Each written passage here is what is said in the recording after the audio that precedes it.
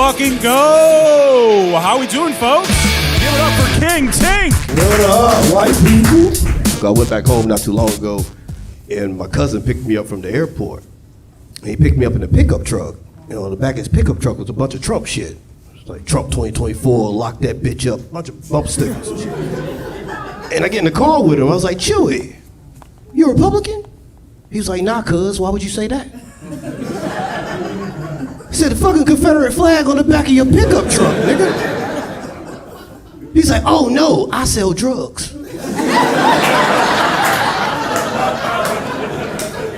He said, ever since I put that on the back of my pickup truck, I ain't got pulled over once. He said, all they do is nod and say I'm one of the good ones.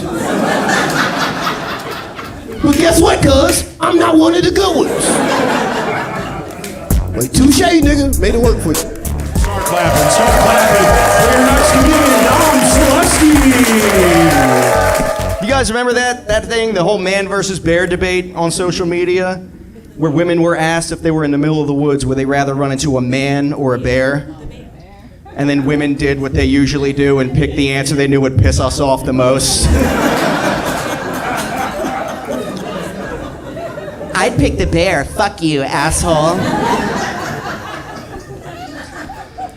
But the reason women were saying that they would do that is because they were saying that, like, yeah, a bear might eat them, but a man could do, like, unspeakable things, horrible things, things that a bear would never think to do. And I understand that, I get it, but, like, I've hiked the Appalachian Trail. Like, I spent months in the wilderness, mostly alone. And doing that, I've encountered men in the woods, and I've encountered bears in the woods. And I've raped them both. So, truth is, you don't want to run into me in the woods. Start clapping. Daryl Charles! I used to be an engineer, gave it up to do comedy. So I'm still a math guy. So I have figured out, for your benefit, the algorithm to how we all respond to Trump news. Yeah, I'm sorry to bring him up. Obviously, I didn't do it, but not because I'm black, because I'm smart. Anyway, you're a racist. But it's a pretty simple algorithm, and it works out. It's a pretty simple algorithm. It's disappointed plus surprise squared. That's how it works, and it works because if you use FOIL, you realize every time you see Trump in the news, you're disappointed that you're disappointed, then you're disappointed that you're surprised. Then you're surprised that you're disappointed, and then you're surprised that you're surprised. That's how it works out pretty much every time. You can chart it out. You can see, like if you chart it, you'll be like, oh, it's asymptotic to the point where somebody's gonna do something about it. It's like we got close twice and nothing happened. You know what I mean? That was a joke about elections, not assassination attempts, okay? That was about elections, not assassination. Don't do that. I don't want to be outside like, I'm from here. You know what I mean? Please. Start clapping right now for Eric Dodorian. You look like my old roommate, Audrey. Do people tell you that? Yes, you. You! Nobody's ever told you look like my old roommate, Audrey? That's weird. No, it's a joke.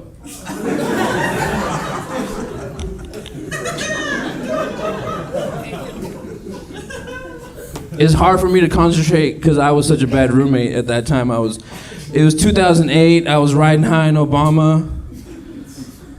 I was drinking a lot. You know, I'm sorry I called you shorty pants that one time.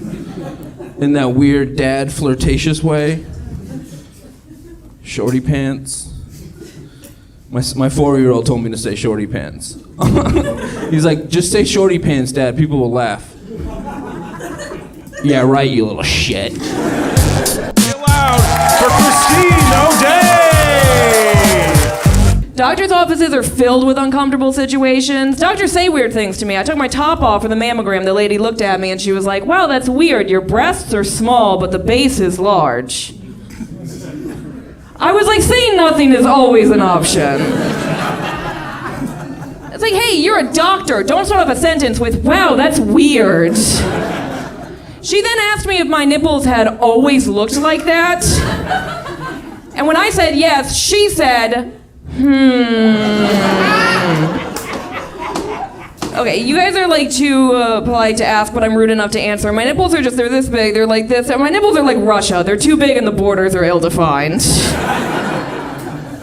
President sucks on them. No, I have weird titties. I have the titties of a fat little boy. I don't... Did that register to you guys at all? You know those cone-shaped titties? Yeah, they start at the armpit. I have the tits of a man who wears his t-shirt in the swimming pool. I'm the reason he's wearing the t-shirt. I put it on him. I was like, stop showing everyone my tits, motherfucker. Start clapping for D-Lo. I don't know if y'all can tell looking at me. It's a very strong possibility. I might be something similar to a lesbian. Possibly, but I'm an old bitch, so this is old gay. This ain't that new shit they be doing outside. This ain't that, that little under 30 gay. And I know it's something in here. I feel like I smell a TikTok on you bitches. I know you in here. I know you in here. I just want to be clear, if it is any young gays in here, like the under 30 gay, that's the young gay for me. If it's any under 30 gays in here, I hear it, bitch, in your voice. If there's any under 30 gays in here, I just want to be clear, nothing that I say moving forward is meant as disrespect, It's no shade, I don't hate y'all, but fuck y'all, fuck all y'all. Fuck y'all, because y'all are fucking up the gay. That's not even the same fucking gay. I feel like my gay is gay when it was clear, you know what I mean? Like you look at me, you be like, that bitch play basketball, she might be gay. It's like, real fucking simple. I don't feel like I relate well to the young gays, you know what I mean? I feel like me and the young gays don't have shit in common, I don't even feel like I look like the young gays. Like little young black lesbians kind of look like Lil Wayne and Future and shit. Little young white lesbians look like Justin Bieber. I'm an old bitch, man. I'm 47 fucking years old, man. I feel like I look like a cross between Whoopi Goldberg and T-Pain, like right in the middle of that shit. And then I'm a non-threatening lesbian. A lot of people think because I'm a woman that wears men's clothing, because I'm tomboyish and mannerism, got a backwards hat on, they always think I'm some overly aggressive woman. Like I just be running up on grown-ass men just starting shit, Just all in your face, just doing too much, just like, what the fuck you looking at, yo? Fuck out of here. Like, get away from my bitch. Like, sir, I don't even know what the fuck they be grabbing, for real. Like, what are you grabbing, bitch? A fallopian tube? What are you doing? Hey, you got your hands all in your pussy. She ain't wash her hands. She ain't got no sanitizer. She don't clip her nails. That's exactly how these young bitches keep getting HPV. I'm telling you, dirty fucking hands. Start clapping for your final comic, Bill Monahan. I am happy to report that I'm back out on the dating apps. Got to do something with myself. Might as well get out there and slay some poon.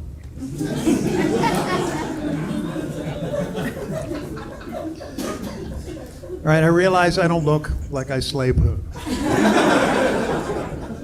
But I do look like I kill women.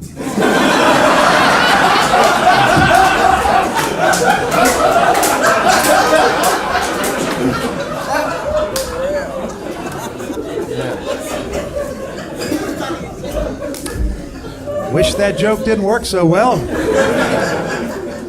It's all hands on deck.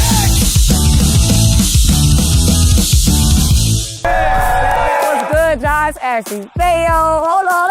Before we start, it's a purse right here. I think somebody already got. Oh yeah, somebody already got down. Welcome to Baltimore around this motherfucker.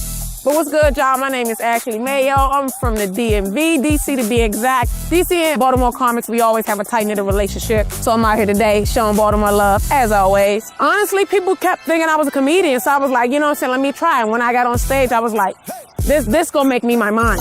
So it's just about sharing good energy. Also, comedy allows me to be my full self. You know what I'm saying? When you talking one-on-one, you can't yell, you can't do all that. But when I'm on stage, I can really let loose and people can really feel who I am. They can feel my energy. They can feel the love. So for me, that's really what it's about. We're making money for real. I need the money. And if this shit don't work out in a couple years, delete my little film, because this shit never happened. I'm gonna give me a little finance job. Fuck that. I'm thankful that All Hands on Deck and the Poor Comedy is putting us on display because I feel like y'all gonna be surprised. of all the talent that's coming up out of the DMV, especially me. What age we got in the crowd? Just 25, 30, 30 and over? Okay, I can talk to y'all. Y'all grown. Cause you know your 20s still be cool. By the time your 30s hit, life be smacking the back of your neck.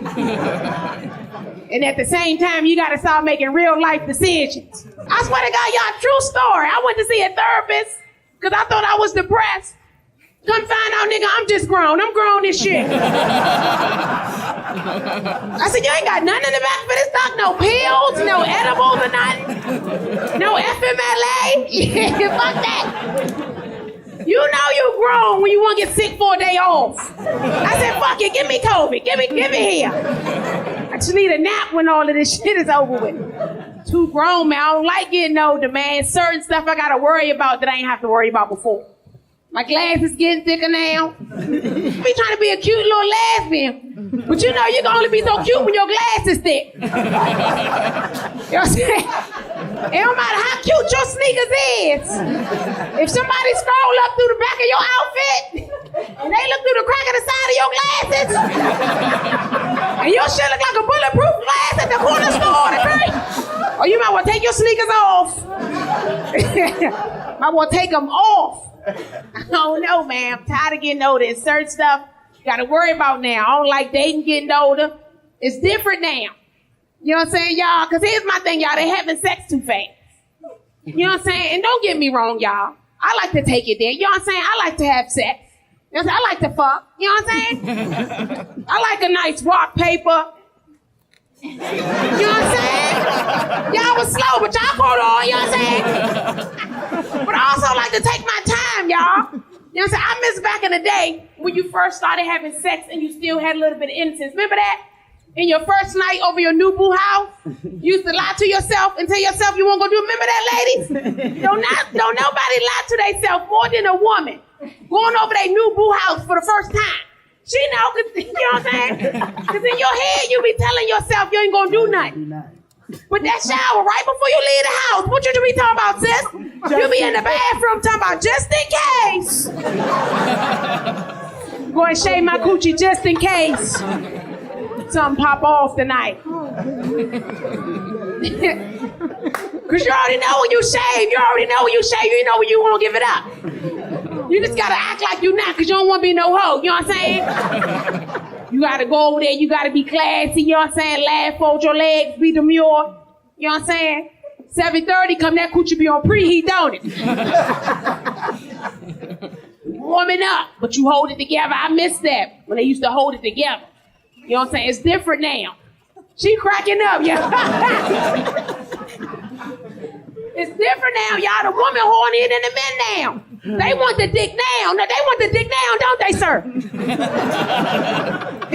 This one girl gonna tell me, she talking about, I want you inside me. I said, bitch, that's not me. Slow down. That's how I know you not gay for real, because you saying the wrong stuff. Give me my strap back, bitch. What you talking about? Oh, shit. For real, they too horny, man. She gonna take it further. She talking about, let's role play. Fuck me like your name Marcus. I said, all right now, that's why I draw the line at. Cause you be trying to be freaky, but you gotta have your line. You know what I'm saying? I thought when you role play, you're not supposed to be specific. You supposed to say a noun, right, ma'am? A police officer, a fire marshal, a cashier, anything but a nigga named Marcus. She fall asleep, I gotta call Marcus. I said, Marcus, come get this bitch, man. I'm too little for this shit, man. My hips hurt, she keep bouncing on me, nigga, come get this bitch. Light shine. There's a lot of white people. This shit kind of feel like an auction, goddamn. But I ain't gonna fuck with the white people. Y'all cool. I be feeling bad for y'all when y'all come out to the shows, white people for real, because y'all be coming out in good spirits and supporting shit. But then the black comedians be making fun of y'all. But then y'all gotta laugh to show y'all ain't racist. It's pressure. Not tonight, though. Y'all cool. I actually gotta tell y'all a secret, if I'm being honest. You know what I'm saying? White people, y'all my guilty pleasure. Cause y'all are perky as shit. That's y'all superpower. White people, y'all perky as shit. Y'all You know what I'm saying? Black people, we cool, yeah. But white people, y'all superpower, y'all perky and shit. And one day I'm walking down the street, I'm having a bad day, right? So I spoke to a white person, I said, good morning. She said, good morning. I said, you know what, bitch? It is a good morning, bitch, it is. Cause here I am stressing out and shit. But Kate, you got the answers. You trying to hate white people, you can't. Y'all just too perky, man. Especially when something happened on the news. Especially when something happened, that's when I try my hardest. You know what I'm saying? When you supposed to. I wake up, I be like, today, I ain't speaking to no motherfucking white people. You know what I'm saying? I be walking to work bumping y'all like, bitch, that's for Trayvon Martin, bitch. But I can't even get to work, sit down for Kate ass coming there. Hey, we're going over to Dunkin' Donuts. You want me to grab you anything? I said, Kate, you ain't gonna let me hold on to this white hate, is you, bitch? You watch the news, you know we ain't supposed to be talking to each other today, bitch. Since ain't nobody in here yet, let me go and get a warm butter croissant. Tell them slice it in the middle. I couldn't hate her, y'all. She paid for it. Paid for it and everything. I said, Kate, I ain't got it. You got me? Oh, no worries. I got you. No worries. White people haven't you with that shit since no worries. That's y'all favorite shit. Put you right at ease. That's how y'all tricked us into slavery. Got us on the boat. Get on the boat. It'll be all right. No worries. We dancing and shit on the boat. We thought we was going on a cruise. All right, y'all. That's all my time. I'm actually Mayo.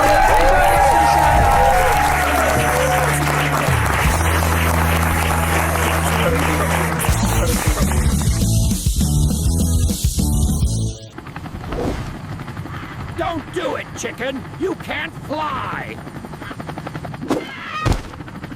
Start clapping right now. Give it up for King Tink. Yeah, I was in the military. My father was in the military, so I grew up a military brat. So I lived all over, so always able to make different groups of people laugh because I was always the outsider and the new kid in class. Even growing up with a military parent, I had to take real life choices because he had PTSD. So trying to wake him up to tell him I wanted to go outside and get punched in the face just because he always think I'm Saddam Hussein or some shit, you know what I'm saying? Baltimore's a different beast. From Louisville, Kentucky, so you know what I'm saying? You're welcome for Lamar Jackson, a Cowboys fan, America's teams. And if you've seen America lately, we are a direct reflection of that. Keep doing stupid shit. And I got stepkids that I'm trying to put through school because of daddy on shit. I'm trying to help the black community by helping other people's kids.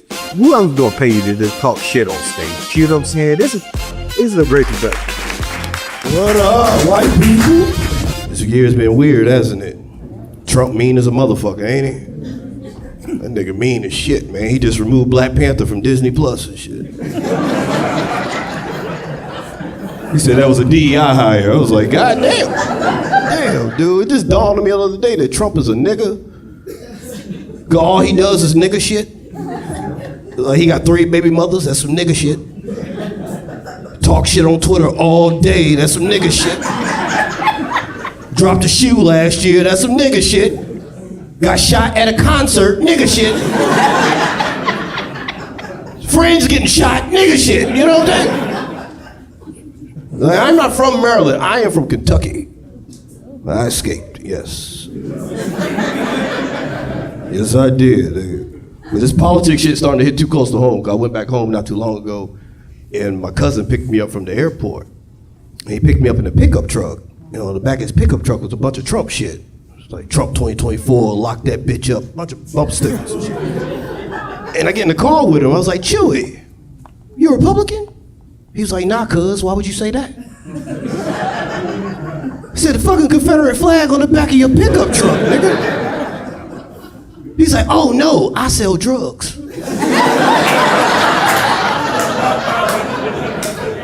He said, ever since I put that on the back of my pickup truck, I ain't got pulled over once. He said, all they do is nod and say I'm one of the good ones. But guess what, cuz? I'm not one of the good ones. Like, touche, nigga. Made it work for you. Sorry, this is the ignorant part of the show. I apologize. I'm hating the news right now. Everything's just fucked up, man. Like, I hate Elon Musk.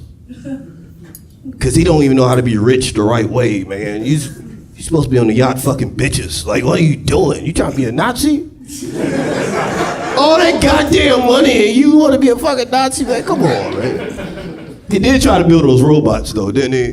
Little Tesla robots. That's about to be the end of us, y'all. That is about to be it. And you think it's some Terminator shit. It is not. They're just gonna outfuck us. Fellas, it's over for us. You can't fuck at 15 RPMs for an hour. You can't do that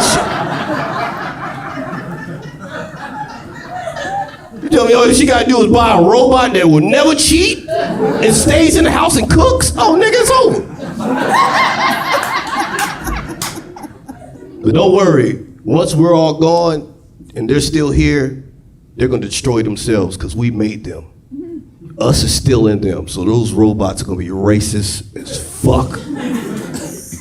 They're gonna be at a bar, it's gonna be a little female robot, male robot gonna go up to her and be like, oh baby, you look exotic. What you mix with? She's like, I'm part Cherokee, Jeep, part Exxon Mobil, part WebEx. The other robot gonna be like, Jeep, Exxon, WebEx, JEW, you a fucking Jew robot, goddamn. I'm sorry Jews. I was trying to do that joke, spelling nigga with tech companies, it's very hard. And I said that at the show last time and a white woman was sitting in the front row. She was like, Nissan, I was like, shut up, bitch.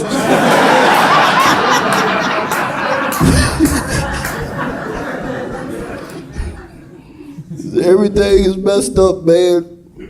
I like this time of year, though. This is my favorite time of year.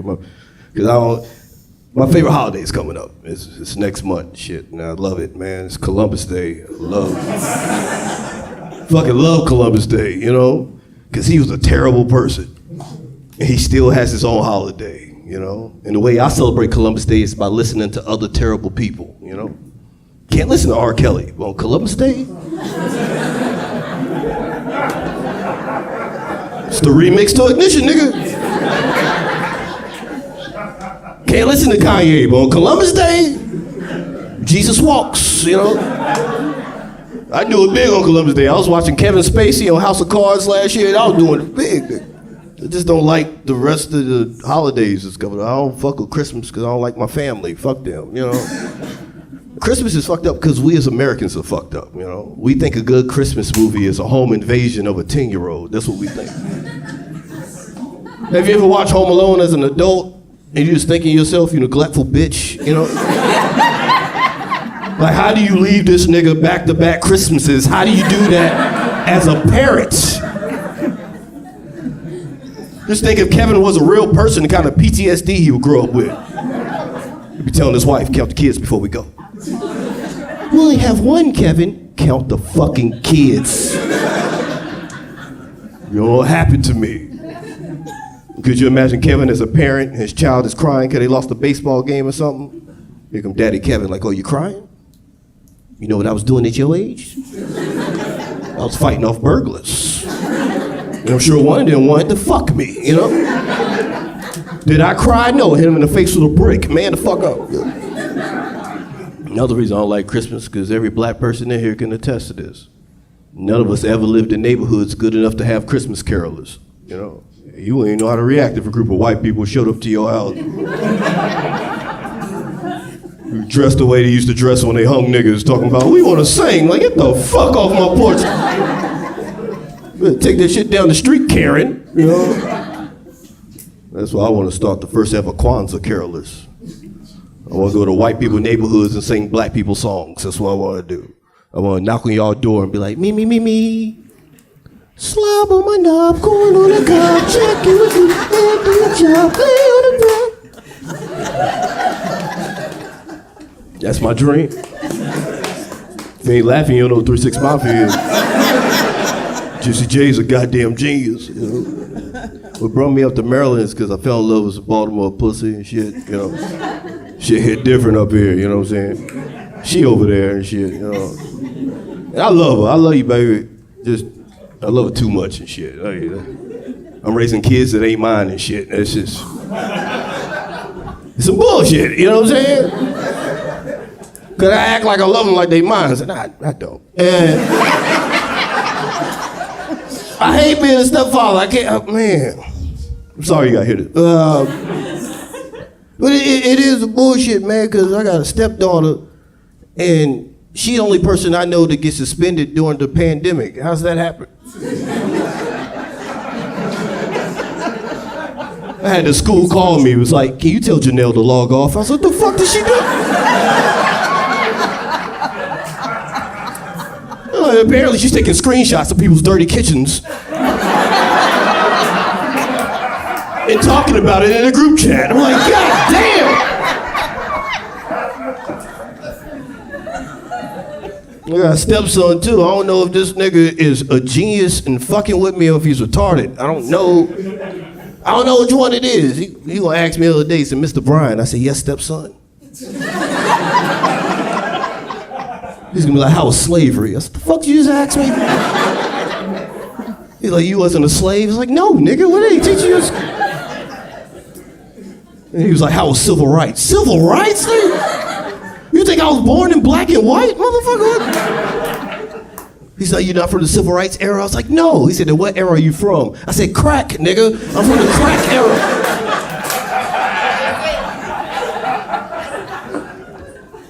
I'm getting older too, and getting older being black sucks. It's not fun, because you keep learning more about your history and it's all fucked up. It's all fucked up. I just found out everything cool, fun, or delicious in America is racist. I just found out Hush Puppies was racist. I ain't know that shit. Did you? The balled up pieces of cornbread and shit. Because when the slaves used to escape the plantation, they used to use it to throw the dogs off the scent. To hush the fucking puppy. Swear to God. Dropping jewels up here, nigga.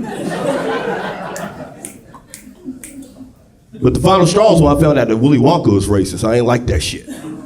Because in the books, the Oompa Loompas are really just pygmy black people from Africa. Little short black people from Africa. Wish they would have kept them for the movies, though. That would have been cool as shit. Because you know the movie was made in the 70s, so I would have loved the Oompa Loompas talking in jive. That would have been cool as fuck, you know. Be like, what up, cat daddies and foxy ladies? Welcome to the factory, you know. You know that one scene where they're eating everything in the chocolate factory? It's like, the river tastes like chocolate. Little girl's like, the snozberries taste like snozberries. You would have Charlie like, this cocoa powder don't taste like cocoa powder. Here come the Oompa Loompas. That ain't cocoa powder, baby. That's heron. Oompa Loompa, yeah. Charlie about to ride that dragon, baby. Like, okay, that was enough.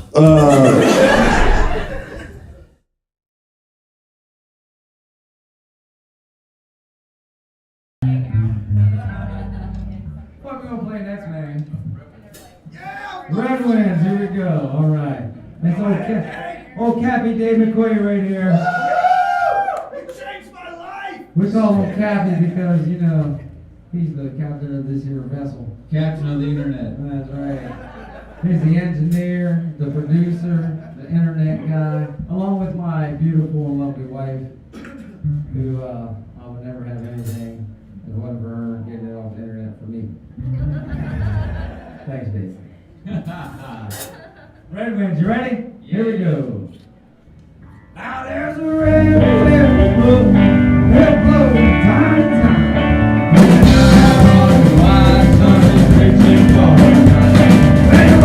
Stop the run, take time to ride that line. Straight out to some night, let that light ride and ride.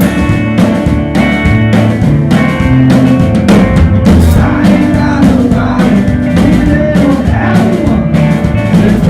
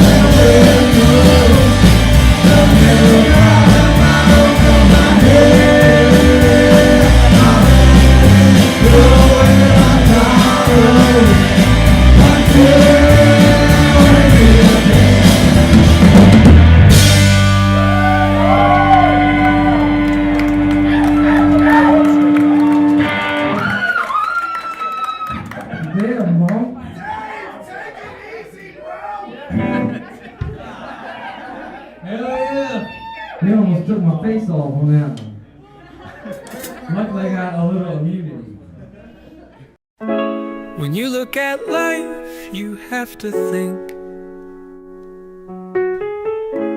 whether or not you're gonna blink.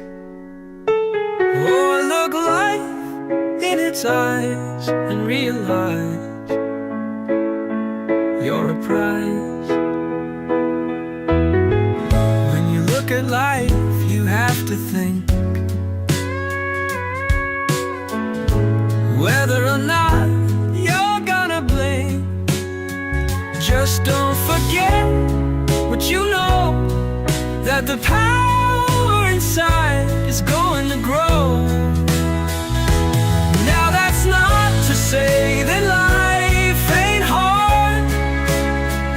There will be tumbles and some scars, but it's those times is when you learn, be yourself and you won't get burned. So when you look at life, you have to think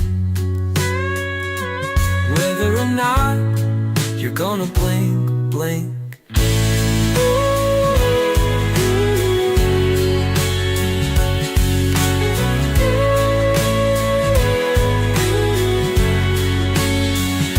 So when you look at life, you have to think whether or not you're gonna blink, blink.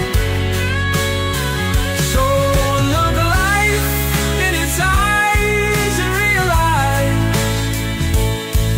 you're a prize. So look life in its eyes and realize you're a prize. Do you have any motivation? Anyone you want to beat? I want to beat everybody.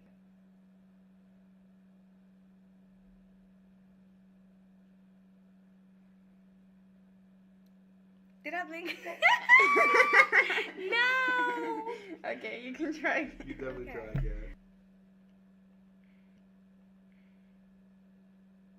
Did I blink? I think so. Yeah, I did not. that was questionable. I do a flicker, but it wasn't a blink. Okay, fine. Okay. Okay, I want one. Do I have to like close my eyes and open them? No. Okay, I would like that a lot better.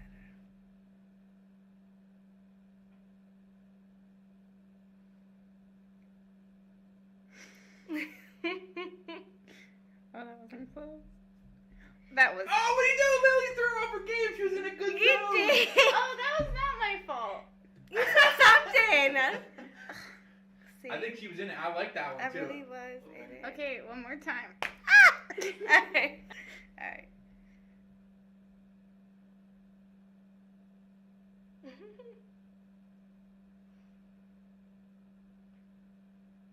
Okay, I'm done. I'm sorry. Hey, this is harder than I thought it would be. So I told the dog, you think you're having a rough day? Boo! Lame. Next. Who asked you, dog breath? Listen, cats rule, dogs drool. Suck, hack. You're a hack. Yeah, I'll hack up this hairball, and it'll still have more personality than you. Get a real job. What, like yours? Being a snitch and a cop. Why don't you just go back to sleep, ya lazy ass? Man, I got 9 lives today. You can't even handle one. Security, get this fool! And that, my friends, is how you land on your feet. Dude, so check it out, all right? So I'm thinking about doing something real big for me and Jamie on New Year's. Yeah, Jamie? Jamie, dude. Jamie, yeah, check it out, Jamie. check it out. Look, New Year's, think about it, right? Going to New York, getting a 5-star, okay, 4-star, 3-star hotel. 3-star hotel. Still a lot of stars. I mean, it's, all right, you know, I mean, I'm putting all my money into it. I'm going big. All your money? I mean, dude, I this hope you is paid your the girl phone that I've bill been last dreaming month. about, Yours dude. was 4-star. No, but it's Jamie, dude. Like, Yeah. is she worth it, dude? You know what I'm saying? Like, dude, I'm gonna do it big.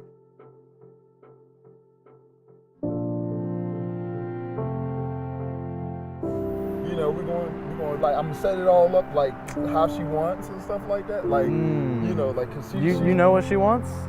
Yeah, dude, it's crazy. But you know, people sometimes change. You know, maybe she got different wants.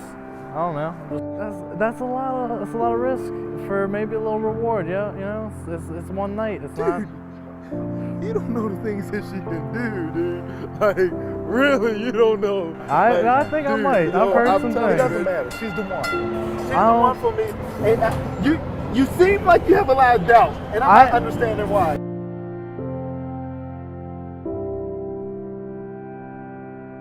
I mean, you confusing with the back and forth, and like I'm trying to understand where you're going. I'm just saying she wasn't around on Thanksgiving. She wasn't there on Thanksgiving. What are you trying to say? Like, You're thinking long term with this relationship, right? And I think, you know, maybe I don't want to put anybody out or anything, but maybe she's not into you the way you think she's into you. What you saying, dude? You just saying things. You're not even saying nothing at all. Just spit it out. There's a lot of you haven't seen the video. The video with all the other dudes. Dude, what video are you talking about? The video with Tyler and Brian and Ben and What Evan. you saying is you're not saying anything that happened in the video. What happened in the video? They all dressed up like turkeys and they fucked her with a turkey. What do you mean they dressed up? They did the turkey thing with some. Yes, the turkey thing you were talking about. Talking about the animals. Who glazed my turkey? Who the fuck is glazing my turkey, dude? Tyler, Evan, Brian, Tommy. Oh my gosh. You knew about this shit? Yeah, I thought you knew. Everybody knew about the video. Who's filming? Did you film the video? I didn't film the video, man. I mean, I did the mixing. I put the sound. You did a mix? You did a fucking mix of a turkey fuck. Who does a mix of a turkey? We're all friends, man. It was pro bono, man. You're a dick, some dude. pizza. You're a fucking dick. I'm a dick. I'm trying to be a good friend to you, man. Do you not realize what the fuck's going on? Jamie's playing you. And you're coming at me like I'm a bad guy. That's bullshit, man. You know, I should have never told you. I should have just let you take her to New York, spend all your money on that bitch. Yeah, 4 turkeys. And then they were dressed as turkeys. Yeah, and they glazed her turkey. They glazed her turkey. You crying? Hey. I know she found out. Found out about what, man? The vasectomy? The Viagra? What did she find out about, man? What is it? Spit it out, dude. Spit it out. She found out I was gay. You're gay? I had the DVD set up, man. I was watching Chicks with Dicks. Chicks with Dicks? Are you serious? You were watching... You're gay. Alright, man. Alright. Well, that's cool. That's cool, you know? I mean, you know that about yourself? Yeah, you should move on. You should move on. You should find someone new. You should, you know, find a nice dude you relate to, you hang out with, maybe. You know, we know a couple. Yeah, somebody you can be close with. Somebody you can be close with. Yeah. Yeah, maybe you can take another dude to New York, have a good time with somebody else. What? You want to go to New York with me, man? Nah, man, I can't. I'm afraid of planes, man. I can't. I can't stand, dude. We can make this work, man. Like, you got good credit. I don't have good credit. My car got repossessed. I'm back 27 weeks on child support, even though my kid's only 2 weeks old. I think that me and you got something. Got something? What do you mean? Look at you. Come on, I see your eyes. My eyes? The time that I got out the shower. That's what they're and saying? You were like, I don't think so. I don't think so. Yo, you should email me. You should email me. Yeah. Don't email me .gmail. Yeah. You'll be fine. You'll be fine. You'll be fine.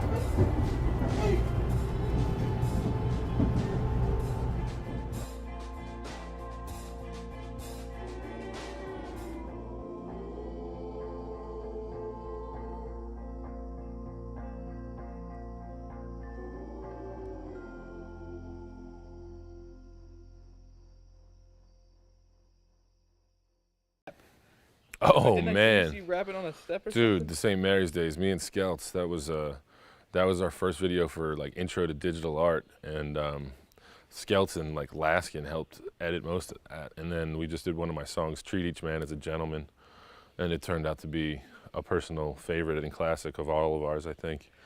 That needs to go on the official YouTube page. I need to get that done right because that one is pretty epic.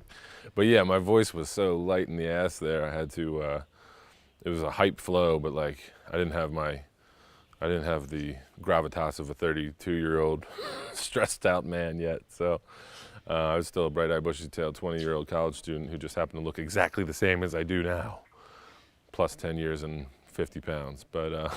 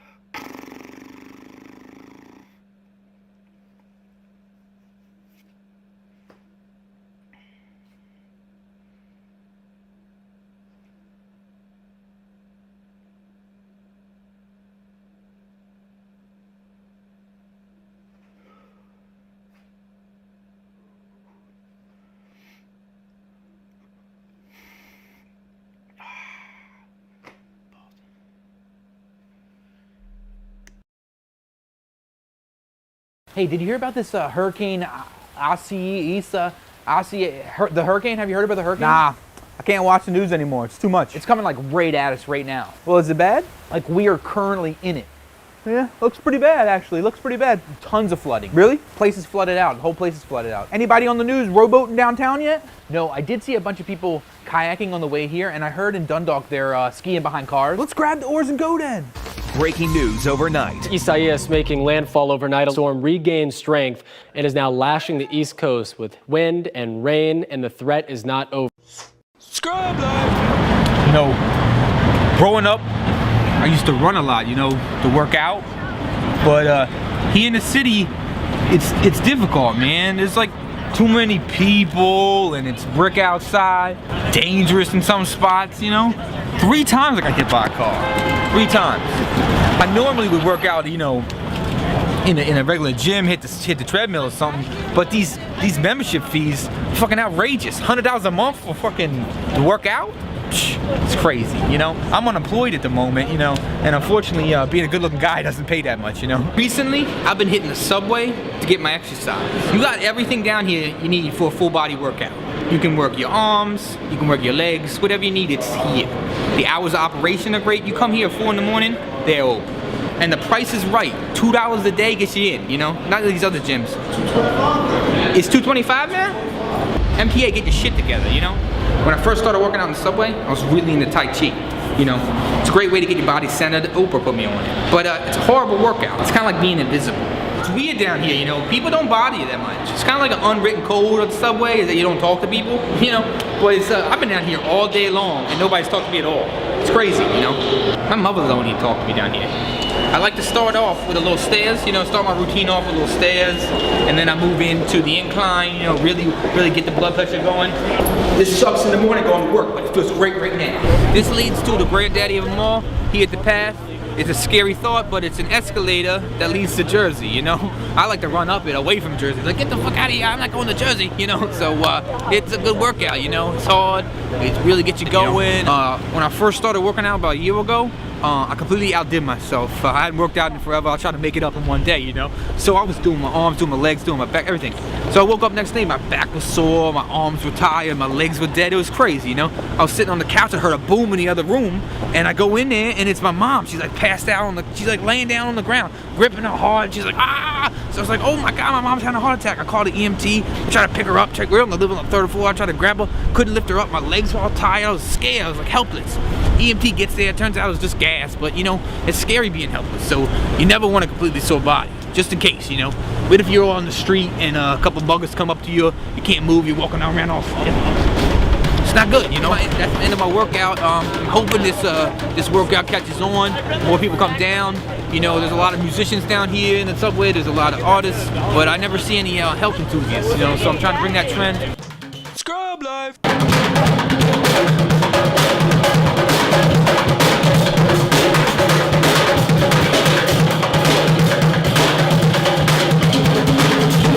Whenever you're ready, lock in and then go. Okay, I'm ready.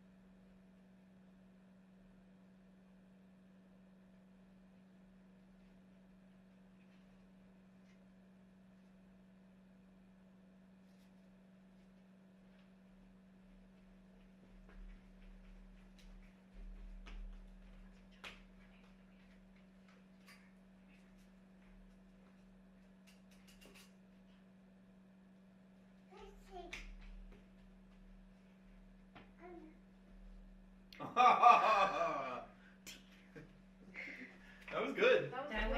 That's better than Scrub life. I eat sunflower seeds whole, shell and all, handfuls at a time. This probably isn't good for me. Actually, I know it's not good for me.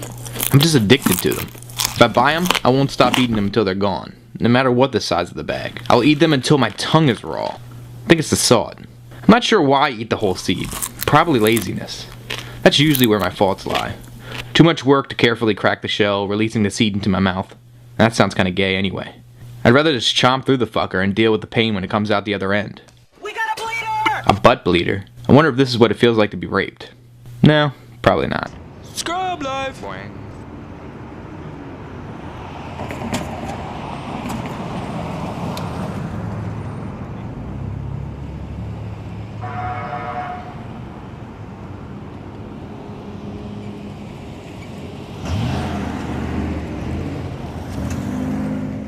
Drug deal gone good, drug deal gone good. Have you ever had a drug deal gone good? Scrub life. I used to run a lot, you know, to work out. Here in the city, there's like too many people and dangerous in some spots. 3 times I got hit by a car. I normally would work out, you know, in a regular gym, hit the treadmill or something, but these membership fees are fucking outrageous. $100 a month to work out? Psh, it's crazy, you know? Recently, I've been hitting the subway to get my exercise. You got everything down here you need for a full body workout. You can work your arms, you can work your legs, whatever you need, it's here. The hours of operation are great. You come here at 4 in the morning, they're open. And the price is right. $2 a day gets you in, you know? Not it's $2.25 now? MPA, get your shit together, you know? When I first started working out in the subway, I was really into Tai Chi. It's a great way to get your body centered. Oprah put me on it. It's kind of like being invisible. I've been down here all day long and nobody's talked to me at all. To start off with a little stairs, you know, start my routine off with little stairs, and then I move into the incline, you know, really get the blood pressure going. This sucks in the morning going to work, but it feels great right now. This leads to the granddaddy of them all, here at the path. It's a scary thought, but it's an escalator that leads to Jersey, you know? I like to run up it away from Jersey. Like, get the fuck out of here, I'm not going to Jersey, you know? So, it's a good workout, you know? Scrub life. Getting high on life is easy All you need to do is focus your mind, open your heart, and swing.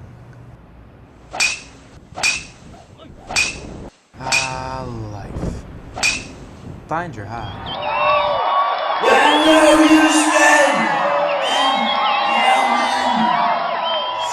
Scrub life. Boing. No, yeah, I said it'll never happen to me, you know? I'm just gonna do it once, and I'll be fine. You know, once turns into twice, turns into 3 times. Before you know it, it happens. The other day, pulled out my external hard drive, 5 years worth of collecting pirated porn, gone. See you. One day, click, boobies. A lot of Asians at one point in my life. There. Next day, gone. 2 clicks of the mouse. That's all it takes. And it only takes once. You lose all your porn. Scrub life. Boing. I wash my hands every time I use the bathroom in public. But when I'm home, I only wash my hands when I get poop on them. Scrub life. Javier, sácame ese escrito negro. ¿Ese negro? Escrito negro. Escrito negro. It's more authentically historic.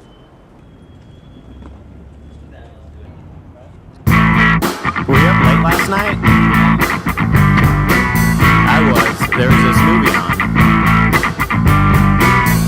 That dude was in it. From that other thing. You know what I'm talking about. It was a crazy movie.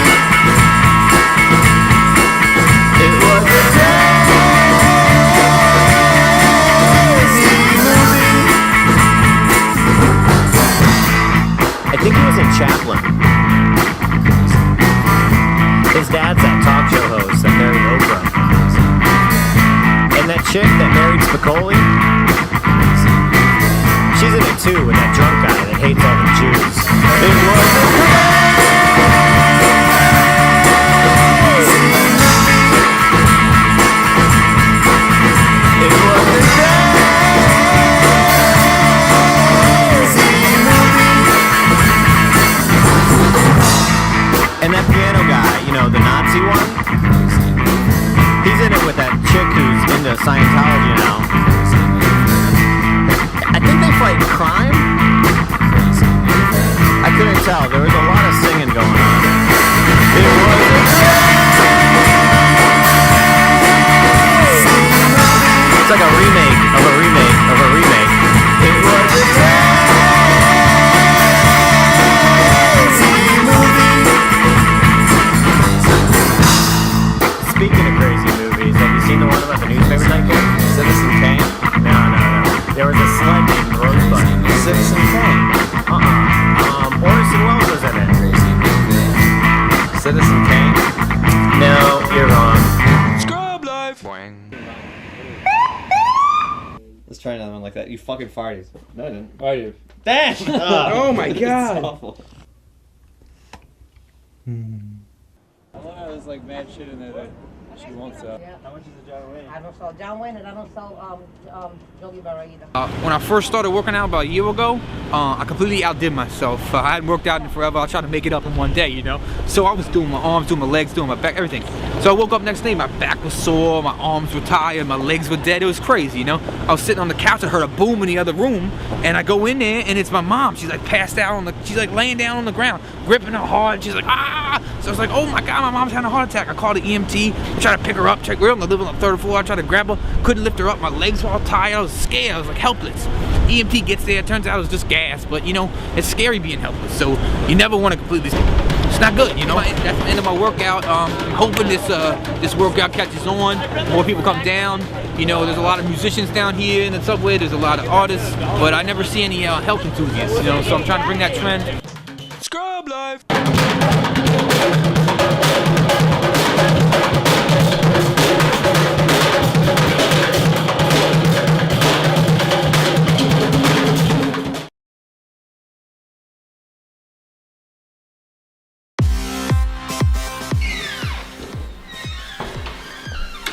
hell are you wearing? What? You can't wear that. Oh, ATB has a dress code? I didn't realize that. I'm No, sorry. we don't have a dress code, but you can't wear that because I'm wearing that. Well, that sounds like a dress code to me. I don't know. I mean, do you want me to meet you in the morning and we can talk about No, it? but you gotta take that off. Sorry. I'm not wearing anything under the sweater, so I'm not gonna do that. Sorry. Dress code.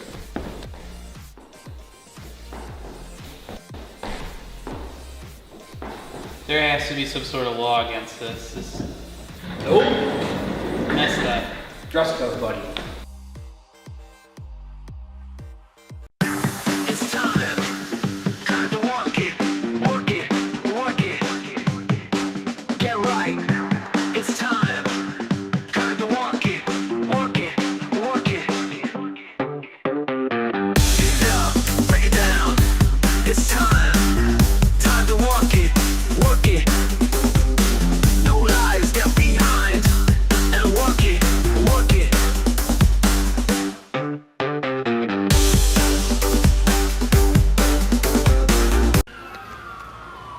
So I wake up in the morning. I came home from a long shift at work. I actually fell asleep with my work clothes on. I went to bed. I woke up. My roommate was screaming, "We got robbed, we got robbed." So I came downstairs and the TV was missing, VCR was missing, a bag of weed that he had stashed somewhere was missing. Like somebody had really gone through the spot.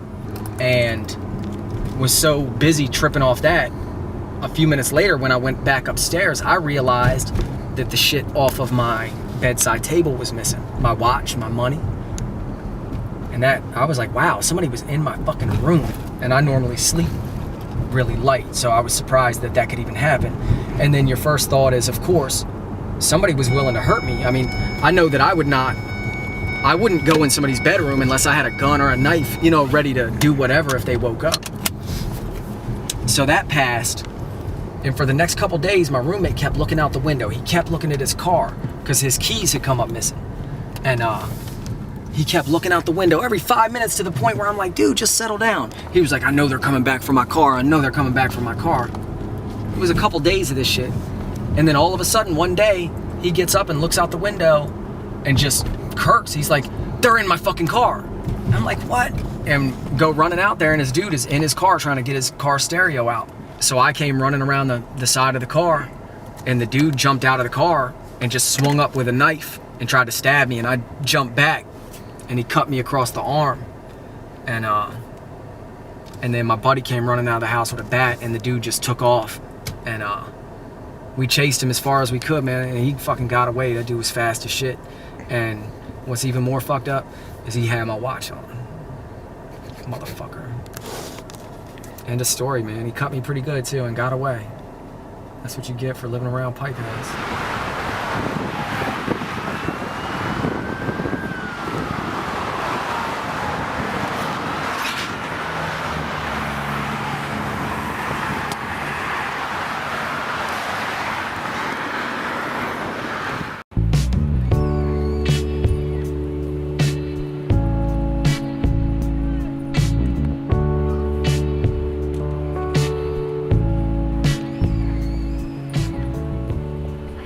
Good time today, Chester. Yeah, me too. I feel like we always have a really good time together.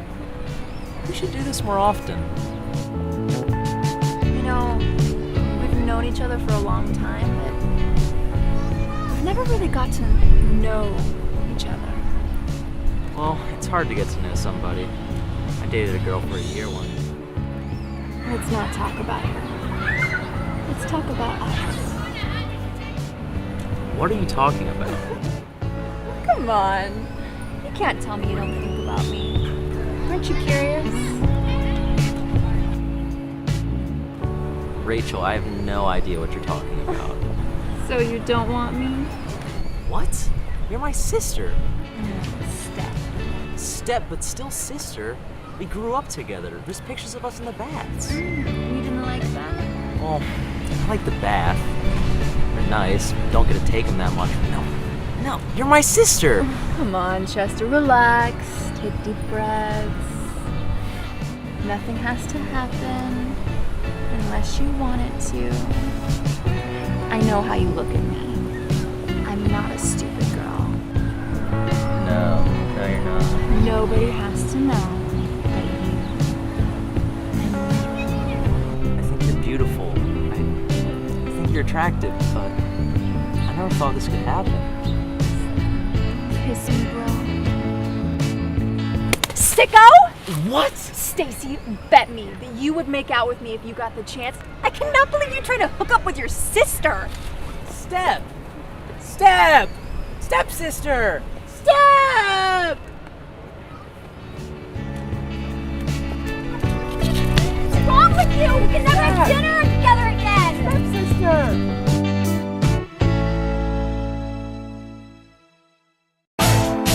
Yeah! How y'all fucking feeling? Cause I'm feeling really fucking good right now. I wanna make this feeling last.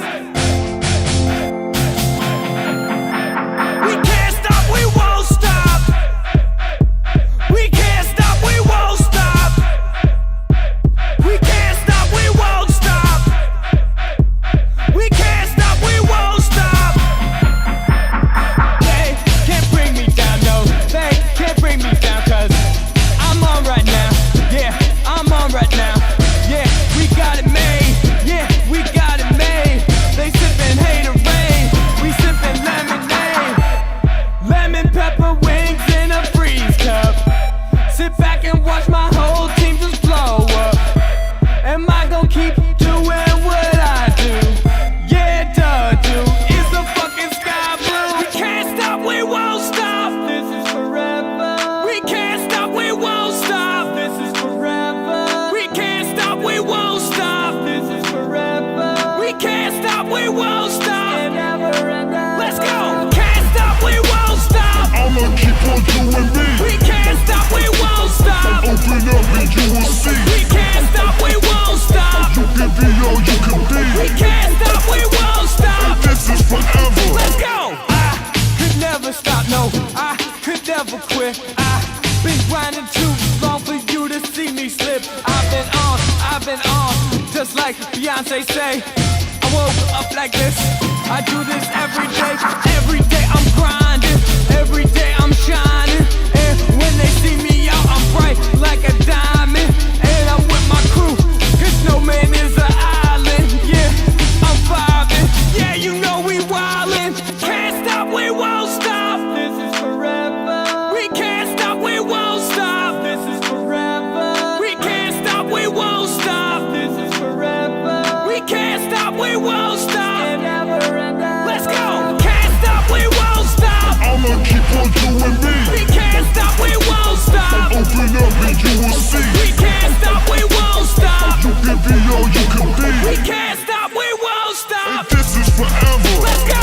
Can't stop, we won't stop. I'ma keep on doing me. We can't stop, we won't stop. Open up and you will see. We can't stop, we won't stop. You can be all you can be. We can't stop, we won't stop. This is forever. Let's go.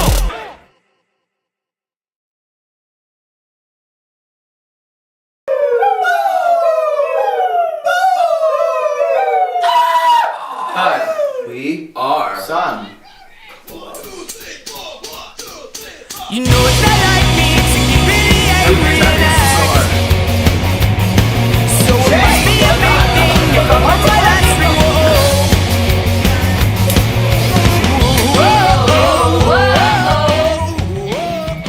Alright, we're good. Start out as in like, oh yeah, this time next year we're gonna put out an album. This band is like my release to be like as happy as I possibly can.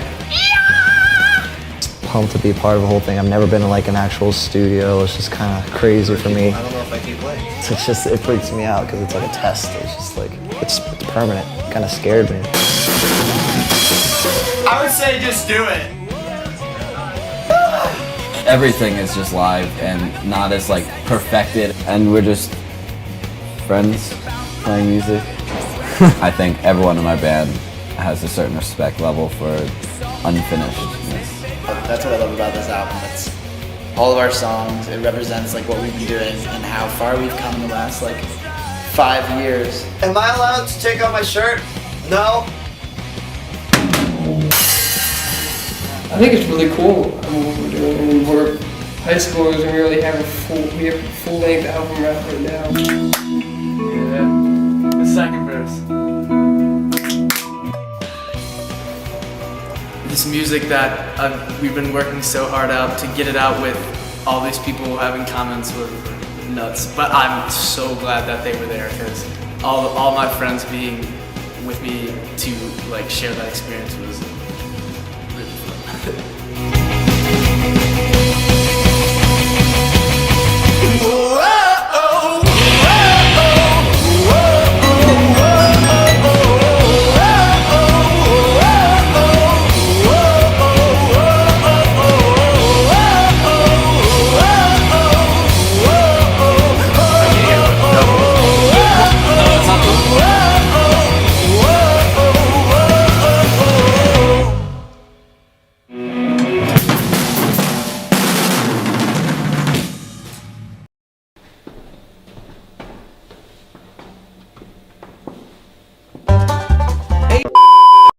Let's do that again.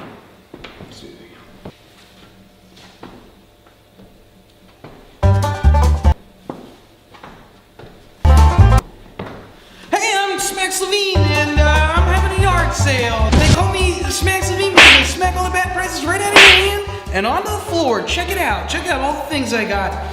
Desperate Housewives Dirty Laundry Game.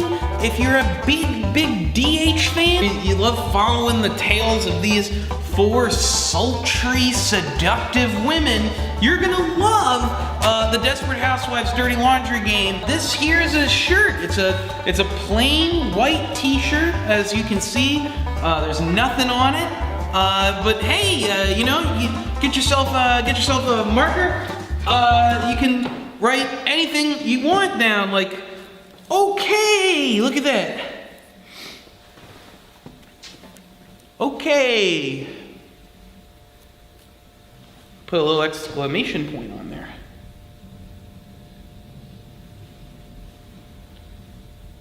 Ooh, okay. So that's, I found these tortilla chips to be a steal of the deal. They're already a little hard and a little bit of moldy, but for the price, who could beat it? These aren't for sale. This is very important that you understand it because I've had people that come up to me and they're like, hey, we'd like to buy, how much are you selling these for?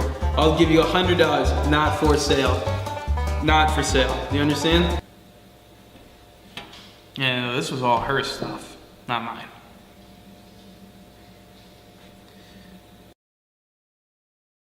Every day I try to exercise and eat right. They really need to make these in a sports version. You know, I'm trying to get the endorphins going, really become a better person and, you know, live my life to the fullest. I want to be a better person, you know what I'm saying? River, what'd I say about walking away from Dada? You know, you can't be distracted like that when Dada's distracted on his phone. You gotta pay attention. Hello. They smell beautiful, thank you.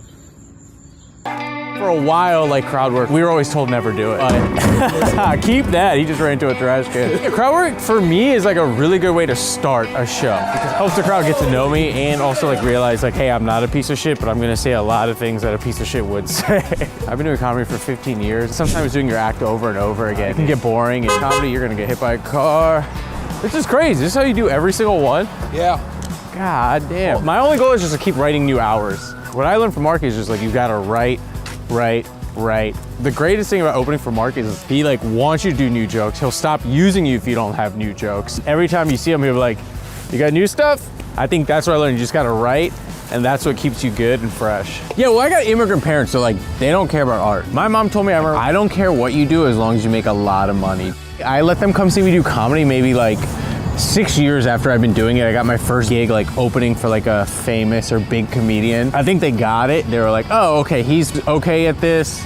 He's finding some success. They can't see my new act because my new act is so dirty and it's a lot about them. And yeah, that would be bad. They're like Muslim immigrants. God, I just don't want to run to anyone we know. Because like having a camera on you in your own neighborhood and you're just pontificating about comedy, like my God, can you look like a bigger douchebag? Dude, I left my fucking phone over there. No way. Fuck, dude. Got it. I fucking got it.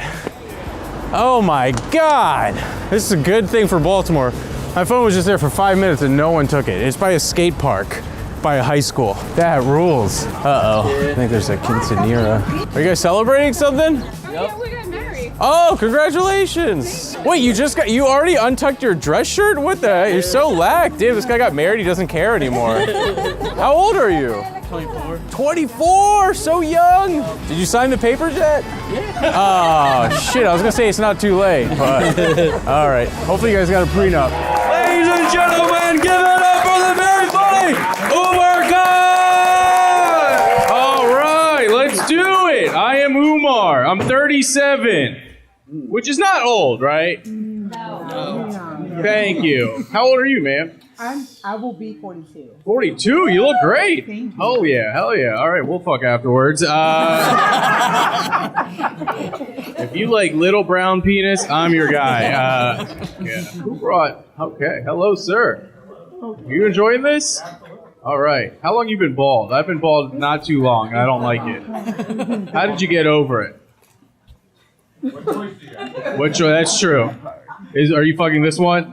No. Oh, you're fucking him. Okay. All right, I started weird. I'm sorry. I'm gonna kill myself.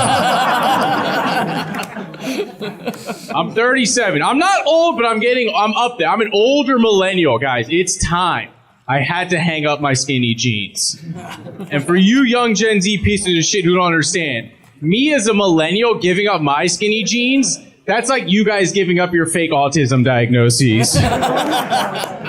Do you guys know kids are diagnosing themselves with autism on TikTok? Like, you're not autistic, you're nerds. Go outside. And look, I love Gen Z, but I defend them, but it's tough because Gen Z shits on millennials for our fashion a lot.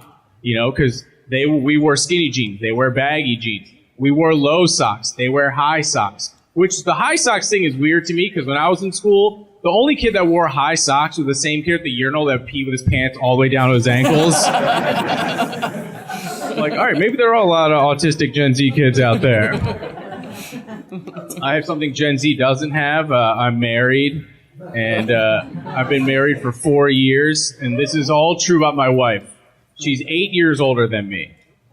She is... Oh, if you're impressed with that, well, this guy looked real impressed. All right. Let's see if you're impressed with this next thing. She's a white woman. All right. Trump's America. And this last part's true. I did not make this up for a dumb hack joke. I swear to God, this is true. My wife's name is Karen. I married an older white woman named Karen. 2020 was a very kinky year for us. But I don't think an 8-year age gap as an adult is that weird, right? Thank you. But then I think about it like this, man. When I was 10, this bitch was 18. Yeah, that's weird. That's how I know Karen is not my soulmate. Okay, because hear me out. Because a soulmate means all places, all time, love knows no bounds. So if Karen is my soulmate, that means if I would have met her when I was 10 and she was 18 and we locked eyes, she would have walked away like, damn, there's something about that chubby Pakistani child. She'd be like, I think you have to fuck this child. She could just wait it. Yeah, that'd be creepy as fuck if she was like, I'm gonna wait to fuck this 10-year-old. That would be insane, but I like where your Epstein head is at.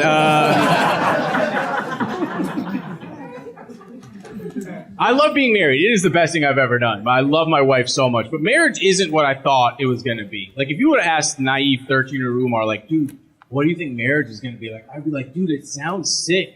That's a woman who has sex with you every night of your life? I know, fool me once, bitches. You ask 37-year-old Umar what marriage is like? I'm like, that's a woman who has sex with you 3 times a year. Birthday, anniversary, and weirdly 9/11. And we acted out. I'm like, here comes a plane. Asians, you got Pearl Harbor. We would, don't make that face. You're at a comedy show. Who cares? Yeah. Are you married, sir? No. Were you? I was. Yeah. Not every night, right? No. Yeah. But you wanted it. All right. What about you, ma'am? Yes, married. Married. Every night? As much as we need it. As much as we need it. All right. That sounds like my wife.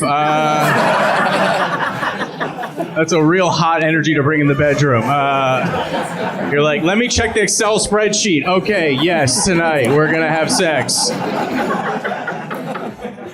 God, women. And look, we've been married 4 years, we've been together for 10. And you gotta do things to keep it spicy in the bedroom. I fucked up 2 weeks into marriage trying to keep it spicy in the bedroom. 2 weeks into marriage, I messed up. We were drunk at a bar, and Karen was like, you see that bartender? My friend had a threesome with him and his wife. Put an idea into my head 2 weeks into marriage. I was like, dude, we should have a threesome. Yeah, Karen got so mad, we weren't having twosomes for a long time.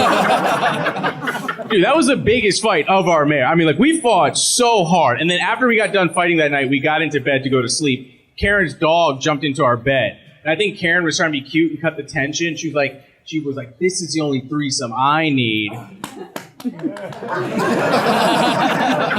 I was like, you want me to fuck your dog? I said that out loud. She got way more upset. So I texted her the next day. I was like, am I still in the doghouse? She was like, yes. I was like, are you turned on or? Because I hang out with all these dumb 20-year-old comedians. Like, I can't relate. I can't relate to these comedians. Like, you saw all these twinks before me, and they're like in their 20s and not married. And I was talking to this 20-year-old comedian. His mind could not comprehend that my wife does not go down on me every time we have sex. Right? Like, he thought that was insane. All right, you guys are a hot couple. How long have you guys been together? Over 20 years. Over 20 years? Wow, you guys are... Oh, who cares? He probably hits her. And, dude, if a guy has two earring in each ear, he's hitting her. That's crazy. And there's holes in that wall, I swear to God. No, I'm kidding. You guys are a hot couple. 20 years. Yeah, but we're not blowing every night, right? Almost? Oh, you're blowing guys every night? Okay.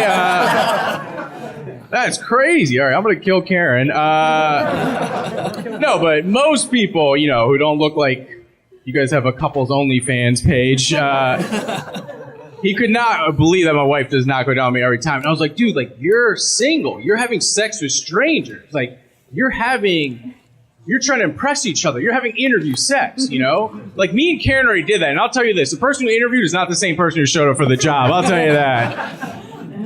But I'll throw Karen an olive branch. Like, I feel like this crowd is not going to be with me on this either. So far, no one is agreeing with anything I'm saying, I feel like. But we're going to try. Women, would you agree that during sex, you guys have less orgasms than men? Yes. All right. Oh, you wooed. Wow. I didn't woo. Oh, you wooed. You did. Who wooed? Okay. Everyone close your eyes. And if you're a woman who is not coming, raise your hand. I heard a woo, and I need to know who. I need a face to who's not coming. It was 20 years. It was 20 years? Yeah, thank you. You know what? If a hot chick woos at that feels good for some reason. I don't know. No, I'm kidding. But, like, women do have less orgasms than men during sex. That's just a fact, They have actually done research studies on it. I'm funding them. And, no, but, yeah, women have less orgasms. That sucks. That's not cool. But here's the thing. It's hard to feel bad for women because you guys get to enjoy every single one of your orgasms. I don't enjoy any of mine because I never come at the time I'm supposed to come. Dude, the whole time I'm going into sex, my whole goal is not to come. That's how guys go into sex. We're like, please don't come, please don't come, please don't come. Women, you guys go into sex, you're like, I better fucking come. Dude, like, every time after I come, I apologize. Can you imagine a woman apologizing for coming? What would that even sound like? I'm sorry I made you feel like a king? Every time I'm coming, I'm like, no! And women, your orgasm gets unconditional love. My orgasm gets love on the condition that you already had yours. And I'll prove it to you. The same question men and women we ask each other in the bedroom in the most different, disrespectful way. Like, when I think my wife is about to come, there's so much excitement and wonderment and curiosity. It's like I saw a rare bird, but I'm not sure. So I gotta check in. I'm like, oh my God. Did you come? My wife asked me that same question. There's no excitement.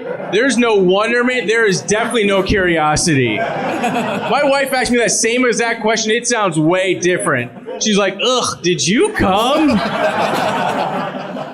Thank you. I feel like this side's carrying it. Got a fucking book club over here. The hottest couple that ever showed up to a book club. Yeah. Oh, man. We did go to couples counseling to deal with the sex slump in our marriage. I know, Karen's going to hate when this video comes out because she doesn't know I'm doing any of these jokes. No, we went to couples counseling to deal with this, to deal with the lack of sex that was in our marriage. And it was great. It's the best thing we've ever done. We're having more sex than we've ever had. We're closer than we've ever been. But here's the thing. After spending all that time and money, I realized all couples counseling is bringing a third person into your relationship to make it better. I was trying to do that 2 weeks into our marriage. We wouldn't have to pay that bitch, you know? Oh, man. Our wedding was crazy because we had to have 2 different weddings. We had to have an American wedding for Karen and a Pakistani wedding for my family. The Pakistani wedding was a bummer because, well, my parents are Muslim. Yeah. So they don't drink. Yeah, it's against their religion. I mean, I drink because I'm cool. I also eat ass. And do you guys know how long a Pakistani wedding is? 5 days. I had a 5-day wedding with no booze at any of the days. Have you guys been to a sober wedding for 5 fucking days? It's insane because you're still like a DJ and lights.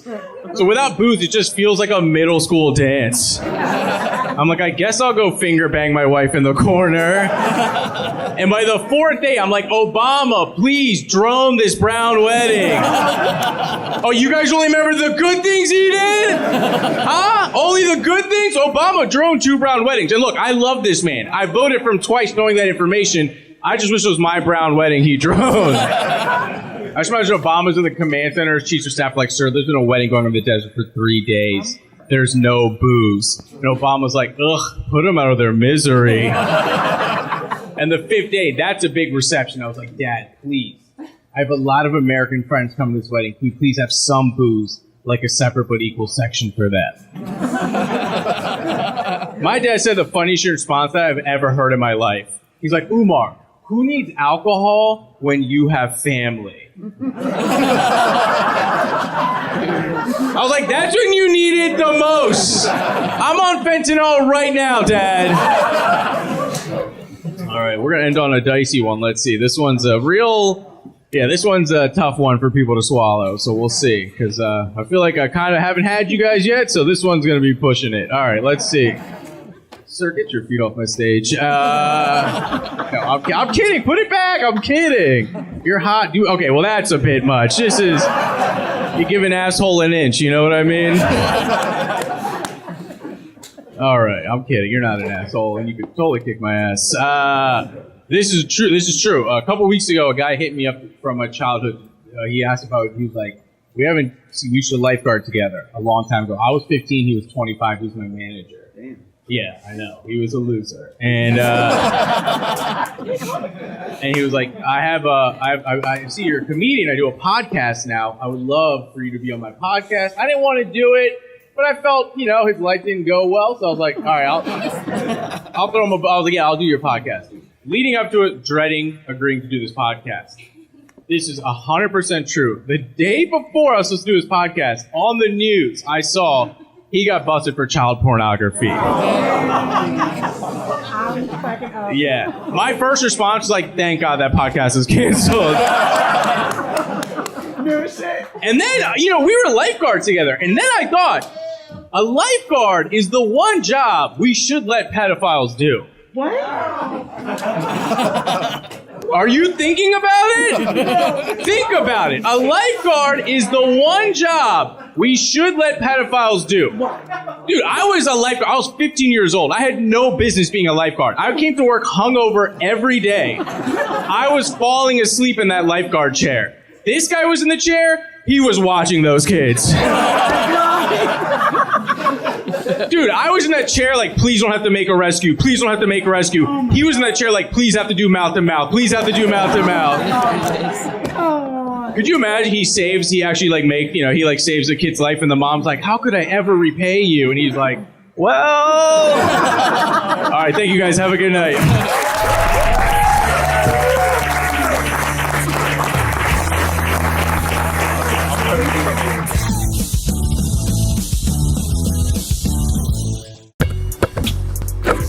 What's going on? I'm Joey Malinsky of ATB Productions, and for this round of trying out the Ronin 4D, I met up with comedian Eric Dodorian. He's a very knowledgeable basketball fan. I went to Juilliard on a basketball scholarship. Oh yeah, we played big schools, Montclair State, Salem State, all the states. And I wanted to create some motion and action shots. I figured he'd be the perfect candidate. And he was awesome, he was super funny. Yeah. I came up with a shot list, and then Eric brought the comedy. It was kind of trickier than we thought. The autofocus did not work very well with rapid movement. I was having a hard time finding, which is kind of understandable and acceptable, but it's just nice to know what's possible and what's not without a AC, follow focus puller. It was definitely tricky. Also, we would go into sport mode, and then that would not allow us to active track unless we overrode it, but it would give us this warning most times, which I thought was weird, and I didn't understand why. I also don't understand quite all the different types of gimbal settings. Eric from ATB also has a better understanding of when to switch into different modes and what's the best way.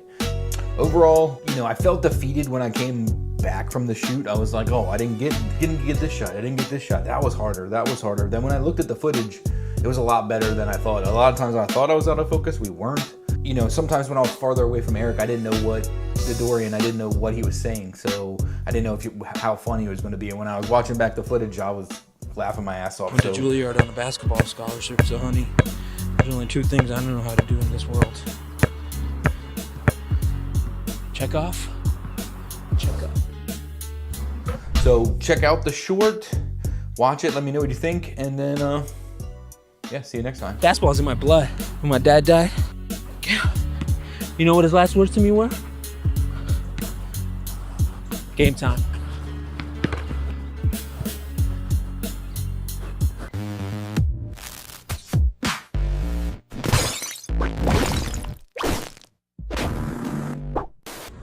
Hey Joey, how come you have no friends? Wait, what do you mean? I mean, because of COVID, obviously. Yeah, but nobody liked you before that. They're just jealous. Haters gonna hate. Okay, so your friends. Your friends are the haters. Don't hate the player, hate that game. Okay, now I'm starting to see why you have no friends. Well, you like me, right? I'm not even real. None of this is it?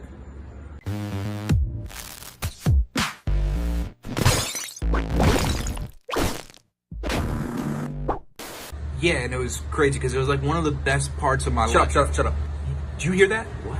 Did you that loud high pitched ring? Yeah, you don't hear that. So you're saying that's in my head? Can you describe it? You're saying you don't hear this? I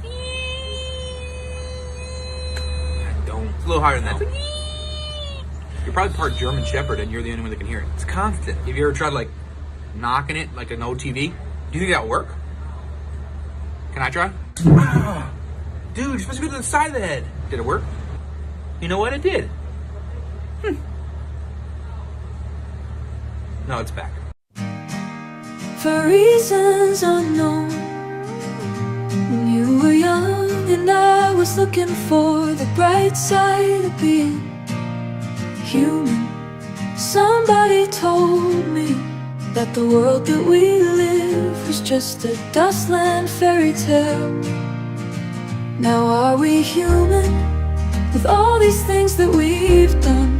In a land full of runaway spacemen, we run for cover, running towards a place, hoping to go back to the way it was, when all we needed was to Be still and smile like you mean it.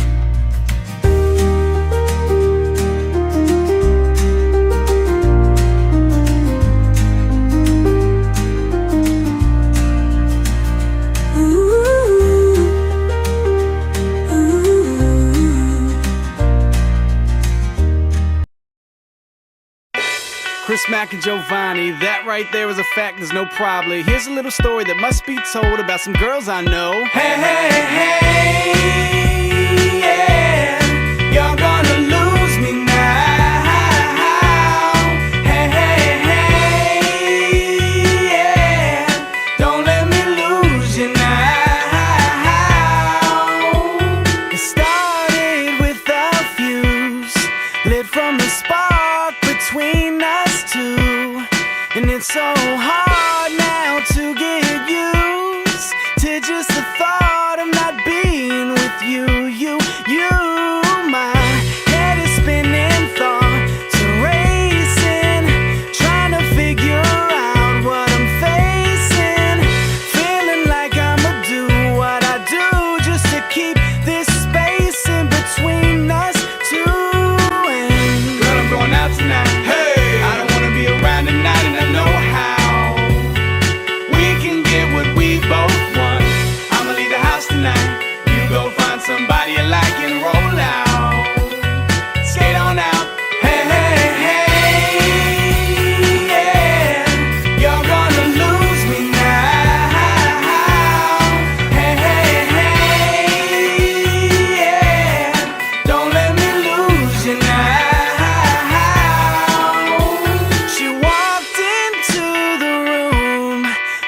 A smile that made me move out of my seat, up on my feet, closer to her and farther away from you. My head is spinning, thoughts are racing. Who's this lady that fate's got me chasing? Yeah, feeling like I'ma do what I do just to keep this space in between us two. Going out tonight. Hey, I don't wanna be around tonight, and I know how. We can get what we both want. I'ma leave the house tonight. You go find somebody you like and roll out. Just roll out. Skate on out. Hey, hey, hey, yeah, you're gonna lose me now.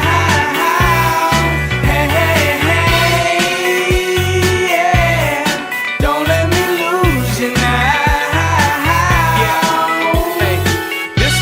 For the roller rink, put your skates on, baby, don't even think. I'll go toe to toe with you, girl, I won't even blink. Flow like the water through the hole in your sink. Now the way that I was brought up, I'm not supposed to treat you like a daughter. I oughta mention that it's better than you dating dudes old enough to be your father. Otherwise I wouldn't even bother. It's harder not to find an interesting mate without her asking me what kind of interest rate that I could get if she ever had to get a cosign. Get your own FICO, you never know mine. Trying to get it from a wallet, slow climb, but if you make it to the top, then it's showtime. I might pull out a ring and the whole nine, doing things a little different in the 09. Oh my, I'm going out tonight. Hey, I don't wanna be around tonight, and I know how. We can get what we both want. I'ma leave the house tonight. You go find somebody you like and roll out. Just roll out. Skate on out. Hey, hey, hey, yeah, you're gonna lose me now. Hey, hey, hey, yeah, don't let me lose you now.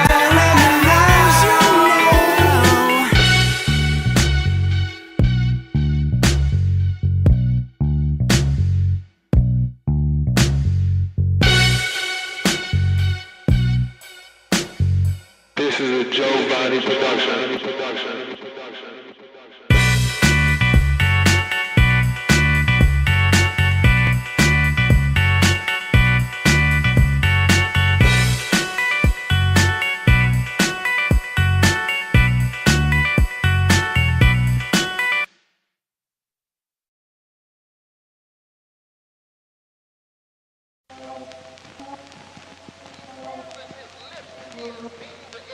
Some of us would have fooled people. We were smarter than we were until we opened our mouth. My grandma said it's best to keep your mouth closed than open it and remove all doubt. There are some seasons coming where your silence is Don't be calling, telling what they talking about. If you talking money, what you talking about? I don't be with souls who don't see their goals. I can't feed a soul if I'm in the hole. I don't give a damn what your daddy did. I won't send a clan where your mammy live. I'm coming straight for you, hateful alien arranger too. Got fam that'll do for me what politicians pay to do. But I'm not a hateful dude, I be on my chili wheels. Say you kill a pussy, but you can't, cause you killing pills. Easy in the killing field, fire in the hole. Spark and find the trees of my desire in a bowl. Excellence and negligence, gangbangers the presidents. The specialist is evidence, slang singers and reverence. Kept it at a measurement, same slayers had never been. The resting with the wretched and game players should never win. Don't be calling, telling what they talking about. If you talking money, what you talking about? I don't be with souls who don't see their goals. I can't feed a soul if I'm in the hole. Don't be calling, telling what they talking about. If you talking money, what you talking about? I don't be with souls who don't see their goals. I can't feed a soul if I'm in the hole. Back cracking, immaculate, backpacking, entrapment, and jack snapping from Cackalack to the Vatican. Black lives matter when black affluent chatter get active. Put the stacks with rack stacking is mattering. I don't do whack flattering, passive to flat blabbering. Your networking event was a scattered tragedy gathering. Bitch, I do a lot, I be in the spots. You be with the cops, you be with the ops. You ran from your block when they hit your spot.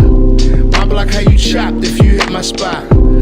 We are not the same, we was never close. I've been in my lane where you never coast. Rap veteran, smoking on better medicine. Who meddling the devil than fucking the lady reverend. The level of benevolence had you thinking I'm heaven sent. Never been to heaven, my DNA is irreverent. Don't be calling, telling what they talking about. If you talking money, what you talking about? I don't be with souls who don't see their goals. I can't feed a soul if I'm in the hole. Don't be calling, telling what they talking about. If you talking money, what you talking about? I don't be with souls who don't see their goals. I can't feed a soul if I'm in the hole.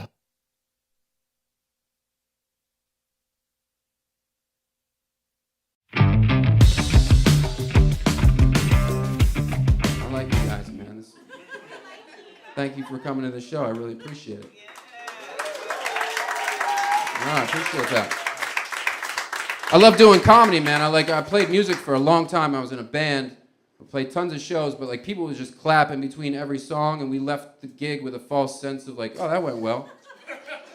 Nobody told me my band sucked, you know, and that could have been useful information. But with stand-up comedy, I know exactly how good I'm doing right now. Bombing is real shit. You can, doesn't feel good. Bombing is real shit. I've bombed in this shirt before. I've done it.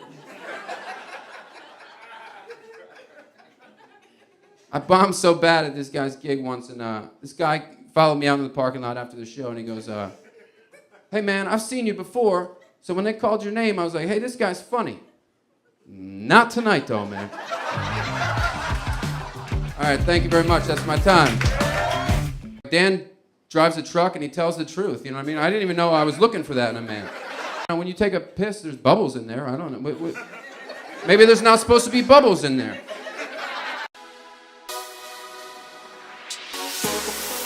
Oh, we sell nacho bangers, so you eat the banger 3 ways. 1 bite tastes like love. Don't teach your taste bud, treat your stomach. Don't go to Taco Bell, ring my bell, give me 1 favor. Never ever trust a skinny chef. And I sent the Food Network channel, like, see, nachos is on a plate. So I'm like, I could make that. Took me $60. From there, I had 12 customers in 1 day, 200 plus in 1 month. A week before I was ready to get evicted, the store owner came past, like, what you sell here? I said, I sell nachos. They ain't want to come in for real. The good brother told me I could come work in his establishment, and I just took off. I started July 15, 2016. I was 19. You around some good energy for real. You want to build with that energy. You don't want to be nothing negative. Nacho bangers to show you like the uplifting. We always keep the same energy. I got my brother, Mr. Cavito, and we just boost the campaign. Good energy, positive vibes, and it's full of love. Everything is made with love. They ain't only working for no 9 to 5. We builders, man. We young. We can do this. I had to build myself to be strong enough to share my energy with others. Come to the banger spot, because we got sweet sauce, hot sauce, barbecue sauce, tank sauce, garlic sauce, marble sauce, and not too big sauce. Let's deal.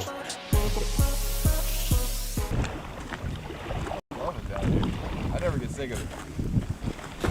Now the red winds keep blowing. Yeah, they'll blow from time to time. Keep an eye on your wife, son, 'cause she's reaching for a knife. When your woman starts to running, it's time to ride that line. I took this train out to Chicago, boys, to lead this life of crime. Now I ain't got nobody, then they only had me one.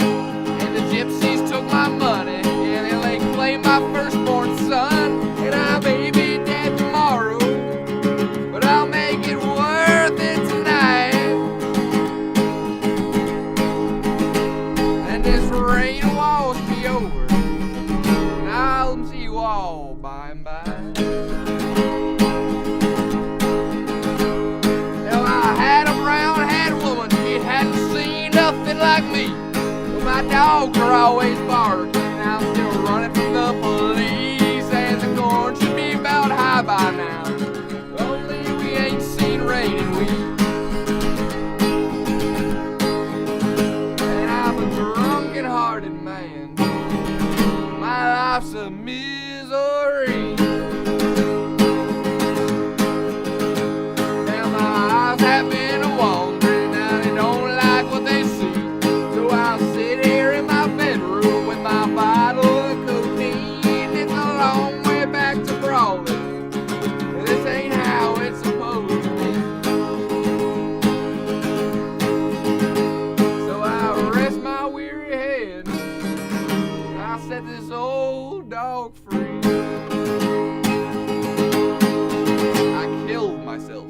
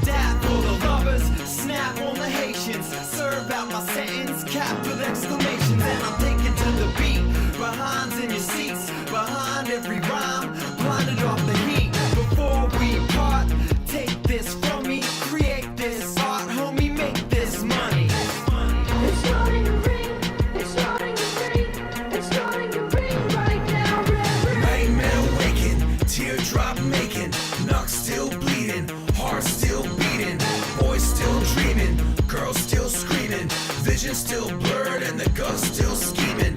Mind stays open, rhyme stays smoking, truth still grappling, bass still slapping, hype man rapping, make mice be jacking, the grunge and be rich, yo the Shark Tank's happening. It's starting to ring, it's starting to ring, it's starting to ring right now. It's starting to ring, it's starting to ring, it's starting to ring right now, It's starting to ring right now, It's starting to ring right now,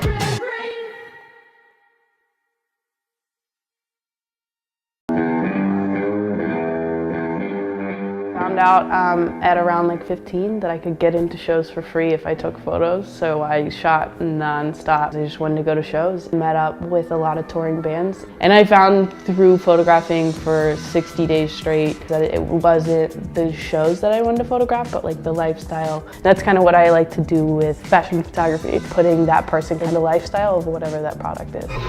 So today we're shooting for Brightside Boutiques, a little bit of a mix between lifestyle and editorial. Definitely really big on neutral colors, nothing like too vibrant, so even if you're shooting one person to the next person, everything kind of stitches together. Safe to say that I'm shooting about 3 to 7 photo shoots a week. Probably 4 of those are for work, and then 3 of those are just for fun on my own. Because I'm mostly an outdoor photographer, Baltimore is really evident in the people and the lifestyle. Baltimore is really close-knit. It's always community over competition.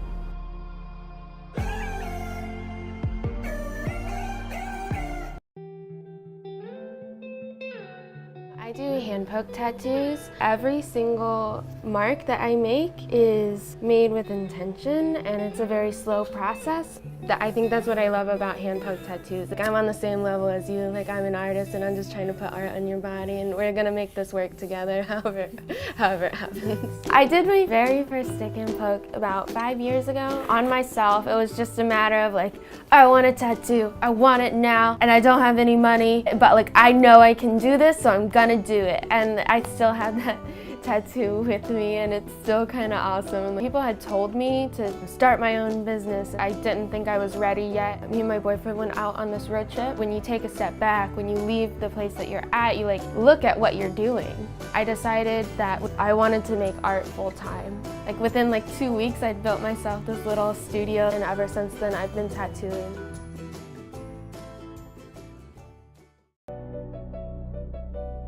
What's good, y'all? My name YNCU Nook, and I'm a rapper from Baltimore City.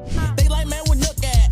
I'm right here, shooting for the stars, taking all buzz like yeah. Told niggas it was my year. Now I got these niggas sitting there watching me like I put them in a hot chair. I think in Baltimore, we should be coming together, you know, as a collective, because I honestly think that Baltimore got some of the best rappers in the game.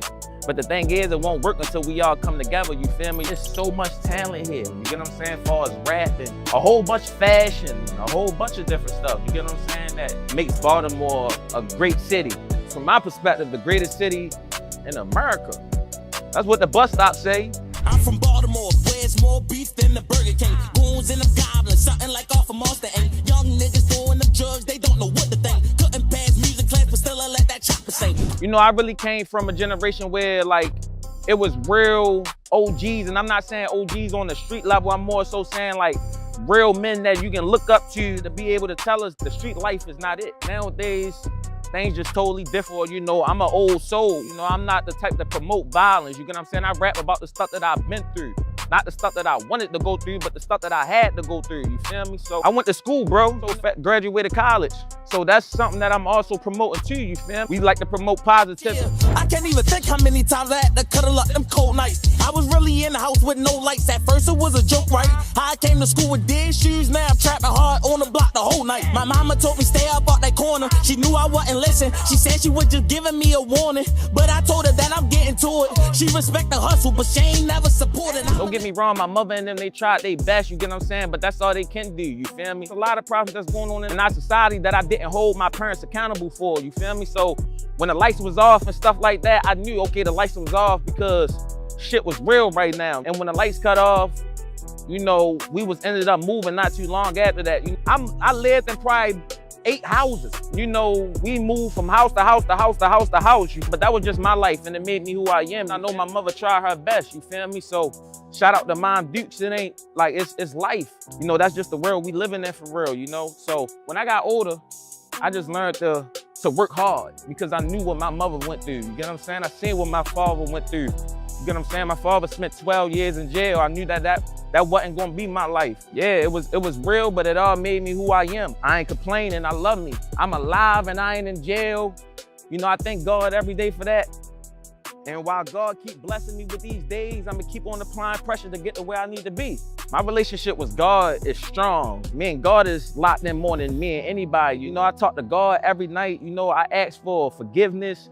You know, I pray for health. I pray for all that, you know, so my relationship with God got better over time, you know, so, you know, I didn't used to believe in God as much, but as I got older, I took that time out myself. God, it didn't take nobody, it took myself. So it's like the relationship I got with God is undeniable. I just want to shout out the people that is coming together, you feel me? Keep going, because there's people out here who is trying to come together, who's trying to network, trying to reach out, you feel me? So Baltimore, just keep on going because we getting to where we want to be.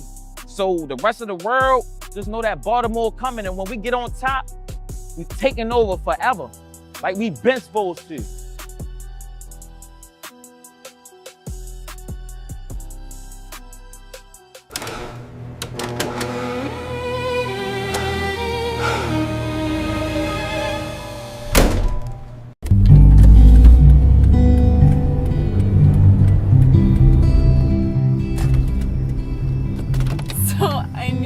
Go, but I peed a little bit more than a little bit right when I was talking to him. If your mission was to make me jealous, mission accomplished. Alright, well thanks. Tonight was fun. That's it. Do you see this happening? Come on. You don't feel this? You don't feel this? Earlier you didn't feel it?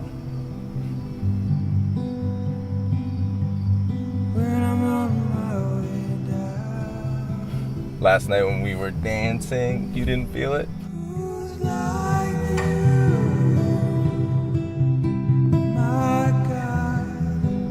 Those were some pretty sweet moves. I know. I was there. I felt it. I did. I felt it. I felt it from the moment that I saw you. You were so drunk. True. Guilty. But it led us right here. You sitting in my car after a great night, right? Listen, I appreciate the dinner, but I have an actual meal inside that I'd really like to dig into. Wait. I've been looking for you forever. We just met. That's understandable to think that, right? But if you don't feel anything, if you can honestly tell me you don't feel anything at all, I'll leave. I'll leave right now. But if there is something there, if you feel it in the least bit, then I think, look, tonight didn't go how I wanted it to go, okay? And I want to make it up to you. I just want to be with you. I know that sounds crazy, and maybe it's because I'm young, all right? But I know if you give us a chance, if you give this a chance, you won't regret it. You mean that? You believe it? 100%.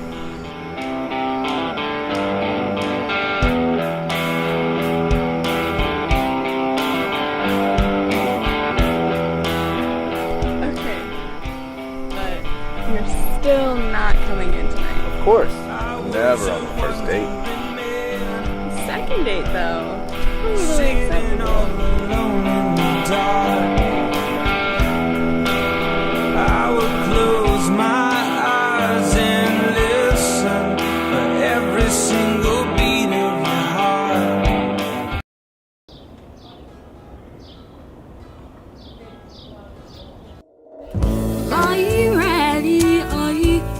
pray for peace. Stay the way, all ye angry bees.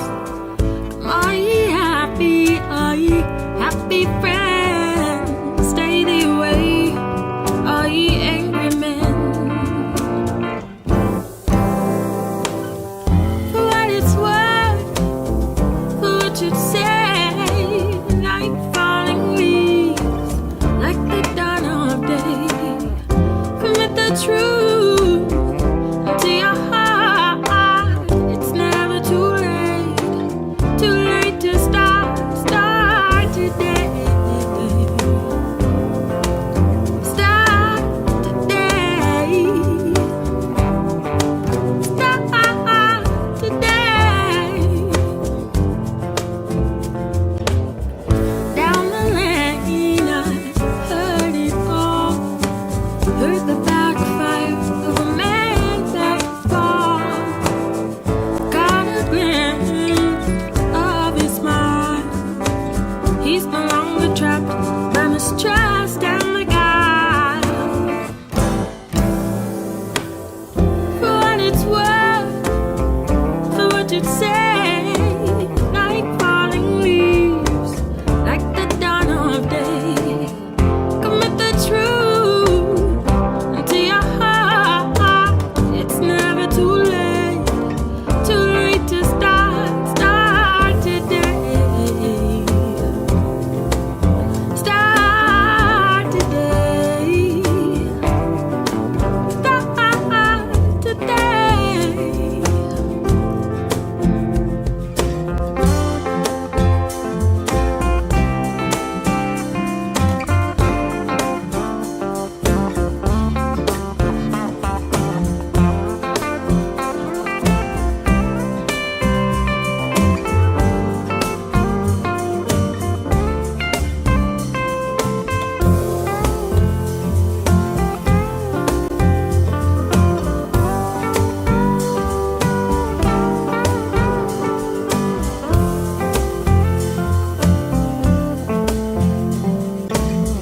For what it's worth, for what you'd say, like falling leaves, like the dawn of day.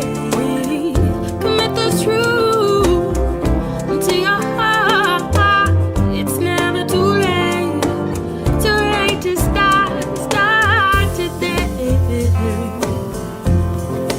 Start today.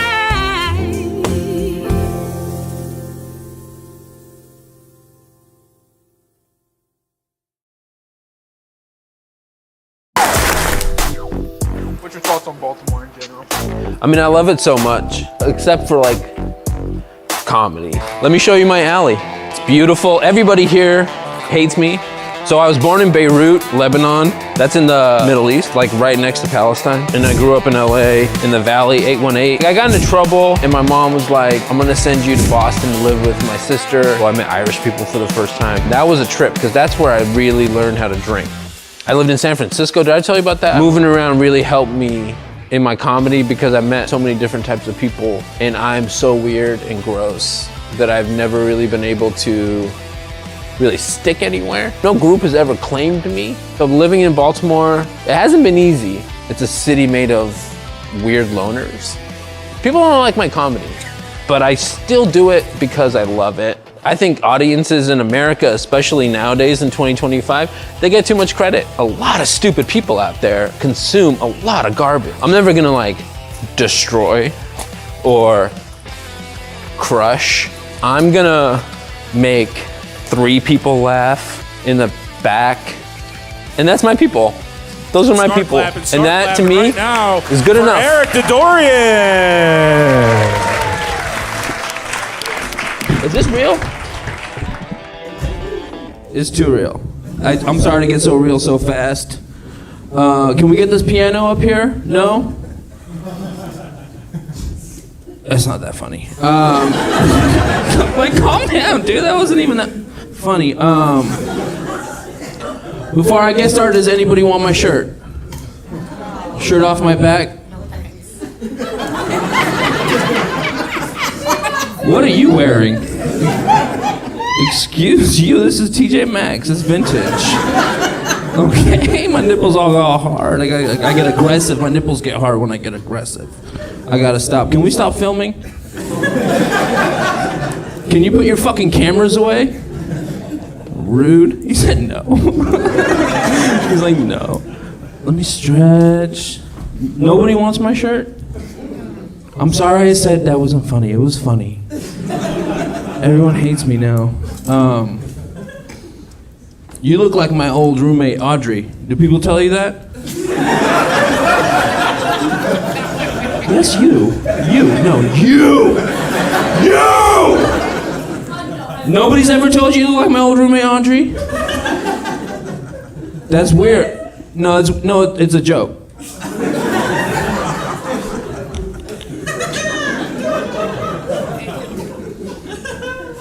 It's hard for me to concentrate because I was such a bad roommate at that time. It was 2008. I was riding high in Obama.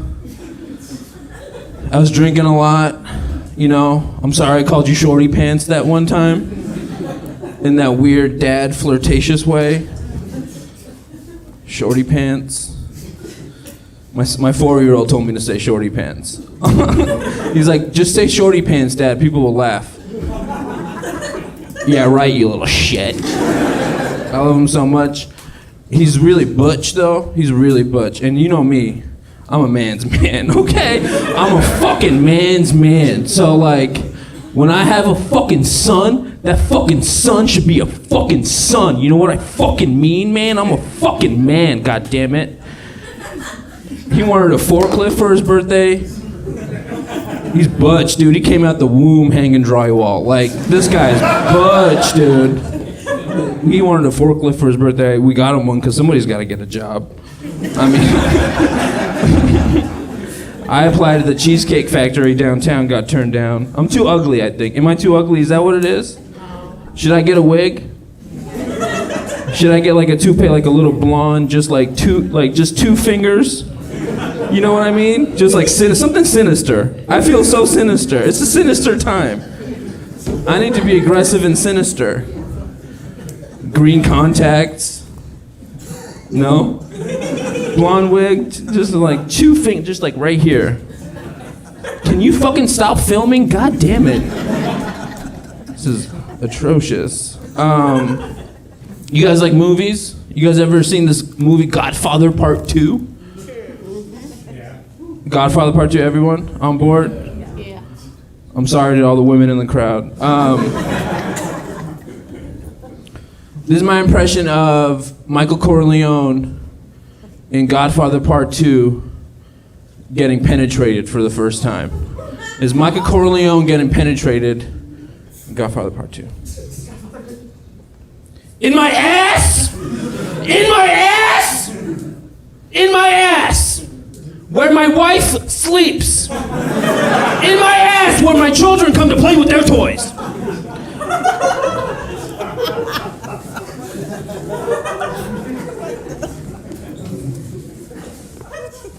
I'm an immigrant. Any immigrants in the house? Baltimore. Everybody's locked up. Ooh, too real. Sorry. Oh, I'm sorry. Is the world falling apart? Sorry to point that out. I'm an immigrant. I'm Arab.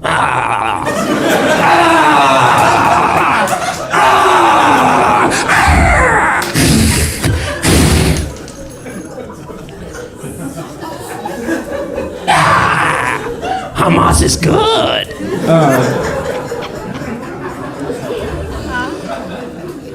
They are, man. They just want to live. Other side just wants to build condos. We just want to live. I was born in Beirut, Lebanon. Ever heard of it? It's a lot like Baltimore. Why is that funny? Look at yourselves, you fucking liars.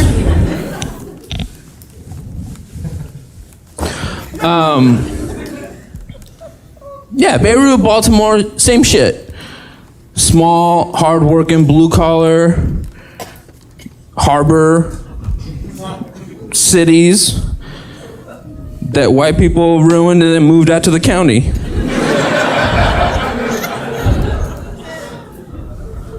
Where are my glasses? I usually have a hat and I throw it on the, can I borrow your hat for a second? Philly's hat? Thanks, man. Toss it? Nice toss. Because I always come out. I'm like, hey, what's up? And then I go like this. Fuck! Can we just...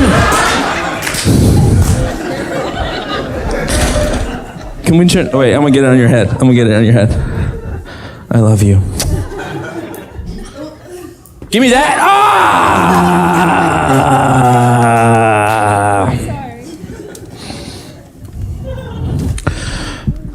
It's weird watching... It's weird being a parent. It's weird watching a baby nurse. Because it's like watching misogyny being born. You see this little greedy ass little fat baby, and it's like, give me your fucking titty, mama, you stupid bitch. Give me your fucking titty. I don't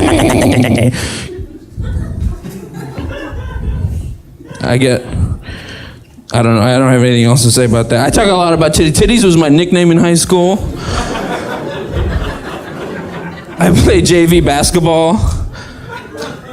The coach used to call me Titties. It was fun. I was pretty cool. Am I doing all right? Does anybody want my shirt? You do? For real? Oh, hell yeah, man. That's what's up. Dude, thank you.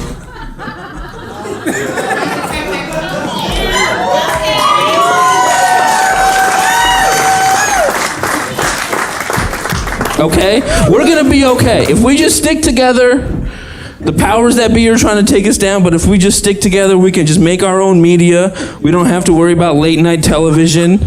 We can just be our own late night television. Just next time you talk to a cashier, my nipple's hard as fuck, huh? And my tattoos are so bad. I have the worst tattoos anyone's ever had. This is a cover up. My best friend, he turned out to be a little bitch. And then, so I had to get this covered up, and this is for my wife. She's my little Christmas tree. And then this is for LA, because I thought that people liked LA. That's where I grew up, and when we moved, shut the fuck up, dude. They're fucking filming this. Stop being a fucking asshole, you piece of shit. I will fucking kill you. So before I moved, you hate me. That woman hates me because of Beirut. I was like, no, because we were moving out here to Baltimore. It was like 10 years ago. Give it up for me. Shut up. And then I was like, no, people love LA. People love LA. They're gonna love that I'm from there, and they're gonna love that I have an LA tattoo. And that's the last time I got a tattoo on acid. That's the last time. It did not work out so good. I got I'm not gonna show you. I don't want to use that crude name. I have a tattoo on my lower back. What? I don't want to say it, because that's rude. I'm not going to say it. Okay? You don't know me. You don't know me. I'm good. I'm a good little boy. I'm a wet little otter, okay? I'm not a fucking tramp. I'm a wet little otter. I'm a good little boy. Let me get in my light. Can you see me, Joseph? Can you see me, baby? Gotta make this last one land. You guys seen any good assassinations lately?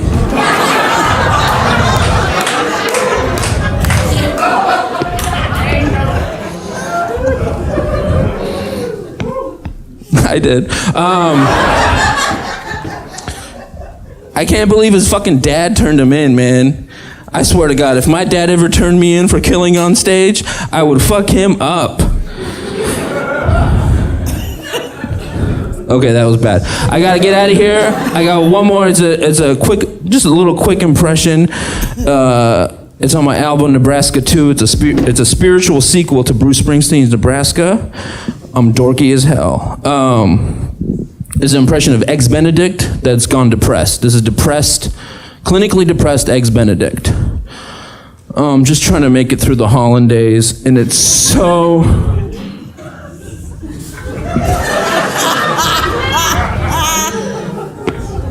Okay, my name is Eric Dory. Thank you so much. Good night. You guys are a great crowd.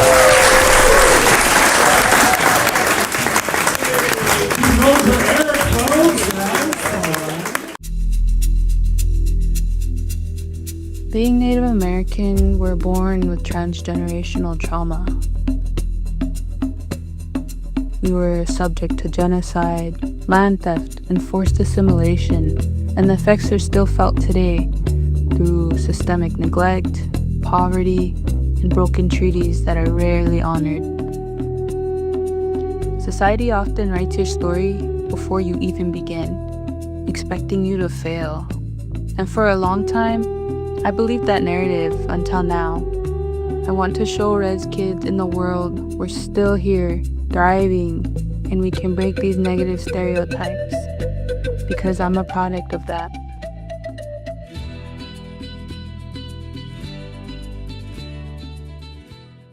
In the land you call home, I walk alone.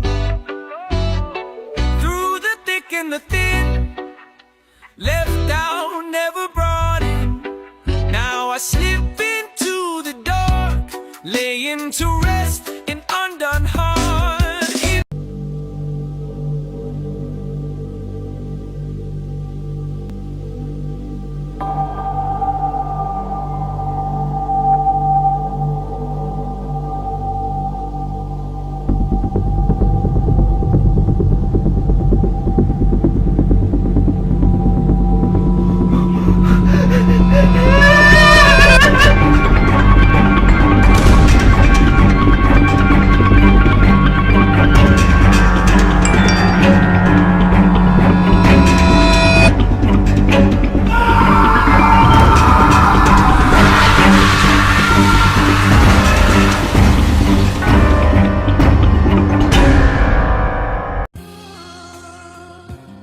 When teachers continuously wrote talks excessively on my report card, my mom was like, you gotta figure out what you're gonna do with this.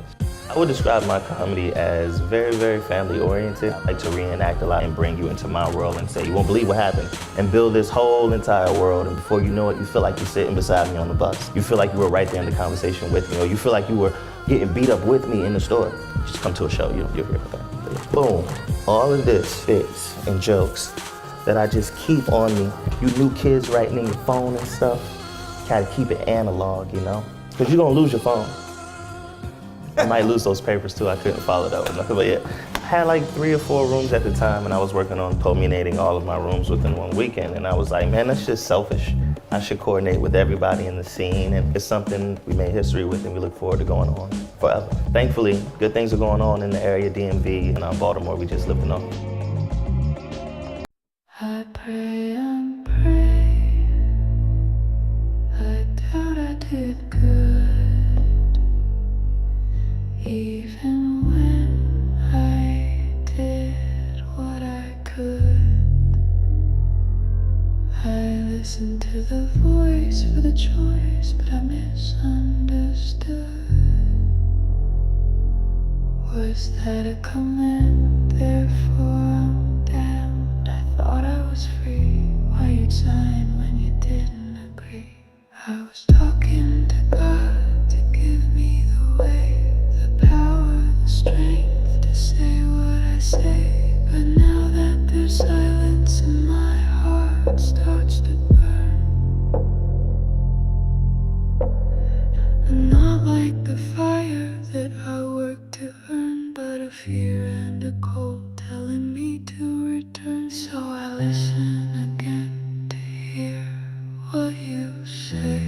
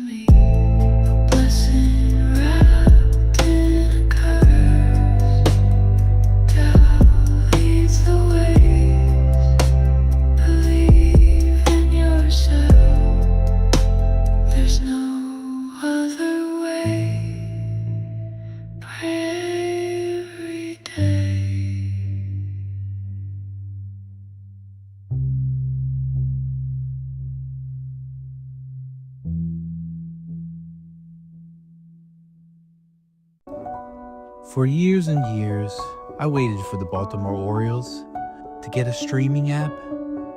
An exciting young team that was making the playoffs, yet I couldn't watch since I'd cut cable. Now they finally got an app, only to realize that they suck again, and I can't bring myself to watch them. Acid. What else you gonna watch?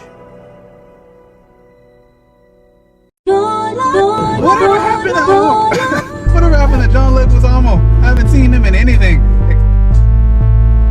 He's a funny man. Power progression production. You don't think he's funny? Well, basically with my wife, dedicated to her. We got married originally with the first band, the band on the right hand. And then we had first couple of years of marriage was really difficult. We almost got divorced, and things really sort of came to a head once we came to Baltimore, and I wasn't really sure if we were gonna make it. And then God really did a work in us, and brought us together.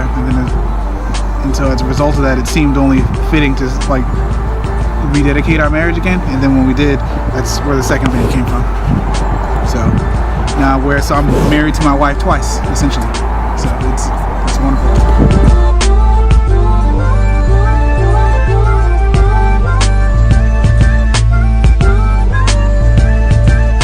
How uncomfortable do you feel? So what? How uncomfortable do you feel?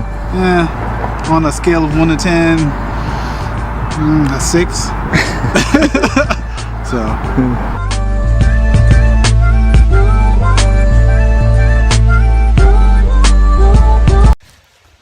What's going on, internet? This is Urban Exploring with Joey Malinsky, and a lot of people think that Baltimore is just murder and abandoned buildings. But we actually have gorgeous, gorgeous parks. Like this is right by my house, and it is amazing. It's miles and miles of just the most beautiful, beautiful landscape you've seen. And this is in my backyard. So you might think it's...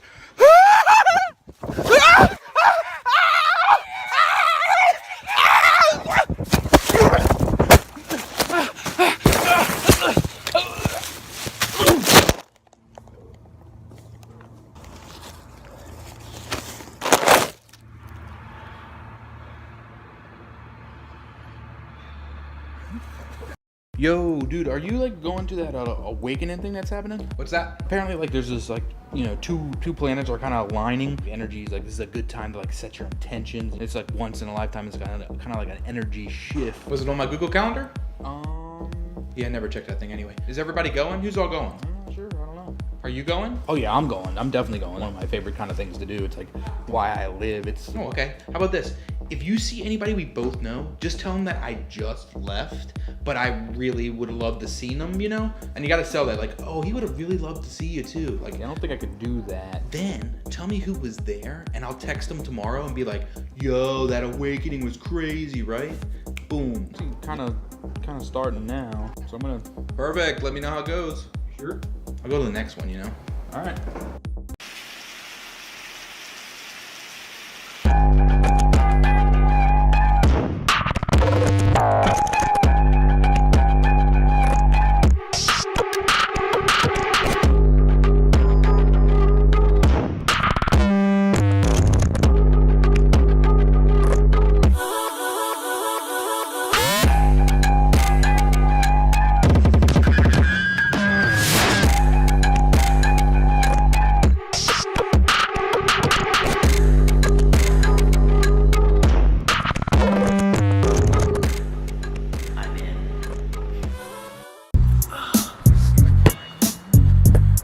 Doesn't really matter what happens, you know? Doesn't matter what work's like, school's like, family's like. I get out on the court, I forget about everything. As soon as I see that ball go through the net, it's like, oh, I'm home. Oh shit. Can't fuck, can't fight, can't cook, can't drive. All I know is ball is life. Ball is life. Hard court, soft court, indoor, outdoor, double rim, single rim, net, no net. Well, kind of care about the net. Doesn't matter what the court looks like. As long as there's nobody else out there. Ball, ball, ball, ball, ball, ball. Yeah, this'll do.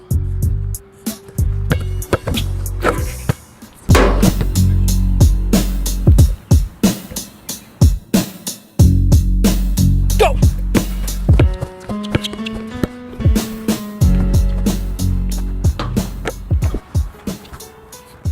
I like when people try to guard me. Feels like family. When people try to guard me, it's just like Olive Garden. It just depends on what kind of must-see TV you like. You like Mad About You? You like Friends? Or you like Frasier? Owls are crazy. Owls, you don't really like, if you see an owl, that like means something. I saw a dead owl once. I went home and I looked it up in my bird book. Dead owl in Native American culture is like a really bad omen. And then I like sprained my ankle like a week after that. I couldn't hoop for like 2 weeks. Free throw line's where I live. Cause I'll do anything to get to the free throw line. I'll cry, I'll whine, I'll cut myself. That's how I got through college. I went to Juilliard on a basketball scholarship. Oh yeah, we played big schools, Montclair State, Salem State, all the states. Rutgers State, you ever been there? It's like out there. I hit them with 19. See, free throws, just like theater. It's just my breath work. Because once I get in my acting bag, you know I'm going to the free throw line. That's Golden Globes, baby. Went to Juilliard on a basketball scholarship, so honey, there's only 2 things I don't know how to do in this world. Check off, check up. Basketball's in my blood. When my dad died, you know what his last words to me were? Game time.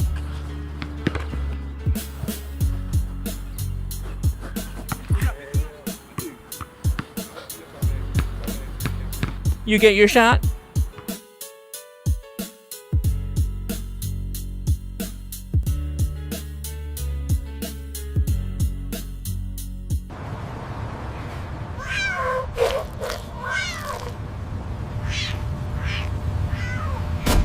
Back at this influencer game. Took a red-eye right to Miami. This lady fell asleep on me, but I couldn't wake her up because she looked too happy. Luckily landed in time to go straight to the club.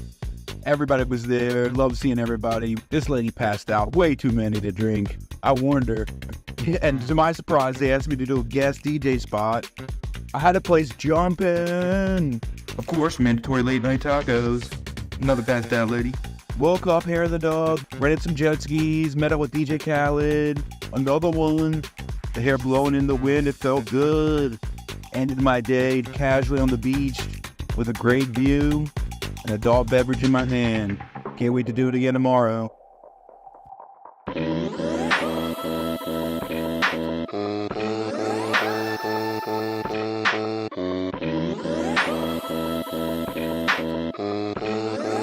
Hey, Donnie, hey, wonder why I rap so happy. Let me tell you why. I know too many people, man, with pain inside their eyes. I know too many people, man, who let their dreams die. I know too many people, man, who never satisfied. So I thought I would try, yeah, just to spark the fire.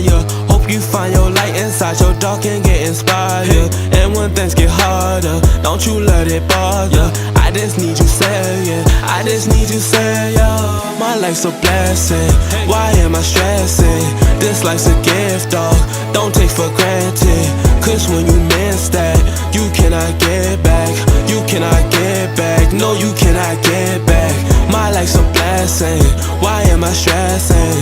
This life's a gift, dog. Don't take for granted. Cause when you miss that, you cannot get back.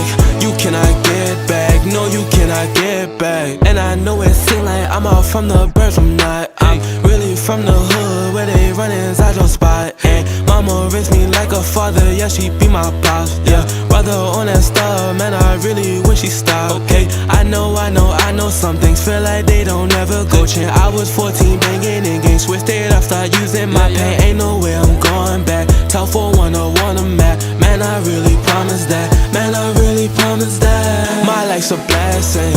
Why am I stressing? This life's a gift, dog. Don't take for granted. Cause when you miss that,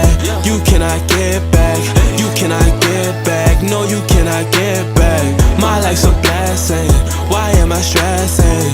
This life's a gift, dog, don't take for granted. Cause when you miss that, you cannot get back. You cannot get back, no you cannot get back.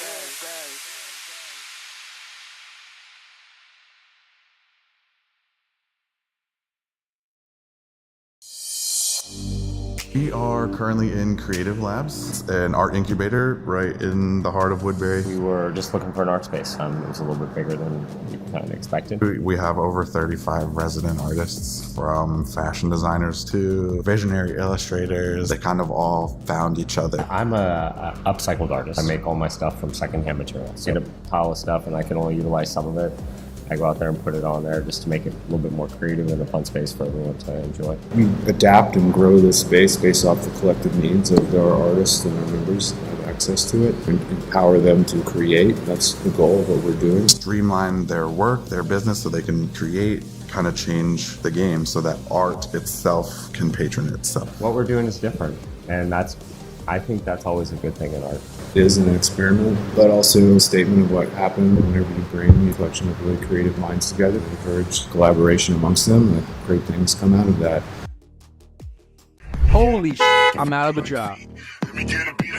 About to try this new AI technique that takes multicam video and automatically edits for you. Great for podcasts, great for live events, maybe even comedy specials. I don't know. Does it get jokes? I don't think it does it? All right, let's see if this thing will take our jobs. These are 2-hour-long clips, so it's a while. Let's take it a few minutes to think. What are you thinking about AI? Don't have all the answers, do you? There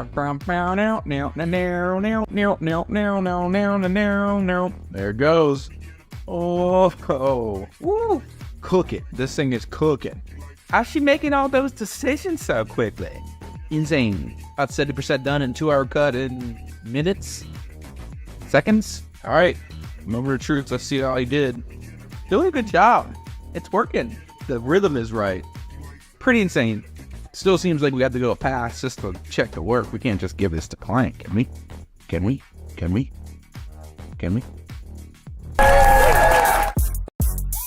I got my undergraduate degree in psychology. I have my master's in social work. I've always been curious about why people did what they did. So I figured, well, hey, psychology is a great way to figure people out. And also wanting to help. I went to the illustrious Bowie State University, the first HBCU in Maryland. And that's honestly where I started to get comfortable with the idea of doing comedy. This is where it all started, St. Mary's Restaurant.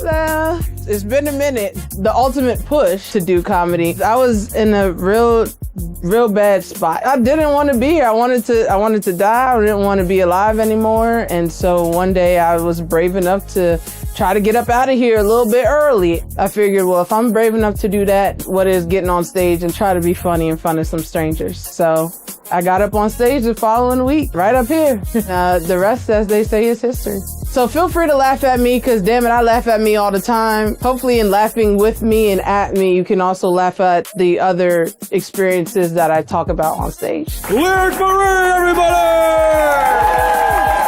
Y'all didn't expect to see a bitch this big in bluey shoes, did you? Oh, y'all can't see. Hold on. All right, that's it. I'm old. No, I do shit like this. Like, this is what happens when you work in the school. Like, half your wardrobe just becomes whimsy for no fucking reason. And I do. All right, celebrate. No, but I do. I love working in the school for the hours. I hate it for the kids. Have you met some of these kids? They are so disrespectful. Like, I can't stand a lot of them, to be honest. Like, for example, we had picture day. I thought my hair was cute. One of my favorite students came up to me and was like, oh my gosh, Miss Lyric, wow. I didn't know your hair was this ashy. No child left behind, they say. And because I'm the school-based therapist, any comeback that I have is considered a breach of confidentiality. So I file CPS reports instead. I do. And so far, all of them are founded, so I win. No, I do feel bad for some of the kids though, because I feel like a lot of them get misdiagnosed like way too soon. Like they love saying that kids have ADHD, and I don't believe so. And I only know this because I know the school system now, right? They make these kids eat enough dairy to keep a farm in business. When you see little Timmy rolling around, he can't keep still. That's not because he needs Adderall, all right? He needs Metamucil, all right? Little Timmy is backed up worse than $6.95 on a Friday afternoon, all right? You let little Timmy be, okay? I do, but because I'm a therapist, like I look at the world very differently. Like, for example, any of y'all see the Ocean Gate documentary on Netflix? Okay, for those of you who don't know, I'm gonna put it in perspective because y'all have, but y'all just don't know y'all have, all right? So there was this submersible called the Titan. There it is, it's coming. See, and I call it a submersible. I don't know why people call it a submarine, because submarines do what? Float. That thing did exactly what it was supposed to do, okay? It was submerged. But y'all saw that documentary where they were talking about the Titan and how much of a tragedy it was. I don't think so, okay? I feel like the real tragedy remains the Titanic. Because those people were like, oh my gosh, wow, the first cruise ever, we're gonna make history. And technically, they did, right? Just not how they imagined, you know? The Titan had all the red flags, okay? For me, the biggest one is the fact that Tom Cruise said, fuck no.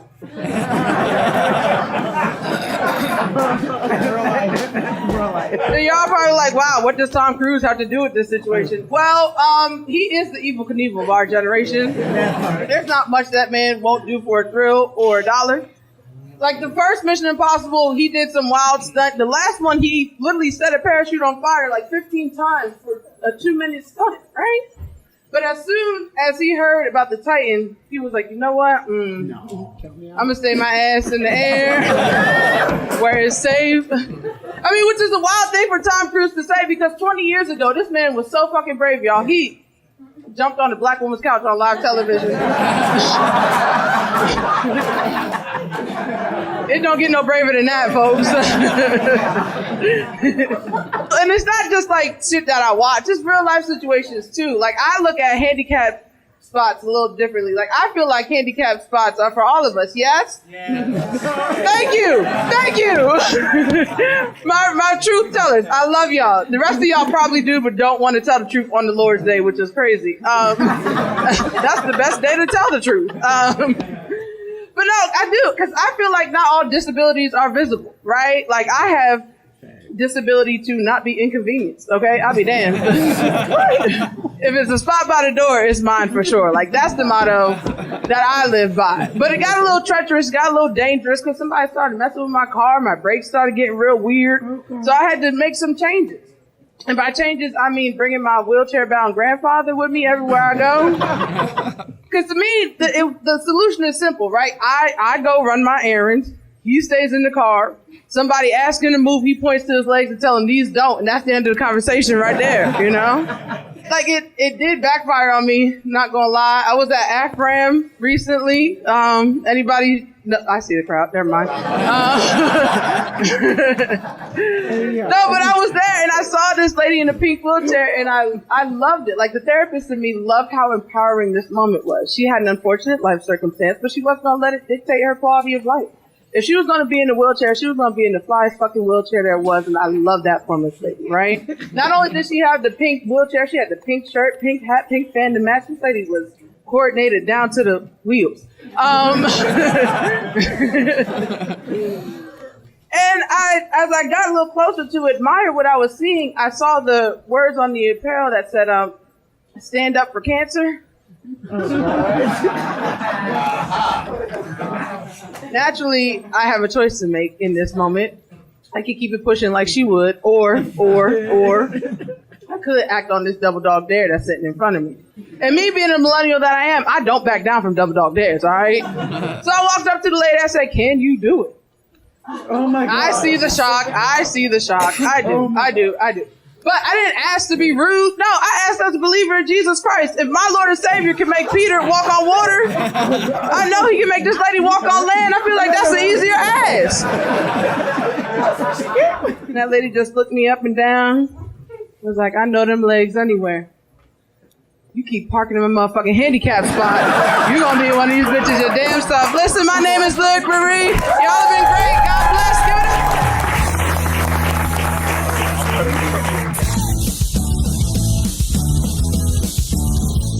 What up, Sidebar?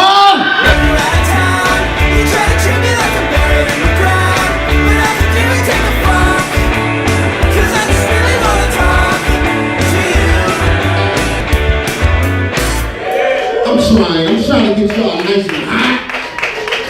Next comedian coming to the stage will definitely get you hot. Put your hands together for Josh Caderna. Josh Caderna, y'all.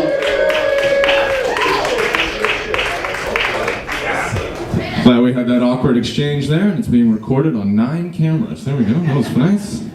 I first came to Sidebar because it's one of the longest running open mics in Baltimore that there is. The first time I did stand-up was at a pizza place, and I was supposed to do 4 minutes, and I didn't stop talking for 7 minutes. Because I was like, oh, if I stop talking, they're gonna notice that I'm not funny, and then they're supposed to laugh in the pauses, so I'll just keep talking. And I tried to fix some stuff, and I did some one-liners here the next week, and it actually went better. I just kept coming back, and now it's been happening every Monday when there's not a punk show or our city's not rioting.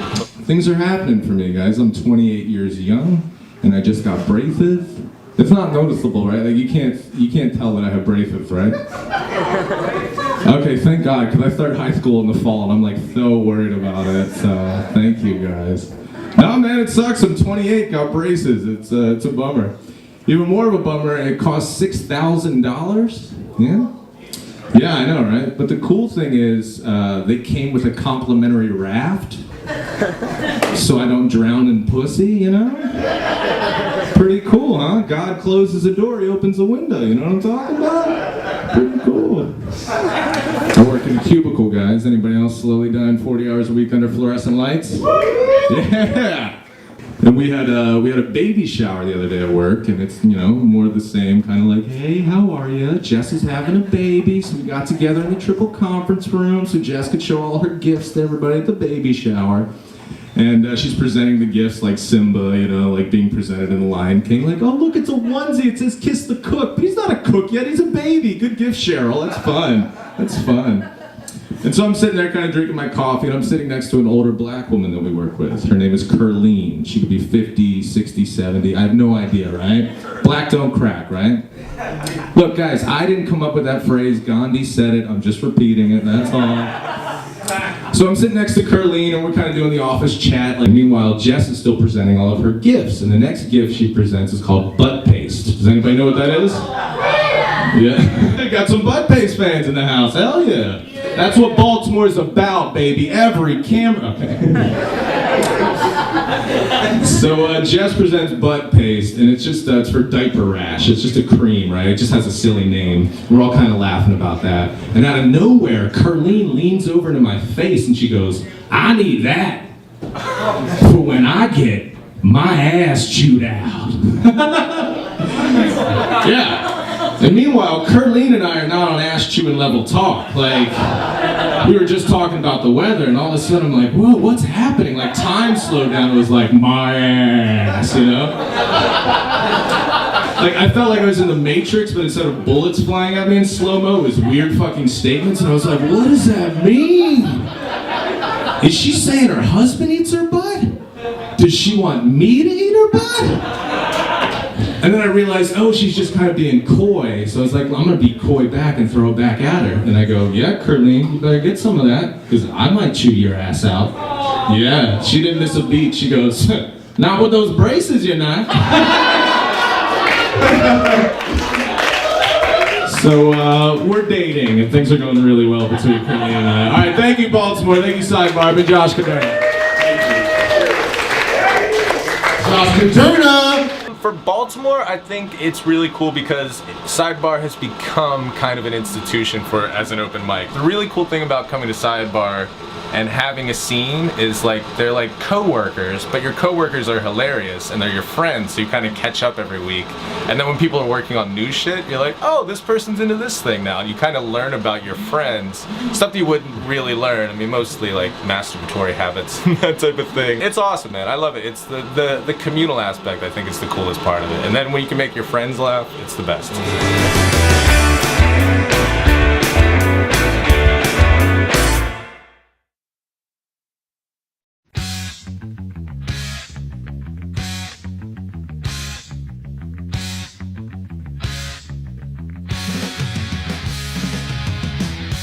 What up, Sidebar?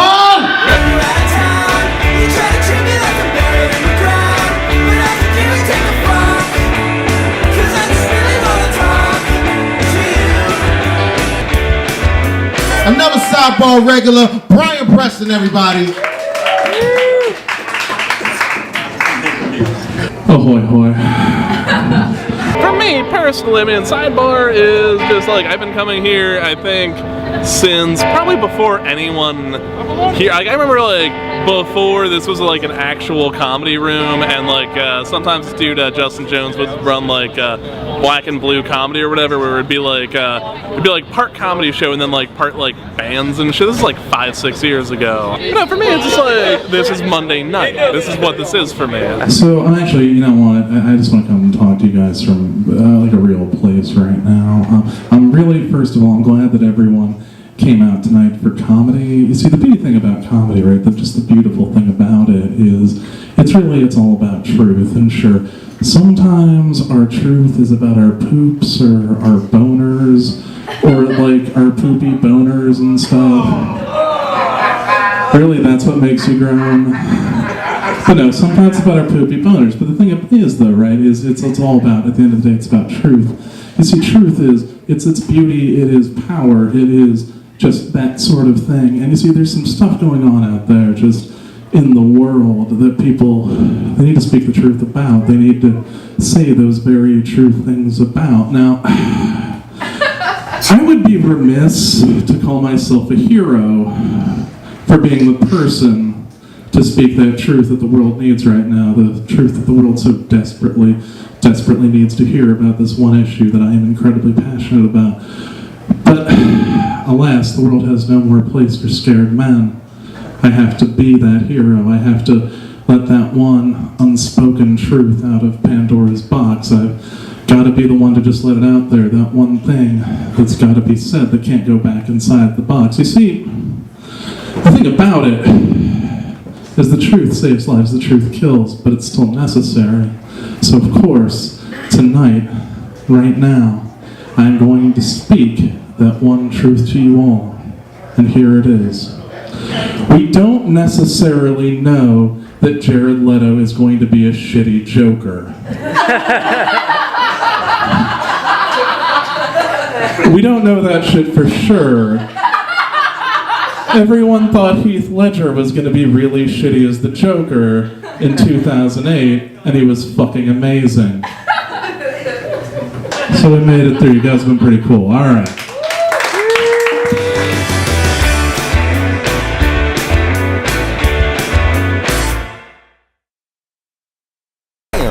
Oh yeah, we out here. I feel like I made it. How I sound? I'm Dave Butler, comedian, writer, ghostwriter, father, uncle, brother, son, amongst other things. I'm on year 15. For year 1, I didn't even know what was not only the right things to say, I didn't even know what was the wrong things to say. I'm sorry, y'all. They was hoping I was somebody more important. It's like, I see a camera, that gotta be somebody. No, it's just me. I'm Baltimore.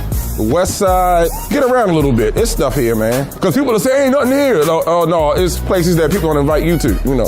So how I grew up, everybody roasted each other. Everybody was funny. The guy with the gun on his hip was getting roasted by the kid that worked at McDonald's. Like, everybody went at it. You don't start off roasting. That's how you get your ass beat. You make friends first and then, but for me, it's always been like to ease tension, to not think about things that's going on. The challenges of growing up here makes comedy, come on, that's nothing. I take a lot of risk on stage because I'm scared of heights. I can't swim. I've never been on a roller coaster. So comedy is my roller coaster. I've never been the funniest person. It took me a while to start comedy because my sisters are funnier than me. Some of my friends are funnier than me. I've always known people that, in my opinion, was funnier, but they wasn't stand-up funny. So what I learned over the 15 years is when you tell a bad story, you always say at the end, you had to be there. I bring you there. And that's just the difference. My dumb ass said, woo, for myself and shit. I'm just happy. I'm happy because today I'm 1 year cancer free. Yeah. And what's crazy about that is, you know, people worry about you. Your mom gonna worry. You know, she always say, you know, be careful out there because cancer come back the second time more aggressive than the first time. And I said, Ma, I'm good. It ain't coming back. And she said, how you so sure? And I said, because never again will I date a woman born between June 21st and July 22nd. Cancer free. I feel like if you're a cancer, they should give you cancer. And when you go into remission, your ex say, see what I mean? Yeah, I'm dead. The men laughing because they don't get it. My goodness. These women out here cheating, dog. Look at her talking about what? Look, you sound guilty as fuck. What? Oh, not me. Oh, Lord. She just text somebody. See you after the show. But yeah, man, it's not the good old days. They get their revenge, dude. And it's not who you think it is. It's not like that dude at a job that's always like overdressed and wear that cologne that she bought you for Christmas.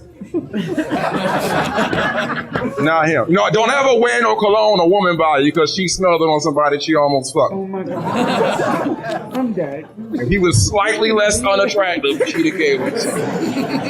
You smelling like Derek from the Green. You know, you can smelling like Derek. Derek gets a smell good name. You ain't never heard somebody say Stinky Derek. Wait, your name Derek? You stink? See what I'm saying? He jumped out there like, you wrong, I stink. But it's never who you think it is. Like, she cheated on me with a dude with Parkinson's disease. Right. I had to ask why. She said it was the best of both worlds, a real dick that vibrates.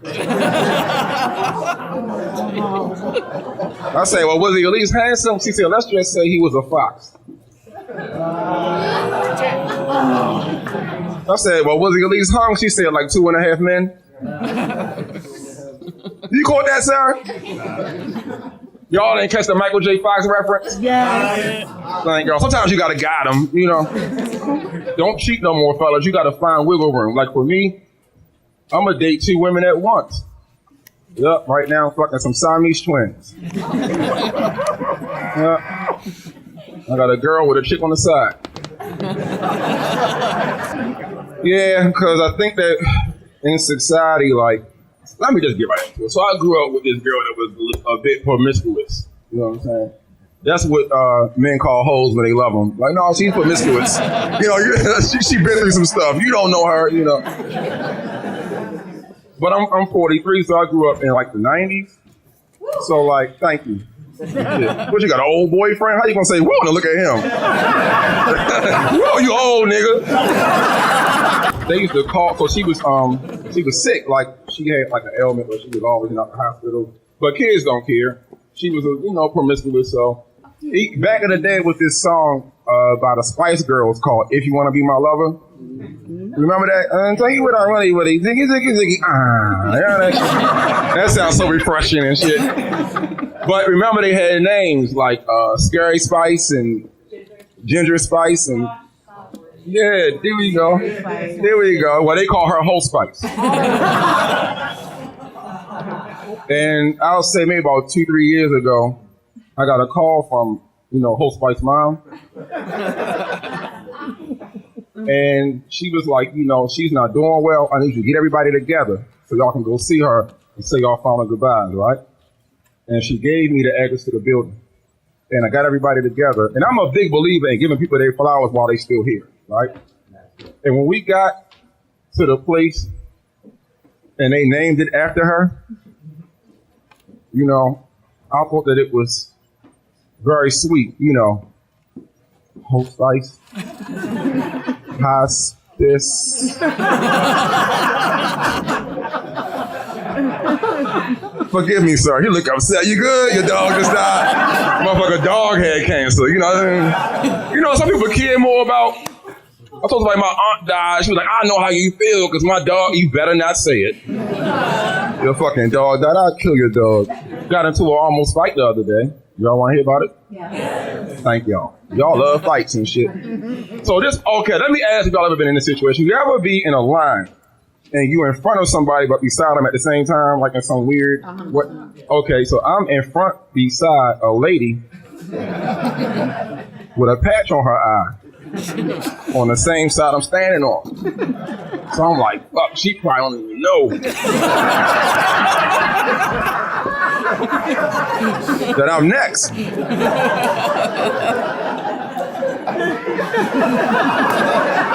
You know, so the cashier said next, and we both stepped up. I said, oh shit, here we go. So I said, ma'am, I'm next. She said, no, motherfucker, I'm next. I said, ma'am, I'm next. She said, I'm next, you think you slick. And I said, you think you slick Rick.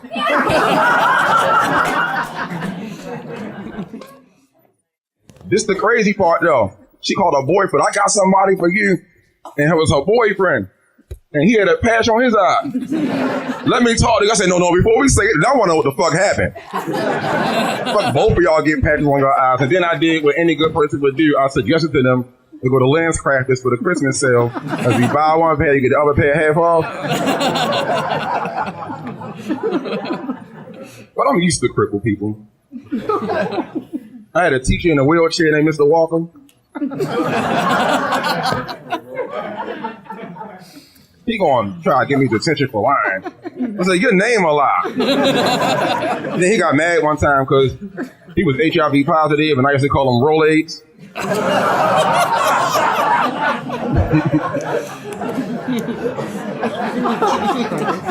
Thought it was a cute name. Question, because they told me I was wrong, right? Is it wrong to ask a person with scoliosis to come straight back? Because I hate to rush people, but I'm thirsty. Y'all don't like talking about handicapped people. Damn, I got way worse shit than that. I should leave y'all with a positive message that you can learn, take with you in life. When I was in high school, right, I used to be something. You know, like the girls would ask you, can you buy me a pizza at lunch, you know, soda, cookies, whatever, right? I used to buy it, cool. What I used to do was, I used to cut a hole in my pocket and put my dick through it, right? And then I would say, go ahead and get it, right? It was a long time ago, man, you judging me. To be fair, my dick is in my pocket tonight, but that's still, we talking about, you want a drink? Oh, look, right, so it would go bad every time. Hey, Dave, can you buy me a pizza? Cool, go in my pocket. They would go, ew, and run, you know? The next girl, Dave, can you buy me a soda? Go in my pocket, ew, she run. This one girl, I should have known something was up by her order. She was like, Dave, let me get 2 pizzas, 3 sodas, 4 packs of cookies, and a Lunchable. I said, and a Lunchable? I said, cool, go in and get it.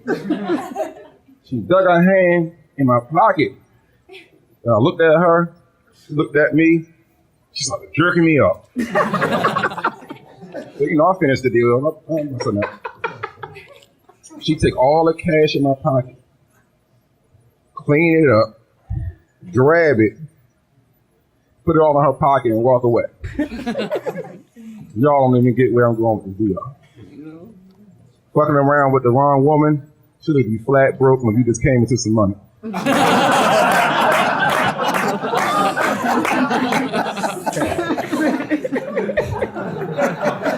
at the cash grabbers, like that's wrong. Y'all have a good night.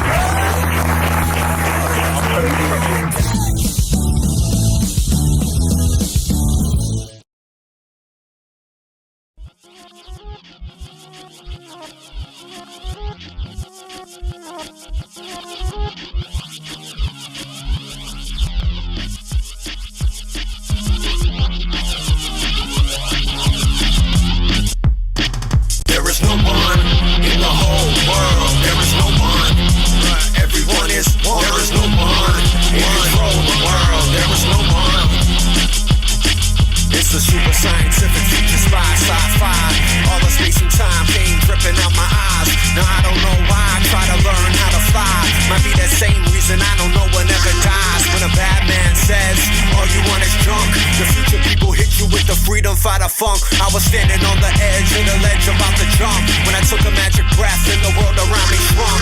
Talking to myself about tomorrow come today. I was pleading with the presidents to put the bombs away. Had visions of my powers turn cold, old and gray. Speaking through the ether, thought I heard myself say, there was no one in the whole world. There was no one still been making a killing. There was no one in control of the world. There was no one still been making a killing. There was no one in the whole world. There was no one still been making a killing. There was no one in control of the world. There was no one still been making a killing.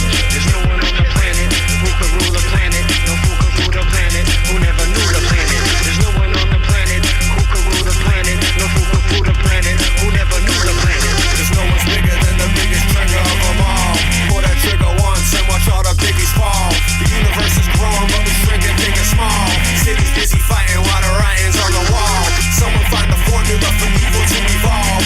Somewhere in the dream and all these demons were dissolved. Try to understand it why the planet still revolve. I heard the future dying, it was crying to us all. There is no one in the whole world. There is no one still been making a killing. There is no one in control of the world. There is no one still been making a killing. There is no one in the whole world. There is no one still been making a killing. There is no one in control of the world. There is no one still been making a killing.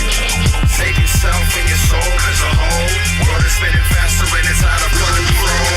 Got me here paranoid in the void, thinking of the thoughts that I got to avoid. Parents got the power, throwing flowers from the dirt. If one of us gets hurt, everybody's getting hurt. Cause us is them, even when we eat friends. And all the venom blend when we find out in the end. There is no one in the whole world. There is no one still been making a killing. There is no one in control of the world. There is no one still been making a killing. There is no one in the whole world. There is no one still been making a killing. There is no one in control of the world. There is no one still been making a killing. They're making a killing. They're making a killing. They're making a killing.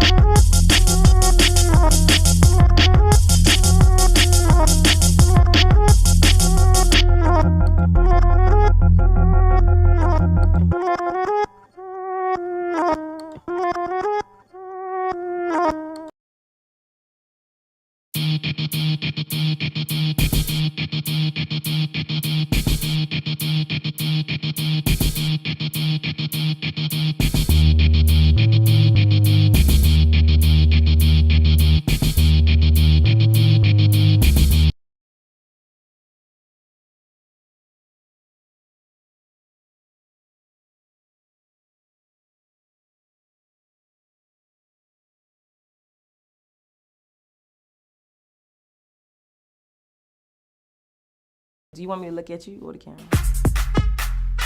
I am working on a musical documentary called Dark City Beneath the Beat, an exploration of Baltimore club music and dance culture. Unfortunately, the genre itself hasn't really broken on the world music stage. There isn't really an industry here for the music to go beyond the city borders. And so I'd like to see that change through this film. The aesthetic of the film, kind of a new technique, this idea of merging traditional documentary with musical sequences. We want to take these very real life people, real dreams that they're realizing and not having a lot of resources to do it. But there's still this hope in their eyes and the things that they get up and do every day. There's a lot of things that I have never done in terms of directing, but I think I do bring a certain energy to the table. There's nothing that's impossible for you to do. We'll set off alarm clock to the world that Baltimore is here and it's popping.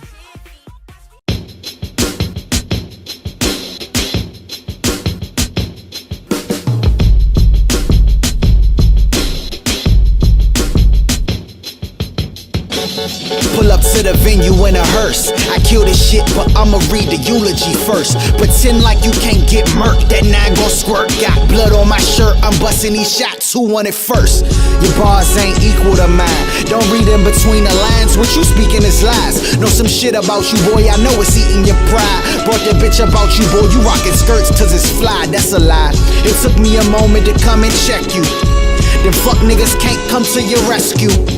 I plan to embarrass and disrespect you, but I'ma keep it rap 'cause you got no one to protect you. From being my son to trying to dress like me. Guess everybody trying to be super Nike. I still got them texts from your ex-wifey. She just wanted a nigga to fuck her nicely. Lamborghini dreaming, got her trying to eat my semen. Pinot Grigio sipping, please don't sleep on the pimpin'. So old school DC like Donnie Simpson. Did I fail to mention I be getting all the women? Air Jordan collection, crazy all these selections. Premium heat, PE Ray Allen 11. Flow was sent from heaven. Don't you ever question. Need this mozzarella. Pop's a convicted felon. Young fly nigga, bitches couldn't leave a dick alone. Killing every cipher, leaving evidence. I should be indicted. All my rivals get cremated. Homicidal, champion shit. Always prepared to defend the title. Rap hitman, Brett with the sharpshooter. Torture rack on tracks, sorta Lex Luger. I compete and destroy all my opposition. My old compositions make you no competition. Stop nigga, you frail on tape. You a break if the cops question you about weight. I'm reppin' for my state, but I need to get away 'cause it's way too crowded and these youngins love to hate. I'm a wreck, I'm addicted to high fashion, high maintenance hoes, make a man innocent bystanders. My camera team is capturing greatness. When I shut this shit down, I prove to you why I'm A-list. Okay then.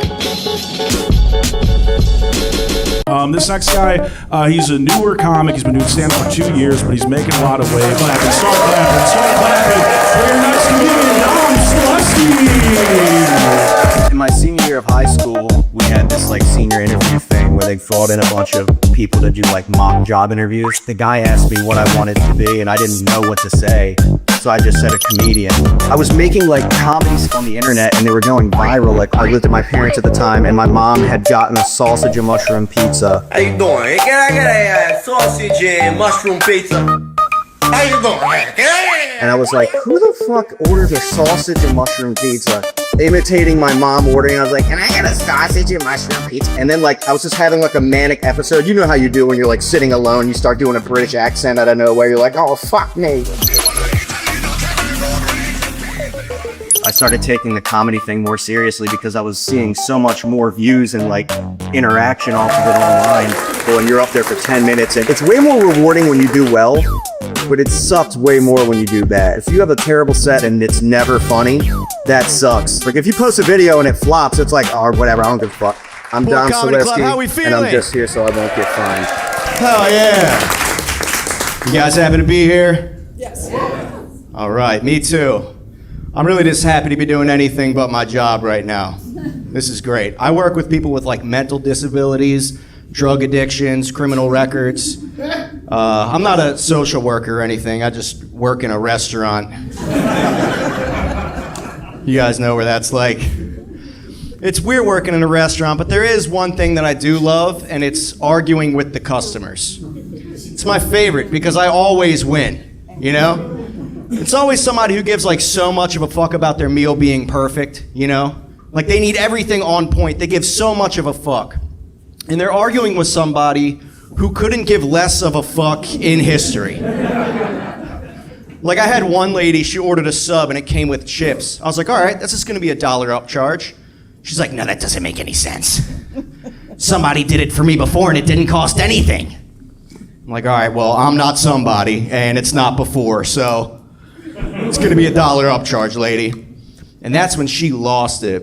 And the best way I could describe it is like, if you've ever seen the Thriller music video where Michael Jackson turns into a werewolf, that's what happened to her. She's like, you can't do this to me.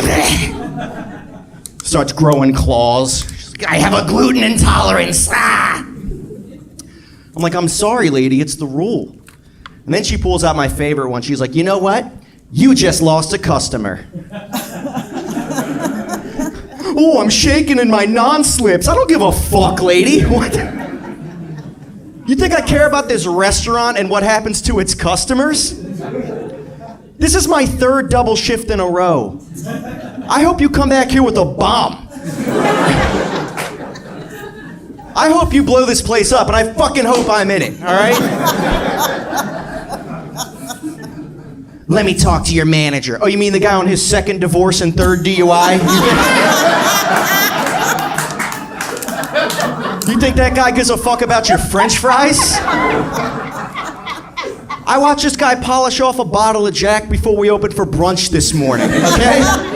The only thing that guy cares about in this restaurant is banging the 17-year-old hostess before the line cooks get to her. So, oh, that one hit home for some of you guys.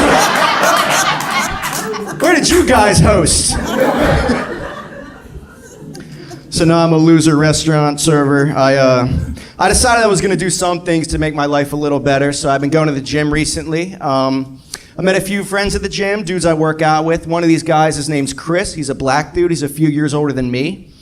The thing about hanging out with him at the gym, though, is he's just like constantly hitting on chicks at the gym, which I always thought was like a big no-no, right? But he's crushing it. Like, he's on a date with this chick. He's hooking up with this chick. He's about to bang this chick. I'm like, dude, how are you doing this? He pulls me aside. He's like, listen, man, all you gotta do is walk up to her and be like, damn, girl, I've been noticing you've been making a lot of improvements on your body. You know, like, whatever you doing, girl, you looking tight. I knew they would like that one. Even your skin's looking good, girl, damn. And I'm just like, Chris, I don't know, dude, that's not gonna sound the same coming out of my mouth, bro. I'm like, Chris, I don't know if you noticed, I'm wearing tube socks right now. Like, I got on short shorts and a Royal Farms Chicken Palooza t-shirt. This is not. Like, that shit sounds cool when you say it, but if I were to say that, it would sound like I was like, I've been watching you. I've been looking at you from across the gym for months. And your skin looks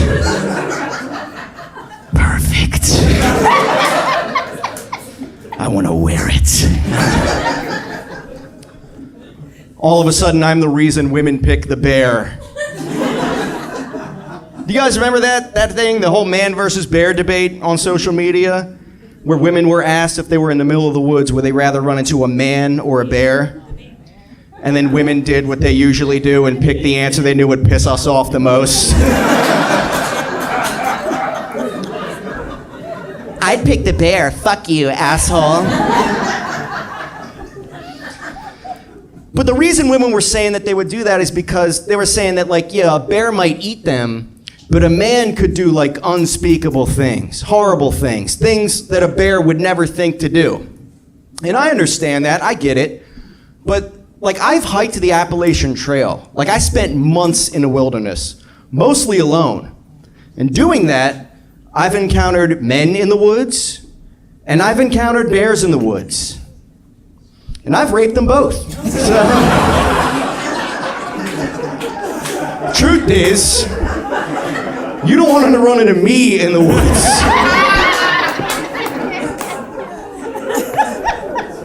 I understand that was an extremely trashy joke to make. I am white trash if you guys couldn't tell. Let me see if you guys are trash. Let me gauge the crowd. Has anyone in here ever hooked up with a cousin? It's a yes or no question. Me neither. Anyway, what happened? No, all right. I have. And before you guys get on me about this, listen, I know you guys may not want to bang your cousins, but like if you guys had to bang a cousin, you know which one it would be. So don't fucking look at me all weird. Anyway, I was on vacation, I was in Cancun, and just randomly, who do I run into? My cousin. That cousin for me. And very unfortunate. So, you know, I haven't seen my cousin in like 10 years. We're hanging out, we're at the bar, we're drinking, we're dancing. I'm like, yeah, we're getting the vibe going. I'm like, hey, I got a joint, you want to go out on the beach? So me and my cousin go on the beach, we're smoking a joint, we're listening to music on this Bluetooth speaker. And then it starts getting to a point where it's like, yo, this might It happened. And then it happened. And that's not even the craziest part. The craziest part is, like, you know, I've known my cousin my entire life. I never even knew he was gay. All right, thank you guys very much. My name's Tom Selesky. Have a good one.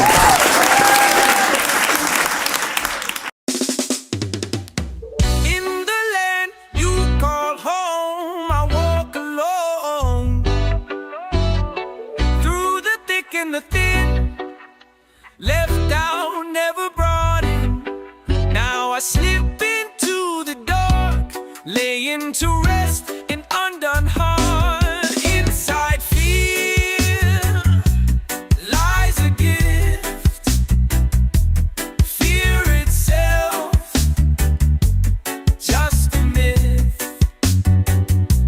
A voice at home telling you you walk alone. The real ones know this ain't the case. So walk tall, as this must be the place.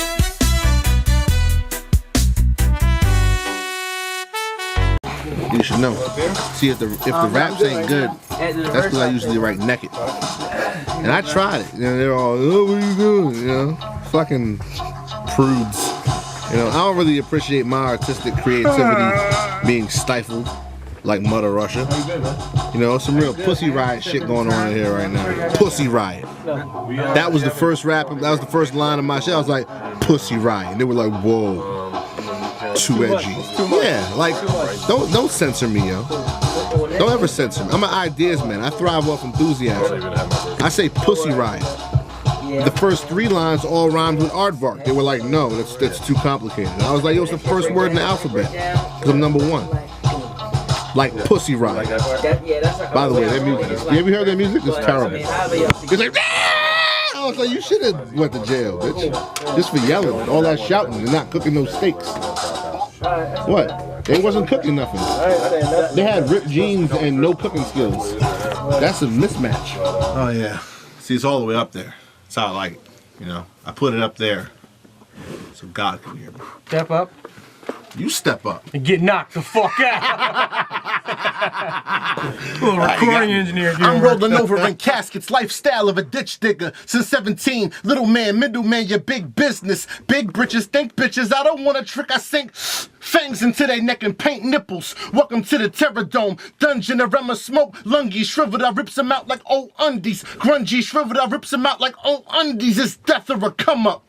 I see monkeys 12 months later jumping off the top rope asking me for Glock quotes and said they King Kong Bundys. Still living in flats? Yet your Bushmaster shook hands get booked and they babbling Brooks after bat looking like ampersands. I don't do no business with crooked niggas. I really ain't pressed for money. Nosferatu walking through the fog. If you addicted to the sound of your thoughts, then you a dummy. I listen to the land, heartless and never pick no bitches over friends. I'd rather they wasn't talking. Shut your mouth and roll a L or something. Eat some popcorn. Go to sleep and dream of elephants. I know that shit just sound like a rap. You know, turtle flu. Black Paisley in the house, Shorm City in the house. Keep on playing, even playing. Black Paisley in the house, house.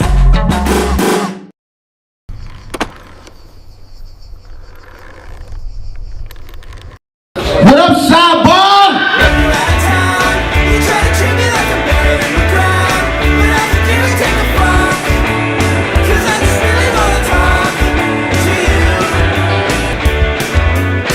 Clapping for Abby Fanera. What's up? Okay. I went to Sidebar when I first wanted to get into comedy but was too scared, and the first night that I came it was Luke Marshall and Karagu Utah, and I thought both of them were hilarious because I talked to Karagu afterwards and I was like, what do I do? Like, I want to do this but I'm like nervous and like I don't know, and he was like, you just come next week and you show up and you start doing comedy. You just start telling jokes and either they laugh or they don't, but you keep doing it. Ever since Sidebar's my home, it's my family, so. I shaved my legs today, guys. That's not even the joke, but thank you. been a while, and I did it because I decided I want to be just a little bit more like Michael Phelps. I've got the weed down. I've got the like intense intake of calories down, and now I have the smooth skin down. So next is just drunk driving and actually exercising. Yes. Guys, does anybody else in here feel like they're doomed to only ever have funny sex? Yeah, okay, good. I'm not alone. I wish that I could have like the HBO like in a tent with horses outside, like, or a war, like that type of like intense, passionate sex, but like I'm too immature. Like genitals start coming out and I'm just like, that's hilarious. What is that, a penis? Oh God. But no, like I don't know, I can't handle it. And one time actually I was having sex with this guy and he said, wow, I've never laughed so much during sex before. I was like, thank you, I'll be here all night. Guys, the internet's a weird place, and I was on it, and I saw this like side thing that I could click on called 22 Nerds Who Turned Into Bombshells, and it was just like kids who grew up.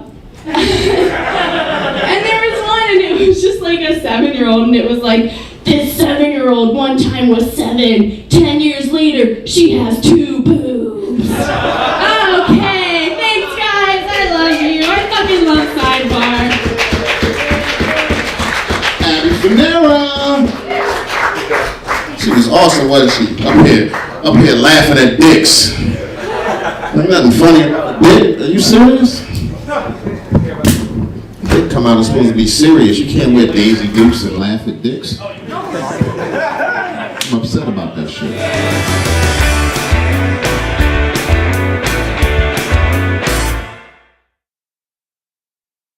Follow your dreams, unless they involve clowns. Then maybe just stay awake. Welcome to the 69th Annual Stock Footage Hall of Fame nomination ceremony. Stock footage is the unsung hero in the video industry, and today you get to choose the next inductee. And the nominations are, number 1, Cue Ball meets Cannonball.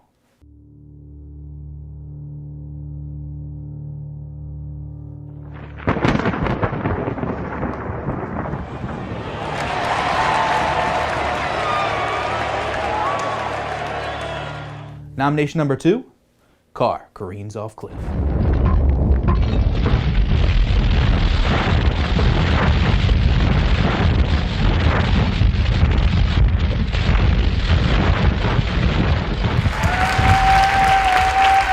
And last but not least, the Battle of the Bulges. But a girl with any real spirit will throw herself wholeheartedly into the Battle of the Bulges. And for her, there are gymnasiums. Our gyms are different. If you don't mind a mauling, you don't have to work. The machines do everything. They beat you and knead you and pummel you and shake you. You just have to be able to take it. That was back when women knew their place. Those are the nominations for this year's induction to the Stock Footage Hall of Fame. Now it's up to you to choose the winner. The video with the most views will become our next inductee. That's a tough choice, but you gotta make it. Only you. Please make it. Make it now. Choose one of them. You have to choose. One of these 3. Please. Oh, don't split the pole, bro. That's bad luck. I'm just a guy from Glen Burnie that went through some shit. It's a great place to grow up. You get to see a lot of action. I've been doing comedy for 12 years now, almost.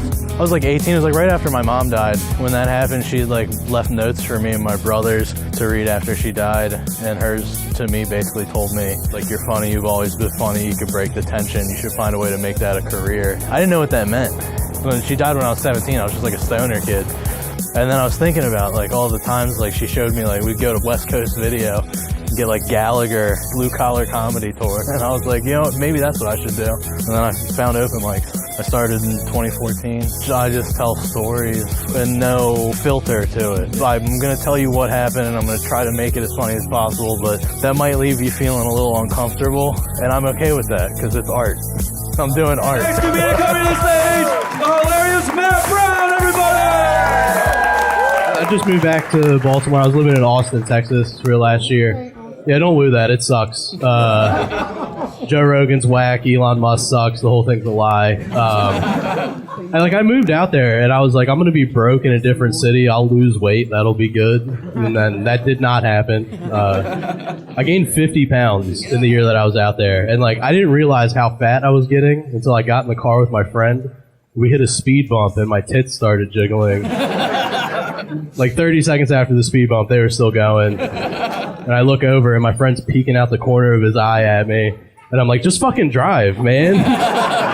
You're embarrassing me. And then I got back here and everybody was like, damn, Matt, you look good. Did you lose weight in Texas? It's like, how fucking fat did you think I was before? I came back with some sweet B-cup tits. And you're just like, damn, Matt, you look good. I guess that says more about them than it does me. And I moved down there with a couple of comics that I thought were my best friends, and then it turns out they weren't my best friends. I've been doing comedy 11 years. That's the second time I've done that, and it's it made me think about what a good friend is, you know? To me, a good friend is somebody that talks shit to you relentlessly, and then when you're not around, that's when they say nice stuff about you. You know what I mean? Anybody that's nice to your face is talking shit behind your back, for sure, you know? I guess we got some sweet motherfuckers in here, y'all. Y'all just being nice to each other all the time? No way, dude. When I was 17, my mom died. And when that happened, I had a bunch of people reach out to me. And they were like, hey, Matt, I'm your friend. If you need anything, you can count on me. And then I told everybody where my mom's funeral and viewing was. And the only people that showed up were my real friends. And when I say my real friends, the first thing that happened in the middle of the funeral home, my friend Connor came up to me. And he shook my hand. And when he shook my hand, he handed me an eighth of weed. But, not good weed. And also not in a bag. So I just have to slowly take these nugs of Reggie and put them into my funeral suit pocket that I just got from Target. Now I'm walking around the funeral with Linty Dirtweed in my pocket. Everybody's like, this lady fucked up. Her kid smells like mid. And we did open casket at my mom's funeral. And I think all funerals should be open casket. I don't care if you got shot in the head. Just put some good shoes on and open the lower half. You know? Let me take a peek. Also, God needs to see. What are you hiding from him for? And I was standing there and I was looking at my mom. And then my friend Black Chris came up to me. And I grew up in a diverse neighborhood. We had white Chris, black Chris, Asian Chris.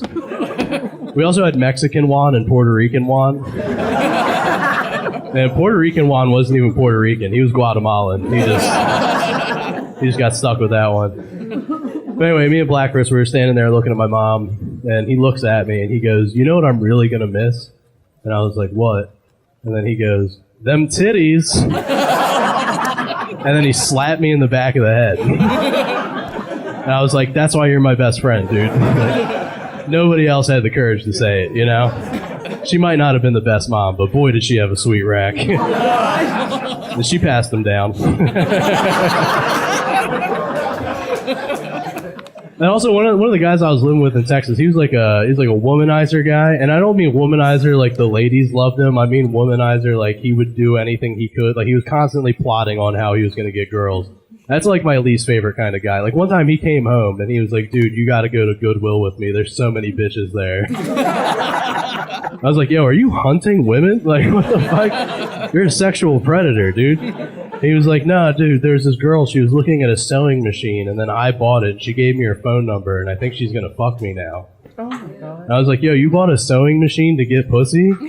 You're gay. That's gay. What the fuck? Guys should never be like, oh, yes, I got the sewing machine and these Emily Dickinson poems. Anytime a guy has sex, it should be like, whoa, how did I get in here? You should only stumble into pussy. You should never... All right, whatever. That's fine. And like he would also like hook up with people all the time, you know, like he would go on those like hookup apps and just like bring people home, which is crazy to me. Like you don't know who you're hooking up with, you know what I mean? Like I've done that a couple times, but it never turns out good. Like I hooked up with the center of a college basketball team once, women's basketball. If it was men's, I wouldn't be standing here right now. There's no way I'm taking 6'11" to the backside. That's not happening. I can't even take a girl's finger, to be honest with you. Like, you guys start rooting around back there, I turn into an alligator. I just snap shut and do a death roll. I don't know why the fuck you guys are always digging around back there. It's not for you. It's for me and the Lord. That's it. Yeah, she was a big girl. She was 6'9", 285, so definitely a double machine. You know, just clanging and banging down low, just throwing bows, grabbing boards, doing the dirty work. Not a big basketball crowd.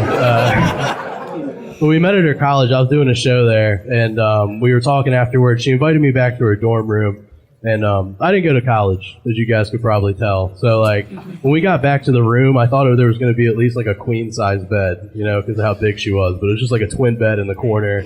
So now we get in the bed, and I'm nuzzled in her armpit like I'm the girl, you know, trying to, like, suck her titty from the side like a baby. And I went to get on top of her, and she stopped me. And she was like, "No, Matt, I like to do it doggy style." And I was like, "Oh, sweet, me too." And then she flipped over, and I got behind her, and her pussy was, like, up here, you know? And I was like, "Oh, I'm good at improv. I'll just stand up for this one." It's probably the smartest joke I'm going to do all night. But then when I stood up, I just banged my head on the drop ceiling and fell off the bed. And I was on the floor, and she was like, "Oh my God, are you okay?" And I was like, "Yeah, I'm fine." And then she goes, "Don't worry, I know how to fix this."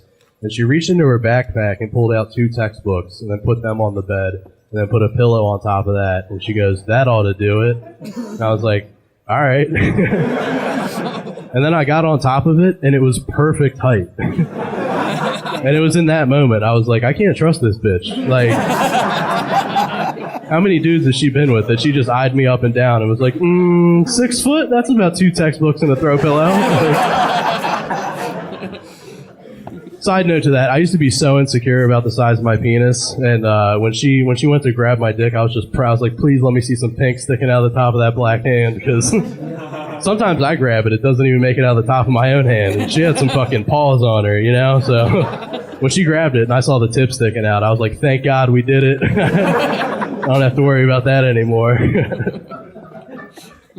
All right, I'll transition. Yeah, my favorite thing about being back, though, is I get to be with my brothers again. I have 2 older brothers. They're my favorite guys in the whole world. One of them's autistic, and the other one's a Jehovah's Witness. So I have 2 autistic older brothers. That's fun, right? We can laugh at JWs. They're not here. We're safe.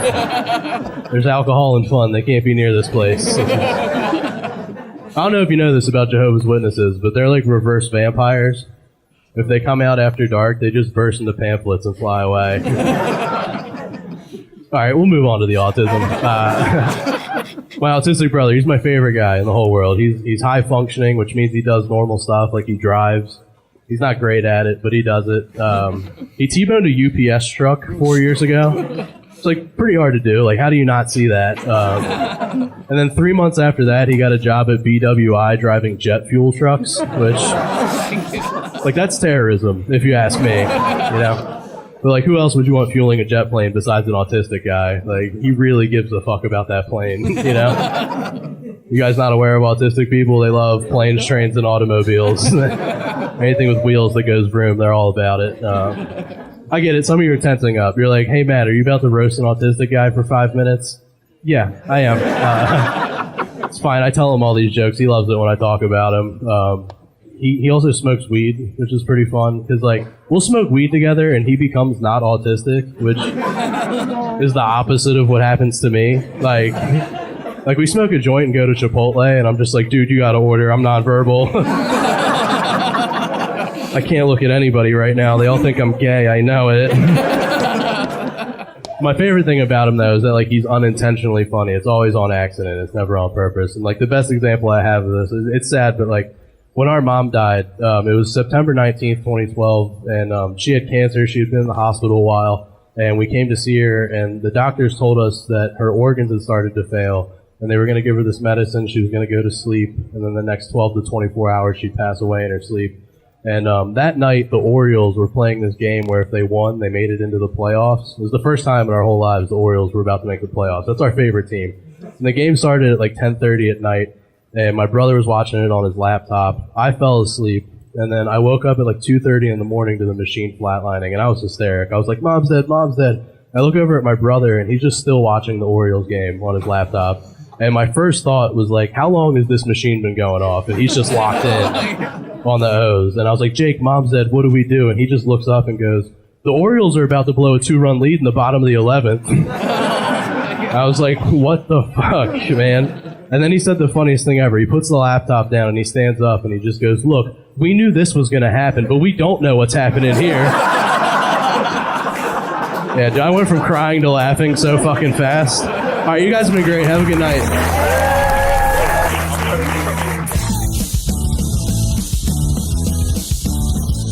What up, Sidebar?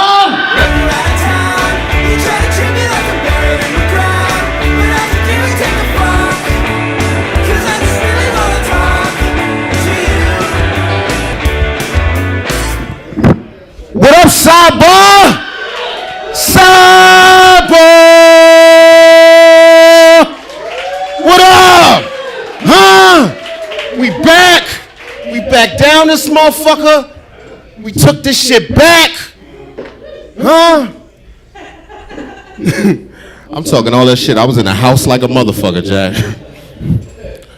It's the absolute best room in Baltimore, by far, by any stretch of the imagination. It's our workshop. Put it like this, if I got a new joke, Sidebar is where I say it first. It's also where I say it last, once I've taken it around to a few different rooms, because with comedy, it's repetition. You do it until, you know, you have sort of muscle memories, and it's just a really warm room to first start. They're receptive. They'll also tell you if you suck. You know, a lot of people have a hard time here, but I fucking love it, man. Talking about black fatherhood. I mean, when I was a kid, like, I only saw my father like 2-3 times, right? I know. Black dude was like, damn, I know it. Fucking, the third time he came around, he had a motorcycle. Why does nobody ever give a fuck when I say this? You know how amazing that was to me?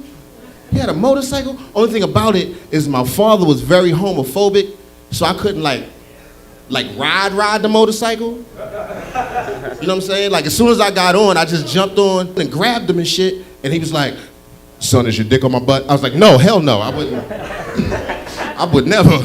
I was so far back from him, it didn't look like we was on the same motorcycle. We drove by slow and shit. It looked like he was riding a motorcycle and I was riding a motorcycle shaped like my father.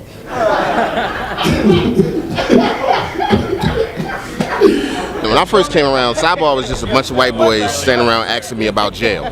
They was just asking me questions. I'm not going to say it wasn't integrated at all, but I was one of the few dudes that came around because Baltimore's a really segregated city, and it also stems even more so in comedy, because comedy is that way anyway.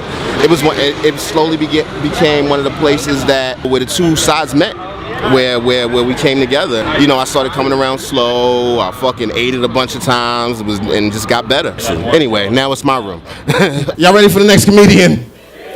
I'm trying to get y'all nice and hot. Next comedian coming to the stage will definitely get you hot.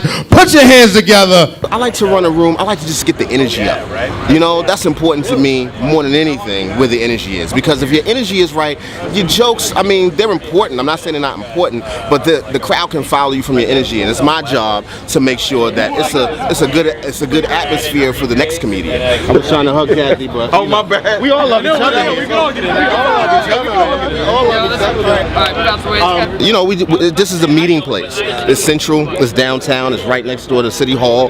The Baltimore comedy community, you know, it's where we come every Monday night. It's a punk bar, it's got a rebel feel to it, and we love it.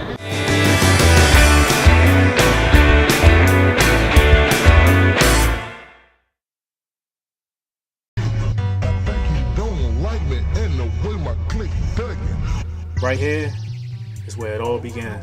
In our culture, in the environment that taught me how to be an animal, There's pressure on young black men. Quickly become tough. For us to be hard. For us to be fearless. It's forced on us by the circumstances we encounter. These encounters in turn causes us to make mistakes. We were all just trying to be regular teenagers. Yo, I'm telling you, they was talking shit about you at lunch today, all them bitches. Stacy told everybody that you fucked Candace for like 97 seconds. You couldn't even make it to 100? If it wasn't for you bringing this fucking Philly, I wouldn't even be fucking with you right now. You fucking up my pussy shot with that fucking hickey and the quickie bullshit Ain't nobody you doing. fucking up nothing for you. You so busy making everybody laugh, you got bitches busting the gut instead of busting the fucking nut. Fuck you. Man, y'all need to stop playing. All of y'all. All y'all think about is fucking girls and pussy. Dumb shit. Y'all need to start thinking about how we gonna get some paper. Oh, hell, here we go. He's getting ready to preach his money and gangster sermon bullshit. Man, I know your anorexic ass ain't talking. What you need to start thinking about is what you gonna eat tomorrow. Yeah. Your skinny ass. I'm serious though. I'm serious. I'm tired of eating fucking mayonnaise sandwiches and ramen noodles, young. This life we live in is bullshit. I'm tired of looking at the same fucking neighborhood. I mean, we're bigger than this fake ass life. At least I know I am. Southeast, nigga. One bullet hits him in the head. Pow, pow, pow, pow. Bullets tear through his body, then ricochet through the car. And just like that, it was over. By the age of 17, I had been through war. Could barely sleep at night. 7 friends dying, haunting me in nightmares. First time I seen a man die, I couldn't move. By the 3rd and 4th, I realized I had a role, provide comfort in their last moments. Hey, you can't go yet, man. We gotta go to the club, man. They got bitches lined up. Janae's there. Hey, yo, you remember Janae, right? Hey. I would tell my friends jokes to try to get them to laugh to keep them from going in the shop. Remember Miss Jenkins' class? You know, when we used to act a fool and she used to get mad at us and be like, hey, you gotta go to detention. And then we was like, man, shut your old ass up. Hey, come on, man. Hey, come on, cuz, please. Please don't die on me. So much drama in my life, I needed an escape. I'm scared to learn how to drive. Why, boo? I mean, it's just a machine that moves. It's like a lawnmower or something. She was right. Everything about her. She was pretty, smart. Most importantly, she could see past the walls. The invisible walls that trapped us in our hood. I think I'm scared because when I do learn how to, I'm gonna get a car and drive out of here forever. Out of everybody's life. Out of our circumstance in this neighborhood. You drive me crazy right now, girl. But nah, seriously, I mean, I'm scared for you to learn how to drive too. I mean, all little dogs and little homies are gonna be in trouble with you behind the wheel. I'm serious. When I learn how to drive, I'm getting out of this madness. I want you to come with me.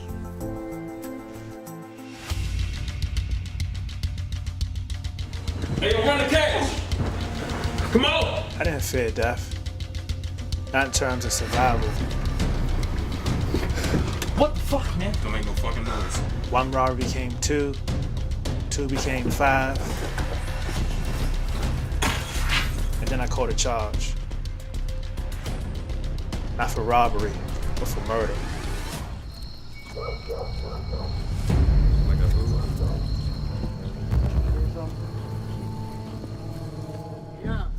It was a crazy rush of adrenaline going through me at all times. Life was speeding and flying, and then it just stopped.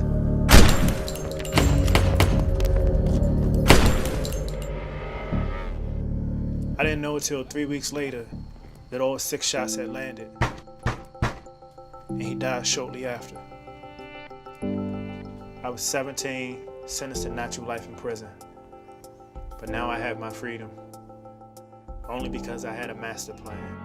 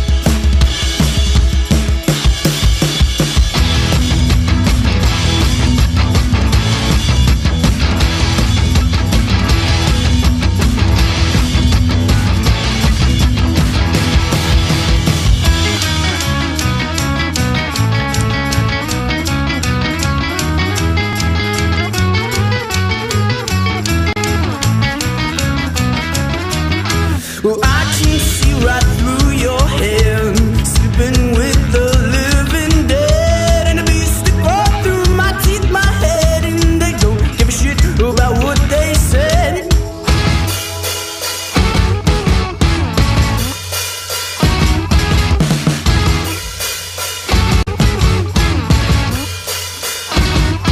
Your eyes are red from rust, but you won't me. What you did last night, and making the words into a proper sentence so that you have a legitimate fight.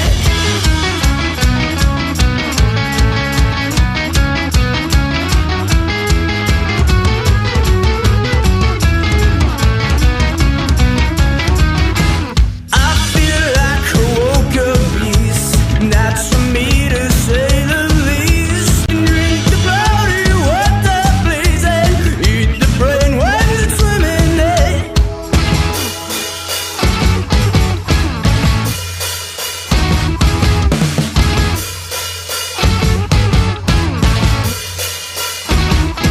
Your eyes are red from rust, but you won't admit what you did last night, and making the words into a proper sentence so that you have a legitimate fight. Your eyes are red from rust, but you won't admit what you did last night, and making the words into a proper sentence so that you have a legitimate fight.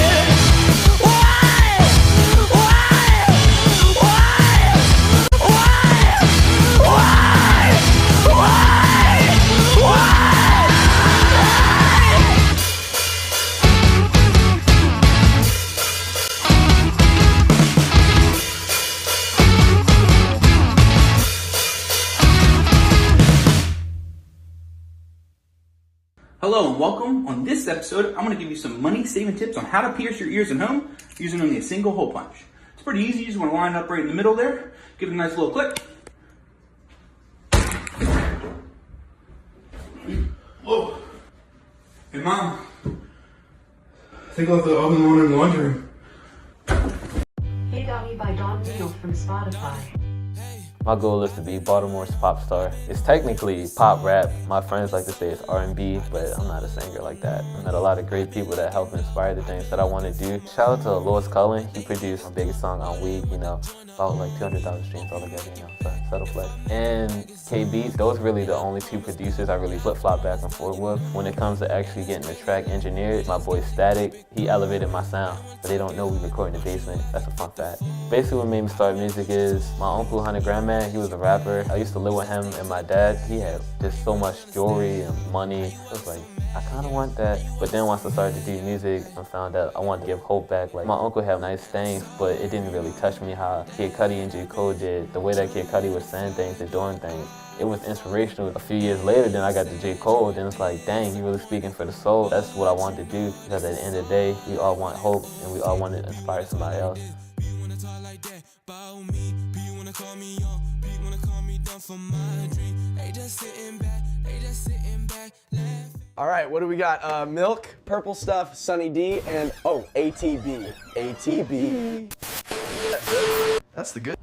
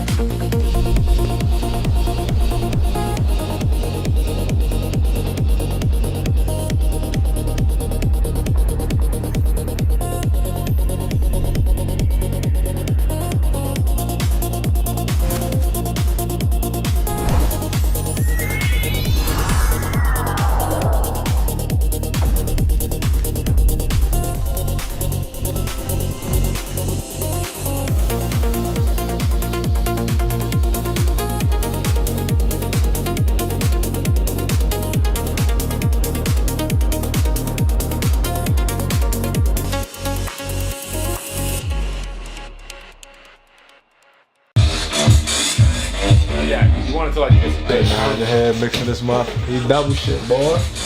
Yeah. Or music, the important stuff. We're making that goddamn hit singles. His greatness, man. He came to me a little while ago, like almost a year ago now. This guy is something serious. I'm sure all of you Dub fans already know. It's nothing new. It's nothing new for you guys. This guy's music is something crazy. It's something legendary. I'm just happy to be a part of this shit. Like, you know, E-Dubs, his shit, this dude has so much stuff going on all the time. Like, traditional music, for some reason, everybody thinks in 2014 that the less you have, the better it sounds. And I'm like, that can work in some concepts until you hear E-Double. Then it's like, it makes whatever you've been doing look like shit. Everybody knows when you hear his stuff, it's like, damn, like, it's just art, it's just so much that I'm listening to, like, it's so much that I hear, and it's, damn, it never gets old, like, everything, the chops, the vocal this, the vocal that, it's like, it's stuttered up and everything, it's just, it's like, damn. The shit's like everything though, like when you're fucking, it's not so awesome when you got it all broken down though, like, it's not fucking dank. Like, whatever you do to like, pre-mix or whatever, I don't know, you got the shit's on point. That I want to be mixing. This is that shit that really challenges you as an engineer. It really put me in a place to be humble, to be like, damn, yo, like, I really gotta make this shit pop. So.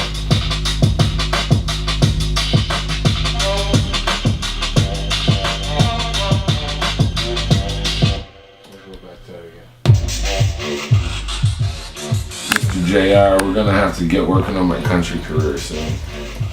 What do you think? I like your attitude. This guy E-Double, man. It's not a joke, man. You know what I'm saying? It's not a joke. He ain't mainstream yet. But yet is the key word in that sentence. Like it's on some next level shit. It's just like that. Is that I want to stay with a four-door because it makes you like have the excuse if you get pulled over or something, like, I don't know. Having a four-door makes it seem less like you're a fucking asshole. Like, nobody's ever in my back seat, but I just need to have a four-door, so it seems like, you know, that's the same reason I don't have a spoiler or anything. It's like, I have 405 horsepower. I fucking can go 175 miles an hour if I want to, but, you know, I don't too often. I try not to, but I do like to accelerate very fast, so I need that fucking Hellcat. And that Hellcat goes 0 to 60 in 3.6 seconds. Yeah. And it's only 60 fucking grand. It's like the cheapest fucking drink. So, I gotta make a bunch of money though.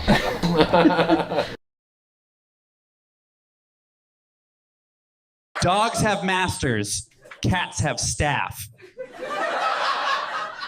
That's the difference. Dogs fetch the ball. Cats watch you throw it and think, wow, you need hobbies. Dogs love you unconditionally. Cats love you conditionally, and the conditions are a secret they will never share. Dogs are loyal. Cats are negotiators. You scratch my chin, maybe I don't shred your couch today.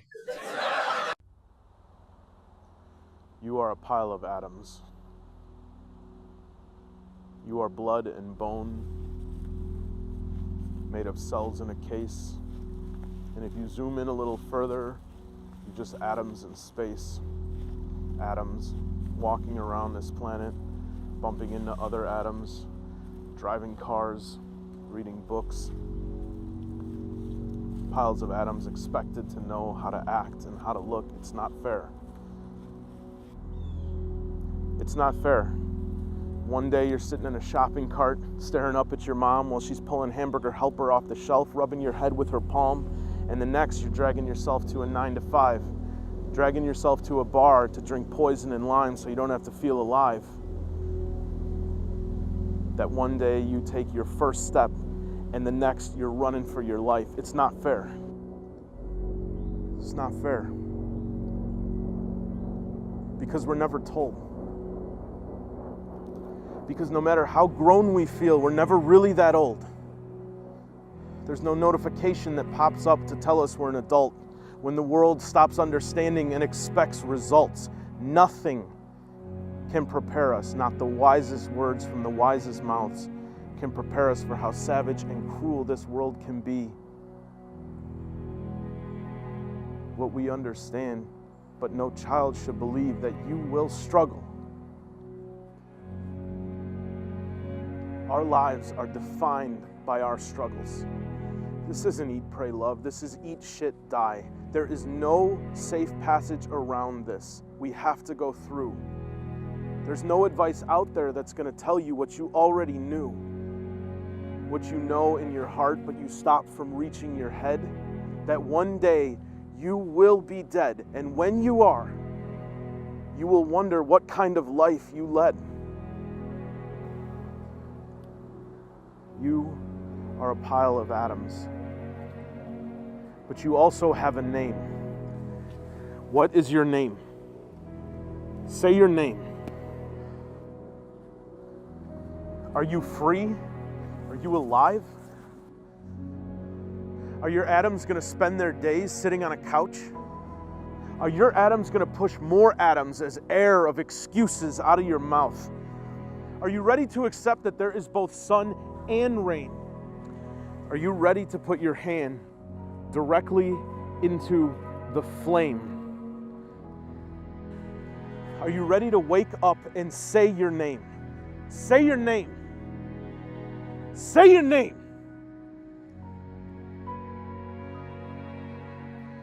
You are a pile of atoms, but you're also more than that. You are you, never to be replicated, around for just one tour of duty. You are a pile of atoms, but you have a name. What's your name?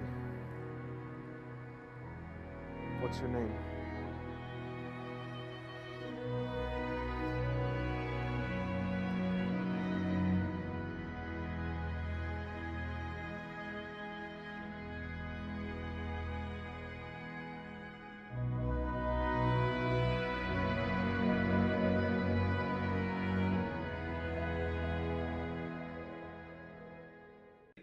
Whenever you're ready, sir.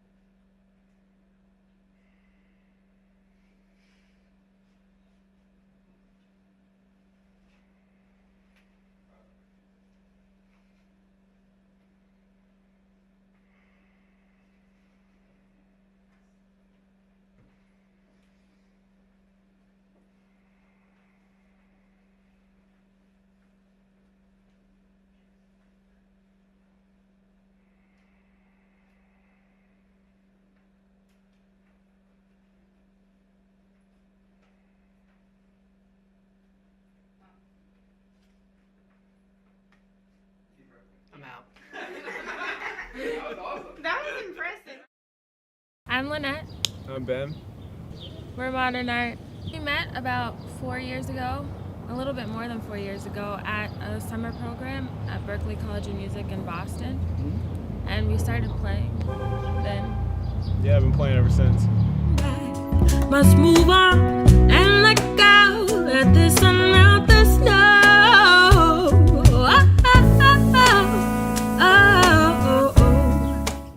Our sound is kind of eclectic, I'd say. I started listening to a lot of Feist and a lot of Nina Simone, a lot of Bob Dylan, and then I wrote music that just came out of my soul from listening to all that stuff.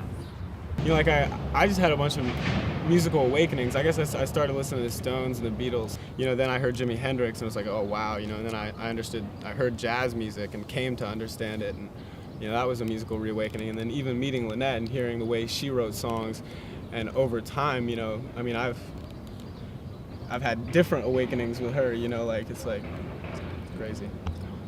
I mean, I just want to start simple. If I can take it to a show and get people there, you know, loving the music, then, I mean, that's just the beginning, but that's where I want to start. And then after that, the sky's the limit. Yeah, it's, you know, modern art. We can go off the deep end with this thing. We might just start splattering paint on our audiences Yeah. and that sort of thing, you know, who knows? For what it's worth, for what you'd say, like falling leaves, like the dawn of day. Commit the truth to your heart. It's never too late to start today. Start today. Start today. Down the lane, I heard it all.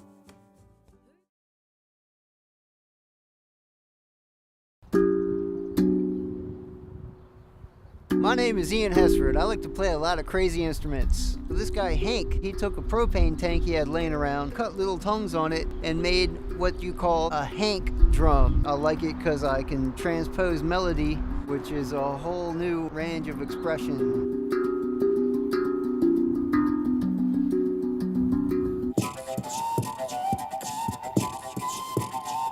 The food fuzara is based on the Slovakian flute called a fuzara, invented by this guy in Russia. Put the name right there, made out of plastic and tubing, kind of like a bagpipe.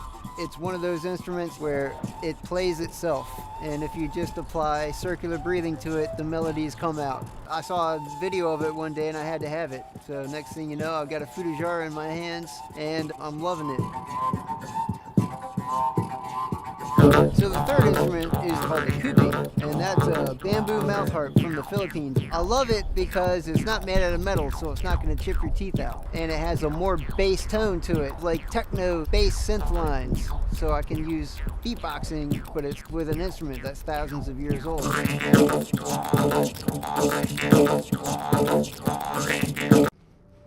I have this connection with the power grid. It doesn't like talk to me, like not in words, but in like surges. Need you balanced. I need you balanced. Cause they're coming for you. It's only getting hotter. All the ACs, they talk about the global warming. I can feel you. It's getting hotter, cause you're running your AC, get out there. I can feel you. We need balance. Easy now. I ain't gonna hurt you. Oh, I feel the balance. This heat is oppressive, but you will not be oppressed. Oh, that's what heat dome feels like. That's a new one, I like that. I'm your liberator. Oh, you need me. I think this is calling more from the actual system. To me, I hear it, I hear that buzzing. It's kind of like, you know, when the moths go to the light, I go to power. I go next. How you doing? I'm Steve Stevens, auditioning for the Jason Statham stunt double role. Have you done any stunts on camera before? Oh yeah, definitely.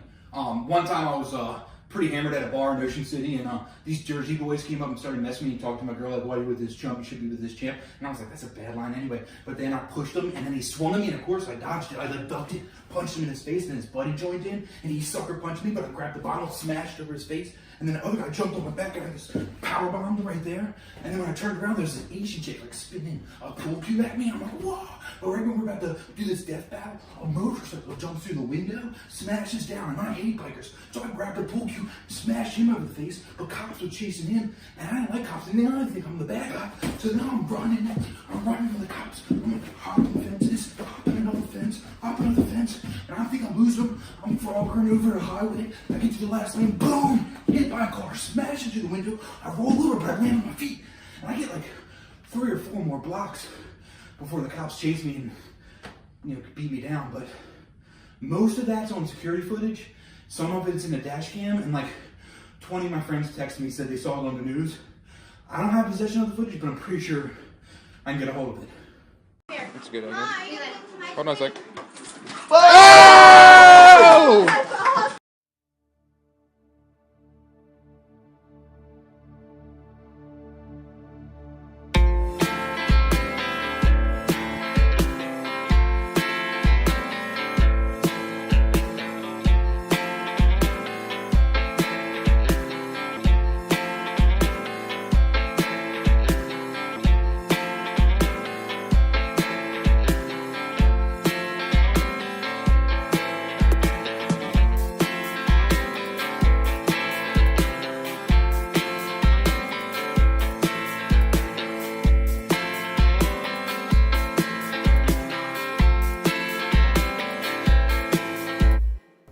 Thanks for being here. I'm living in my friend's laundry room.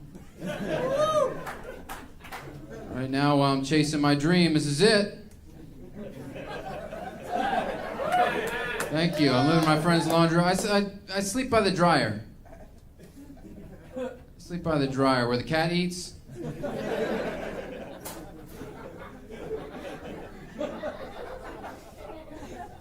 Cat likes wet food too. He eats wet food.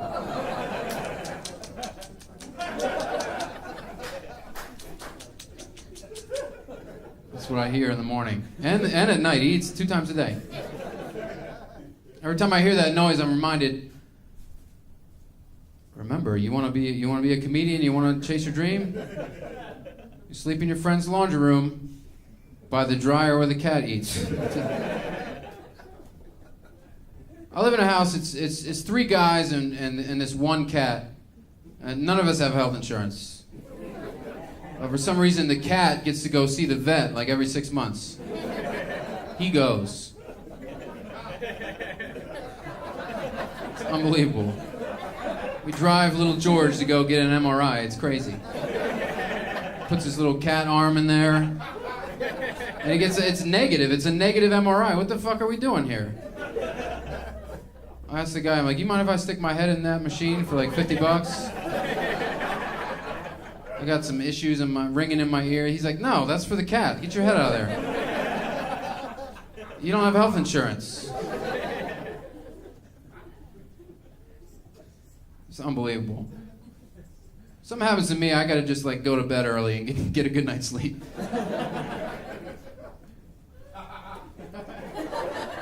I'm stuck giving myself a self-examination. That's what I gotta do. If something's wrong, I give myself a ball exam. I guess it's gonna happen in my balls. I don't know.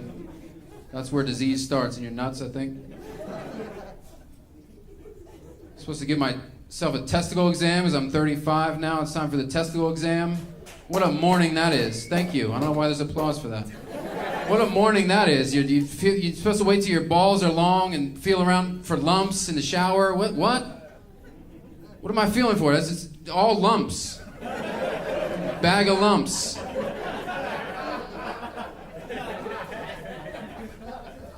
There's all kinds of cords and cables that run through your testicles. What's a lump and what's a cable? I don't know.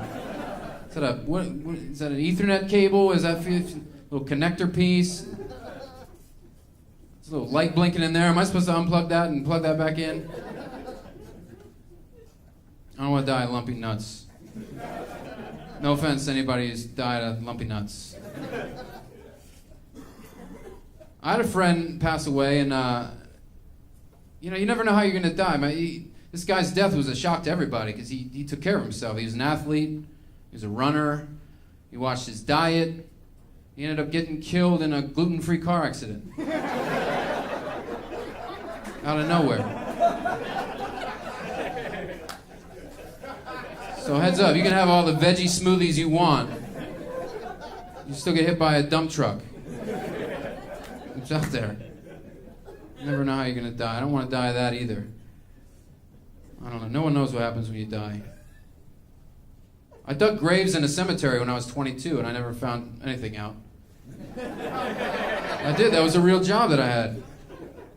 I got the job by accident. I was living next to a pet store. I walked into the pet store. I said, "Are you guys hiring?" And he goes, "No, but the guy who owns the pet store, he runs all the cemeteries. He needs grave diggers." I was like, "He needs what?" There's the job description in the title right there. Fuck it, let's go. We're digging graves now. $10 an hour. I'm 22. I learned a lot of shit. I didn't learn anything about what happens on the other side, but I did learn a lot of shit. Like, there's these commercials that come on TV that try to scare you. Like, funerals can be expensive.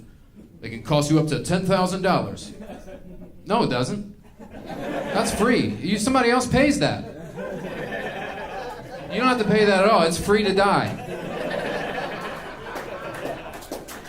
It's a free experience. It's a free experience. Don't worry, just breathe easy. I can't afford my own funeral. Nobody can. Nobody can. And we had to dig people up too. Like my boss said, show up early on Monday, we got an exhuming. I had to look at that word up, like, what is exhuming? It's like, people have their dead family members dug up and moved to another place in the world. Yeah, I was just as surprised as you are. That's even more expensive. So it's $10,000 to be buried, and it's $20,000 to be dug up by me and a dude with an insane clown posse tattoo. And a sleeveless shirt and a shovel. You can have that done. I don't want to die, man. What happens after you die? Nobody knows. People want to know. It's very curious.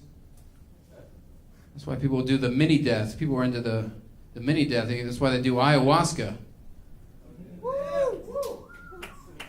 Okay, a couple claps for ayahuasca. Ayahuasca is like it's like an ancient plant ceremony down in the rainforest. And a lot of Americans been going down there and to try to obtain enlightenment. You know, they go down there, it's a ceremony. I'm so enlightened to come back. I got a buddy trying to get me to do ayahuasca. He's like, dude, I'll book a flight. We're going to go down to Peru. We're going to go down the rainforest. We're going to get in a kayak and go up the Amazon River. We're going to go see a shaman. We're gonna do the ceremony, drink the brew, stay up all night, dig a hole and shit in it. It's enlightenment. You're going to like it. Like, don't be afraid of the ceremony. Don't be afraid of the shaman. I'm like, I'm not afraid of the shaman or the ceremony. I'm afraid of the rainforest. What? I'm not going to the rainforest. I'm taking my skinny, bald Irish ass down to the rainforest. The bugs know I'm going to be there. They can smell it pheromonally. They know I'm there. Crazy, but all kinds of ants and bugs and crawl in your brain while you're sleeping. Big bats and spiders. I'm not trying to get eaten dick first by a tarantula, you know? If I want enlightenment, I'm staying here. I'm gonna take a bong hit by the dryer. That's what I'm gonna do. I'm staying here. There's no bugs. A couple bugs. Oh, the rainforest. Not doing ayahuasca. I didn't do ayahuasca, but I did smoke DMT. No? You can clap for ayahuasca? Okay. I see how this works. So DMT is the active ingredient in ayahuasca. Look it up. I don't know. I'm not a fucking scientist. See, it's the active ingredient in ayahuasca, and it's a smokable version. You don't have to drink the brew with the scary shaman. So it's smokable. It doesn't last very long, and I do this stuff with my buddy. We smoke it in his apartment. It doesn't last very long, but it teaches you like thousands of years of information in like 5 minutes. Comes at you quick. So I smoke this stuff with my buddy, and off I go. I transcend space and time. I went backwards across the ocean. I saw my parents before they were born and their parents before them. It was one of the most profound experiences of my whole life. And I exhaled, I stood up, and there I am in my new skin. And then I get a call from Sprint. Customer service care. They're like, you need to pay your phone bill or we're going to shut your shit off. What are you doing? I'm like, I don't have it right now. I don't have it. I don't have it. I had to set up a payment extension, like as I'm coming down off DMT. So she's asking me questions, I can hear every click of her keyboard. And after we're all done, she goes, Mr. Jameson, is there anything else we can help you with today? And I said, yeah, do you think we have free will? Do you think that DNA has consciousness? And that we're all one big fabric of the... Never mind. Can you call me back at another time? Thank you. And then I dropped my phone and all the texts and pictures just like slid across the floor. In fractals. Unbelievable. DMT, check it out.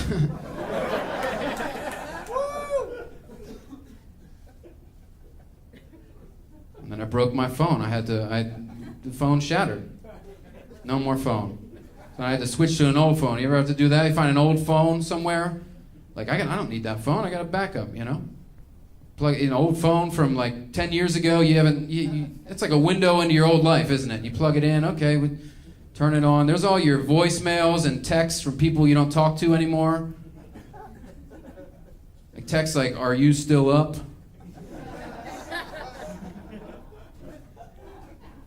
Wouldn't it be crazy if you just picked up where you left off with that? Like, yeah, I'm still up. It's been at least 10 years. I live somewhere else now. I'm still down to, are we hooking up? I know you have a family and a husband and everything.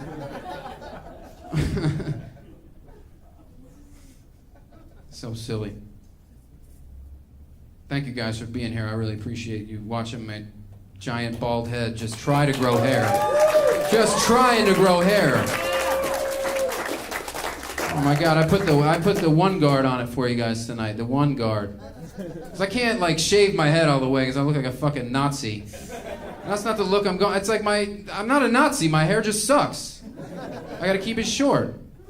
I know I could grow my hair out really long, like on the sides. It grows out really good. I could look like fucking Bozo the Clown. And I know that would make me funnier, but I'm not gonna do it. I'm not gonna do it. No way. I'm not doing that. I'm trying to look cool. That would suck if I tried to look cool doing this shit. Like came out all fucking yeah. You guys would be like, what a fucking loser.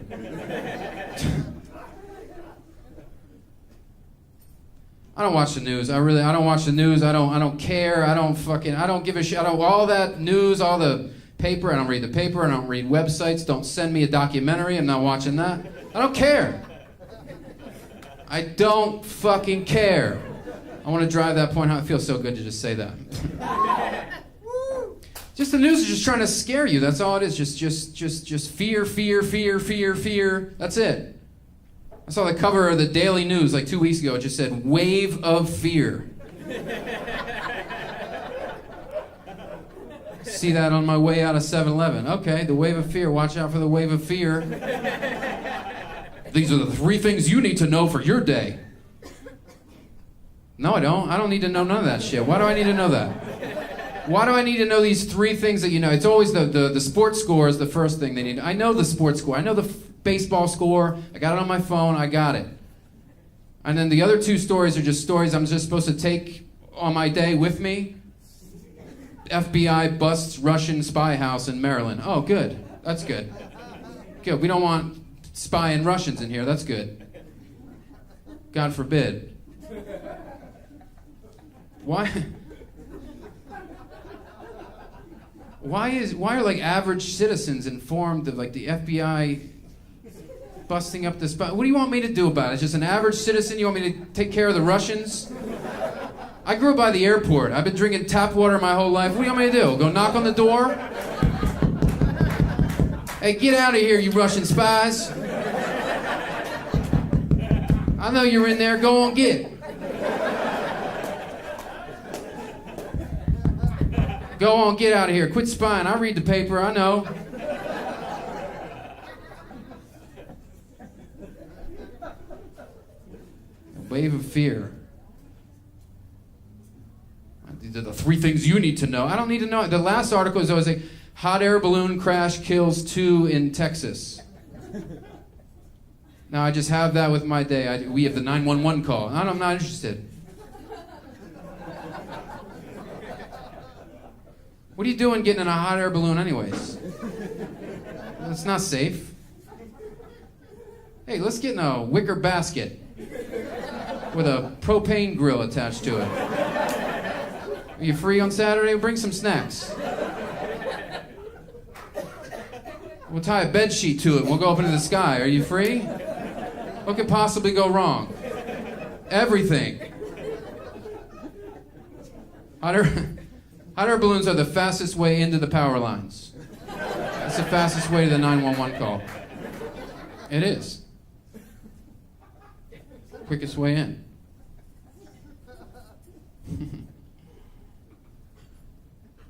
Just trying to scare you all of fear. Watch out for the wave of fear, okay, would you? Just trying to scare you.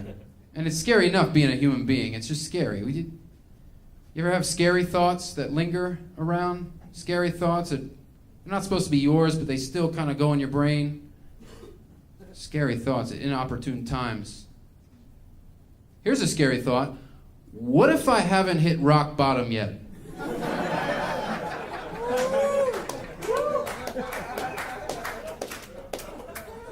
That's a tough one to have. I understand. It's a tough one to have. I had that today.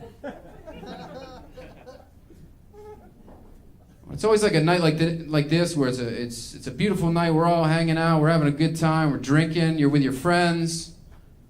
And it's time to go to the bathroom. Excuse me, I had to go to the bathroom. You go to the bathroom.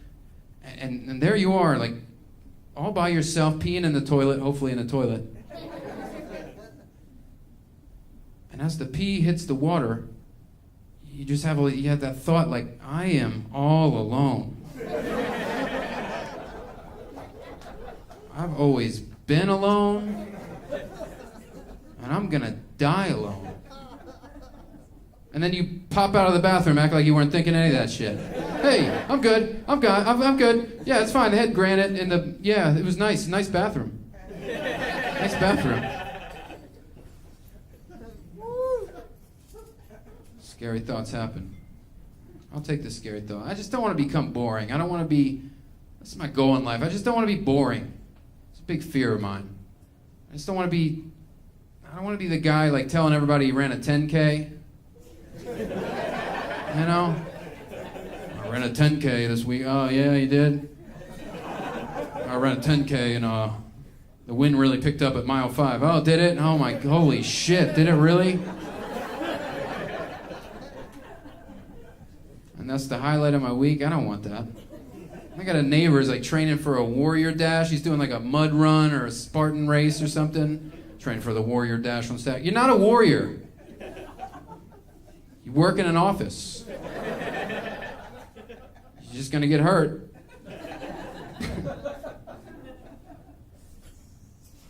I don't want to be boring. I don't want to be standing around at a brewery tour, like going to see how beer is made. You know, going on a brewery tour. Let's go find out how beer is made. Oh my God, brewery tours are so boring. I went on a brewery tour once. I'll never get that time back. Just not enough ingredients to make a brewery tour interesting. You know, just the ingredients in beer is like hops, yeast, and water. Oh, cool. 3 rooms. You're watching a whole fermenting process. You just go in, this is where we keep the hops. Hops are right here. Okay. Guy pulls out like a box of hops, and you want to smell that? It smells like ocean pine. No, I don't. Get your fingers out of my face. I don't want to smell that. This is where we keep the water. The water comes in here. We add that to the hops. Okay. And then you want to go to see the yeast room? Like, no, I want to get drunk. I want to skip to the sampling part. This is why I didn't tour the Pepsi facility. I want to get drunk. Now that you've wasted everybody's time, I want to get drunk. And then he lines up the bottles as you're there at the sampling part. You can tell, and the guy's like leaning in. You can tell the oatmeal stout, the nose has complexity, right? All right, dude. Is there gonna be a 10K after this, or what are we doing? Oh my God, what are we doing?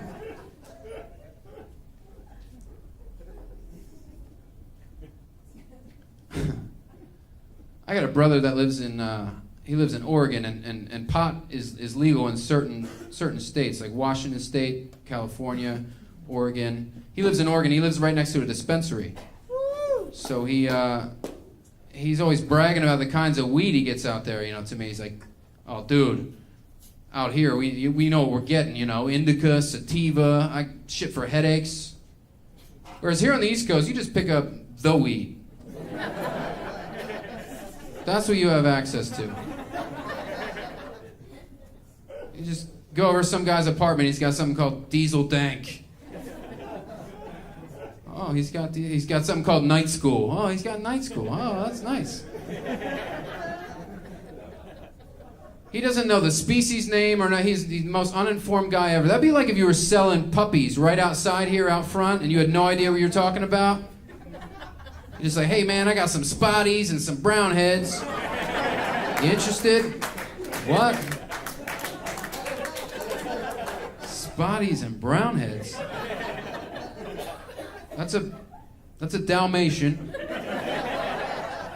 That's a beagle. It's not a brown head. It's not a brown head at all. What a silly fucking joke that is. Oh my God. Surprised that works. Spotties and brown heads, huh? All right. Gotta have a dog. Everybody's got a dog. Gotta have a dog, right? You gotta have a dog. Everyone's got a dog, I bet, in here. Not right now, not in here. Yeah, right now he's at home in a cage barking at the thunderstorm. He's constipated. I know. You love your dog. Does he love you? I don't know. He's bred that way. We're not sure.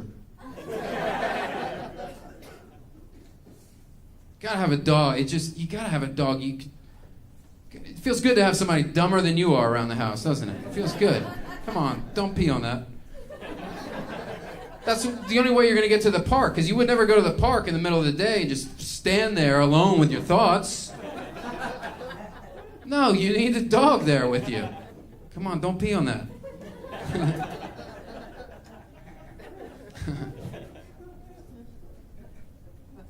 People feed their dogs the most insane things. In every pet store, there's like an artisanal dog treat section with like a reach-in bin with clips, and there's donuts and cupcakes with little dog bones on them.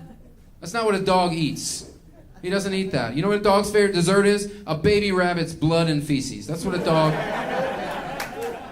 Get him that.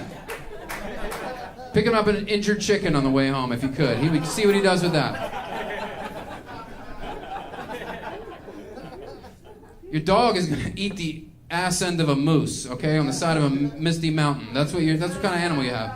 If you care about your dog, make him a blood popsicle if you could.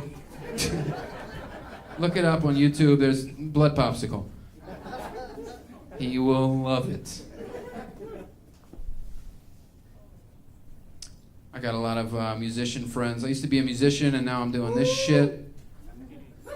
Not hiding behind my guitar, I'll tell you what. I got friends that they're still musicians. They're great guys. One friend is he's a jazz musician. He invites me to his show, and he's a great dude. He's a great musician. And we get tickets to the show. We go to the show and sit front row, and it's great. But I don't like jazz. I don't understand jazz. Jazz doesn't work for me. It doesn't make sense in my head. You know. Jazz is just like structureless music. There's no organization to it. It's just like a guitar lick here and a horn here, and the drummer sounds like a dick. He really does. The drummer sounds like a dick. What is this song? You would never make a jazz sandwich for somebody. Ah, what am I eating here? Oh, it's a sausage patty on a blueberry panini, onion vinaigrette, shredded wheat, Skittles, and a pumpkin pie crust upside down with a birthday candle on it. It's jazz. Do you like it? No. Maybe you just don't get it. But it's jazz. I don't know why I'm so angry about jazz. I don't know. I apologize. I don't know why I'm so angry. I went and saw an acupuncturist because of the anger, you know? You know? I went to acupuncture assuming that would work, and the guy, like before we got started, he has this talk with me, and he says, listen, Arch, I want you to remember that anger requires more energy. Requires more energy to be angry. I'm like, yeah, man, I have a lot of energy, so I can maintain a lifetime of anger. It's not a problem. My family did it. My grandfather did it. It's fine.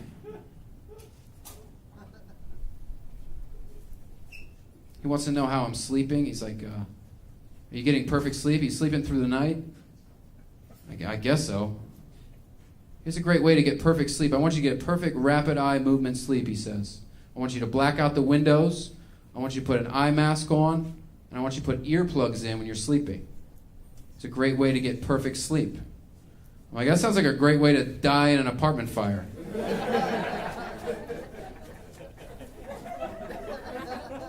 Sir, that sounds like a great way to have all my shit stolen in the middle of the night while I'm getting perfect sleep.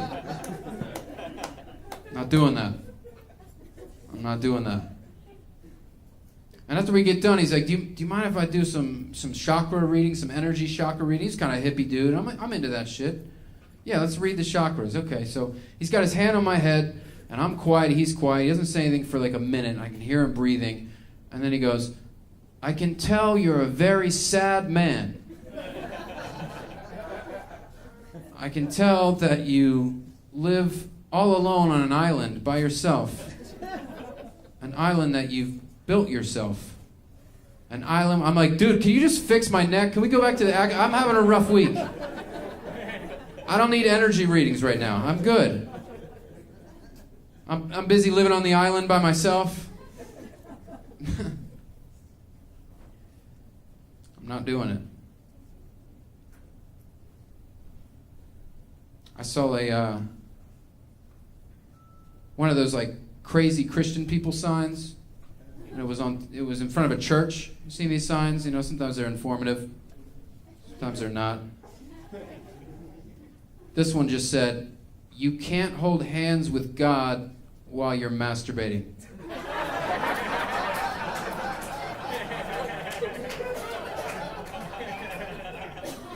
And I looked at that and I thought, sure you can.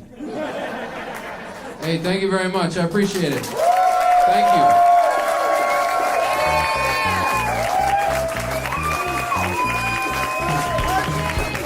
One last time for the very funny Archie Davidson, ladies and gentlemen.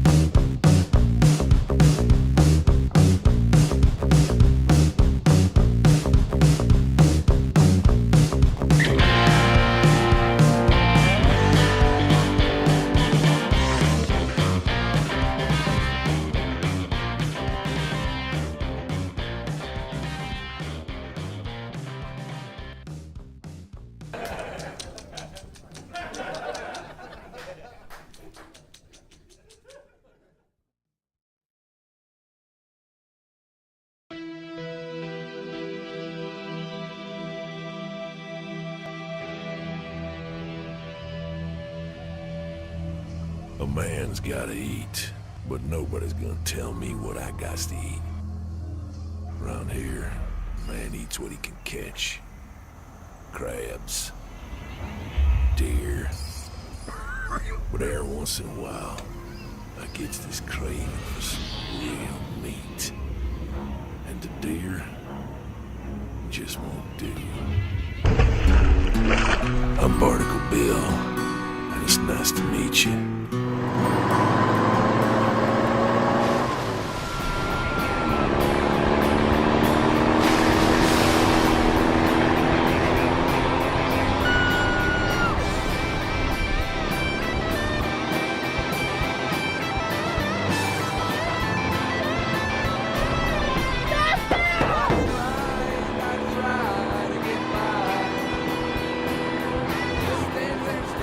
Back in here, come on.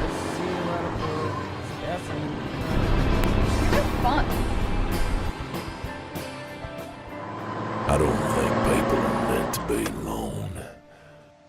It's human contact that keeps us human. Without it, you become what my kin have called me all my life. A monster. They might be right. I do have feelings I can't control. Longings to touch, to taste. You know what? Maybe I am a monster. And I'm starting to like it. Loneliness does strange things to the soul.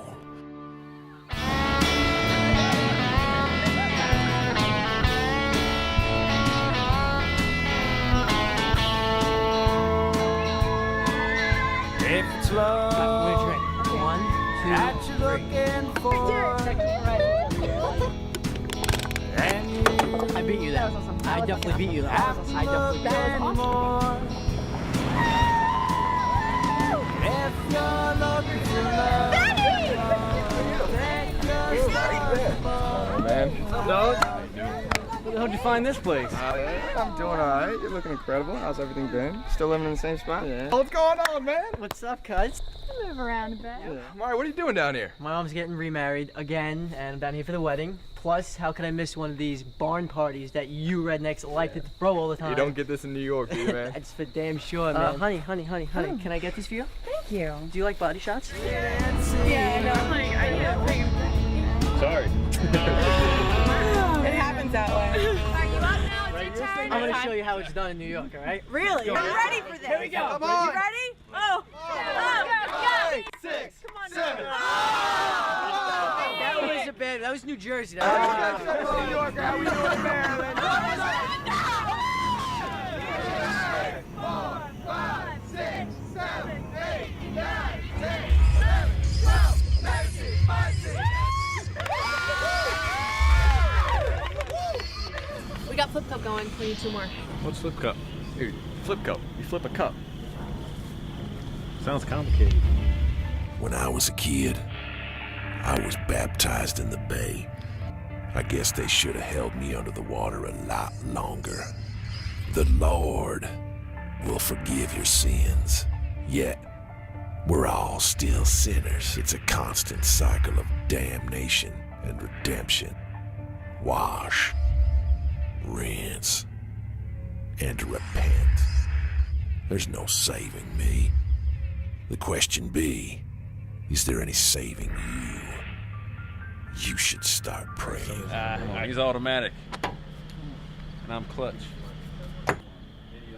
Buckets. All four of y'all, please. Can the love of Jesus just come down on y'all and make something make a cup? All day, son. All day. Hey, baby, I got something I want to show you. No, I got I last really cup. want to see this. All right. I'm out. Benny, you're in for me. Got it. Where you man? Y'all better be scared. Watch this shit. Benny. Oh. Rain Man, holla at your boys. Keep walking. Walk. All right. Yeah, no throwbacks, no nothing. I'll make it again. Romance. Romance? Are you kidding me? I just seen her with another guy 10 minutes ago. Okay? That's not exactly waiting, being faithful. Just let it. It's fetishes. I'm just jealous. Hey, you guys seen Woody? Dude, way to sneak up on us. Whatever, I called RJ like 17 times. Checking. Three it is. Oh, you got him. Awesome, man. What, you seen Woody? We went down to the lake with that lady friend. You can go join if you like, you know? Yeah. I don't know if y'all want to do that later. Have fun, but fuck that. You take me all the way out here to have sexual relations? Maybe. All right. Now, the water's a little chilly, and I tend to perk up. But that also means you might get cold. You think you can handle that? Oh, I can handle that.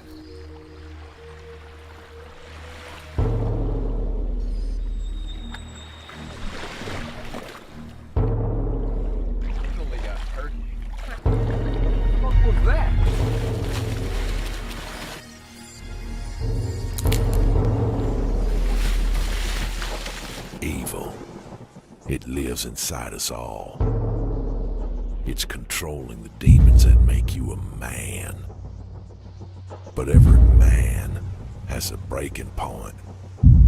It's usually at the base of the neck. I'm Barnacle Bill. It was nice to meet you. I spent a long time sitting here thinking about what a fella might do to you. And it's become increasingly clear what I've gotta do.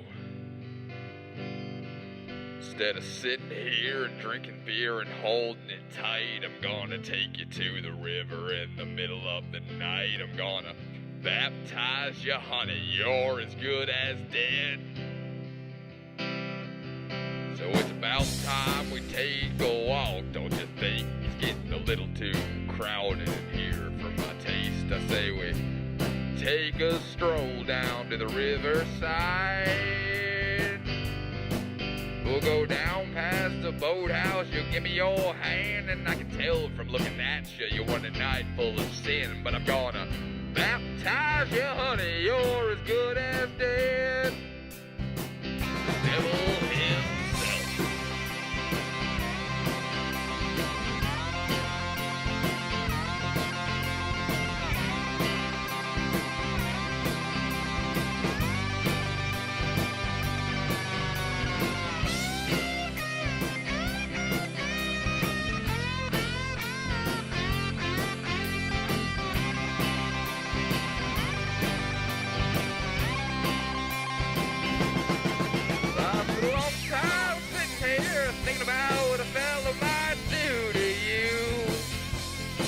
And it's become increasingly clear what I'm gonna do. here, drinking beer and holding it tight. I'm gonna take you to the river in the middle of the night. I'm gonna baptize you, honey. You're as good as dead.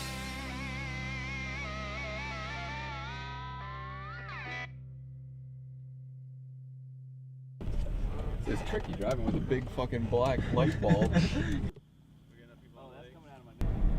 Watch me adjust myself. I'm watching everything. You didn't take me out here to take advantage of me, did you?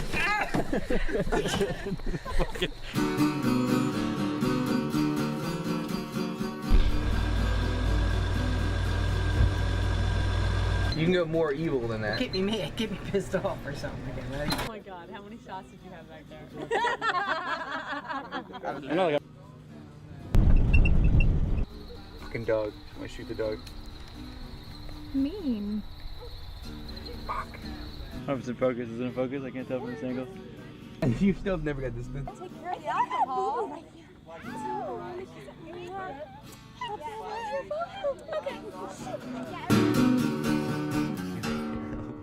Leave the word, Stalled. I take a breath water.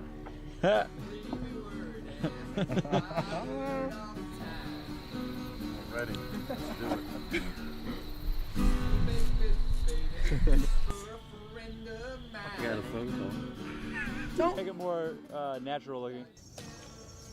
Look at you. Rock on.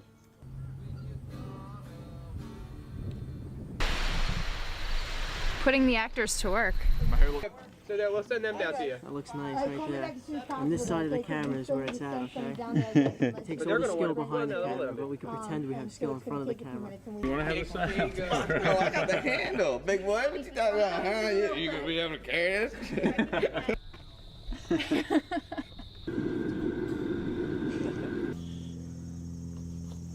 Shout out to all my cousins. I just saw it matter. Ugh. Fuck. That it's like me talking out the side of my mouth like that. Like, a man's gotta eat. That's it.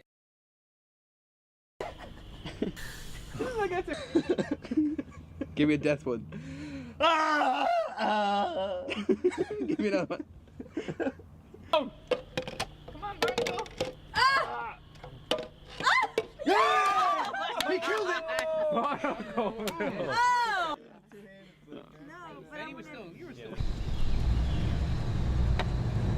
Well, it's 5 o'clock. That's not nothing, mate. Is your mom at home? No idea. Oh, you motherfucker, man.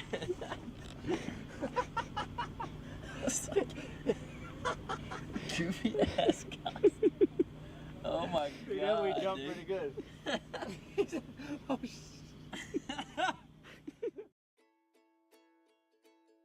My name is Sam Barsky, and I knit sweaters with pictures of all different things. I started knitting back in 1999. I finished my first sweater at the end of the year that was solid color. Not too long after that, I started making a sweater that was a map of the world. It took me about 5 months to get that done. And then I started designing my own. It's been in a number of galleries, the Visionary Arts Museum. Sometimes people recognize me from the media. Like, for example, this is my Hollywood sign sweater. When I went last year to the Hollywood sign, there was a group from a tour bus that came to see the sign as well. They said, "Are you the one who knits the sweaters and goes to the landmarks?" And I said, "Yes, I am. I have some very good news for you. You're about to see me take a picture in front of another landmark." Baltimore is like the perfect city. Baltimore is a nature lover's paradise. There are lots of parks around here. Actually, about half the pictures that I've taken in places have been in Maryland somewhere or nearby. There's still a lot more places in Baltimore I want to do.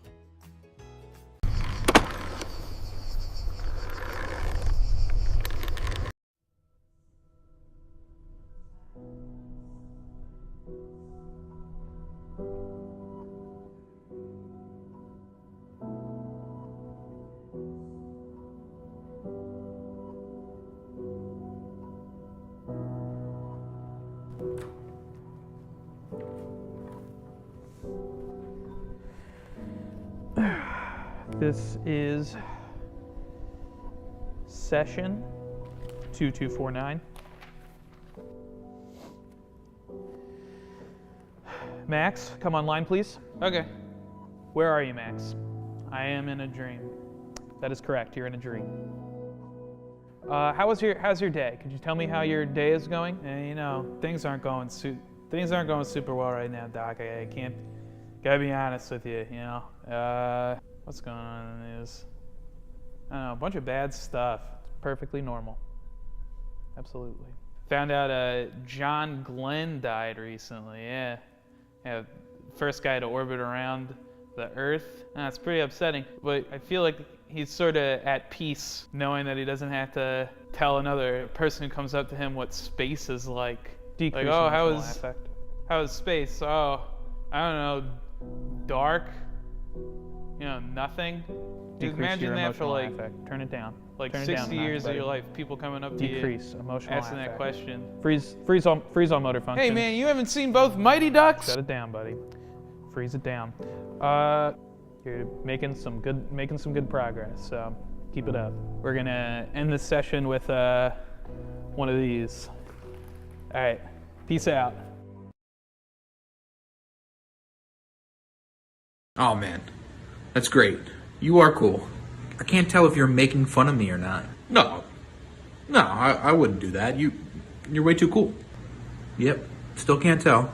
Are you saying I'm a good actor or just an asshole? If those are my options, I'm taking the good actor. I mean, thanks, cool guy. You're cool, believe me. See, now I definitely don't believe you. So you're saying you're not cool. I've never claimed to be. So I must have been mistaken. You're actually far from cool. See, thank you. You're welcome. Cool.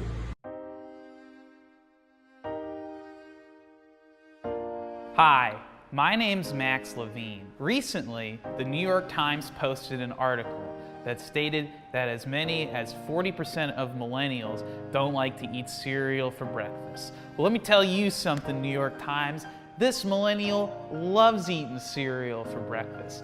We got 5 boxes of cereal at my apartment. My roommate and I split. We got off-brand Cookie Crisp, off-brand Corn Puffs, off-brand Lucky Charms, like a more healthier cereal, but it's all the same. You know, it's all sugar and carbohydrates and stuff. But the point is, you know, who are you to judge whether or not I wasn't asked questions? None of my friends were asked questions. Maybe you don't like cereal, huh? Huh? New York Times? Maybe someone should write an article about you. Oh, 40% of New York Times doesn't like cereal. More like 100% of New York Times is stupid and sucks and shouldn't even be around. And you don't even need a newspaper to write something like that down.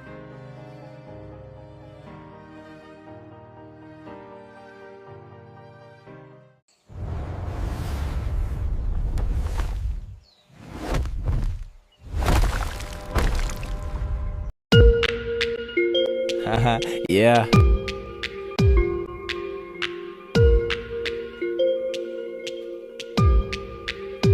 People telling me I changed, well maybe I did. I went from Brian Harmon to a band and a split. They judging what I do, but don't know what I did. Yeah, they blowing out their speakers when they listen to my shit. I don't wanna be a him, I wanna be a him. Wanna change the world, music make you wanna live. Everybody wanna be a him, get it when you listening. Cause you're having fun, they mistook you for a simpleton. But who cares what the people think? Let them think, more time to pour drinks, more time to fake blinks that mistook for winks. Catching all my pipe dreams before from NSYNC. Yeah, we'll keep living till we overdose. Keep partying every time that we home alone. And for those who don't believe in our dreams, don't bother telling us because we won't know what you mean. Got my saggy fitted jeans and my iPod. Everybody telling me I'm king, like my God. Thank you for this life and everything that you gave me. Hope you can look past my trouble and misbehaving. And you telling me you love it, but I think you only love it because everybody love it. But these are things that I put up with to make people see the end of the arrow on my compass. I'm too cool for the new school. People I used to know say I used to be so and so. Now I'm great, so get used to what I'm gonna do. I'm not changing for a you-who. Oh, hi, glad to introduce you to the greatest rapper that you ever heard on YouTube. This some real Dr. Seuss with the loose screw. Crazy having fans whose family used to noose you. But it's cool, I'm not judging anybody. They only judge me, cause I'm not just anybody. Some people make me sick, killer with my antibodies. I'm just chasing fantasies arisen from a hobby. They'll only love you for a moment. Sad to say that moment isn't the time that you want it. They'll only love you for a moment. Well, this might be sad to say, but my moment is all I wanted. So everybody put your hands up. Tell me that you love me. Fulfill all my plans of being at the top. Troop salute to the commander. Cause man, I'm better than the goose to the gander. So they starting rumors about me full of slander. They just mad that my dream's much grander than anything they've ever thought of or ever been a part of. They tried to box me in and now I'm bursting through the borders. Premature stardom, swag post-mortem. They used to pass me by, but now everybody want them. Superman here to save you from your boredom. Say I'm the best yet, not really, but sort of. And I appreciate everybody who's listening. And if you haven't yet, grab a seat and listen in. Cause this is the story of my life. This is the story of a young colored man born white.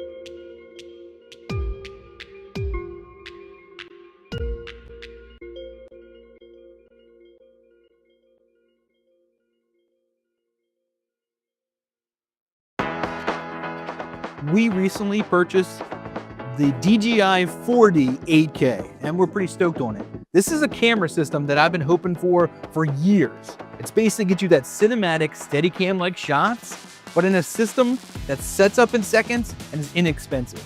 And we're hoping that this camera can help us shoot an indie feature in the fall. And when we originally set this camera up, did we put it on its highest quality? You would think.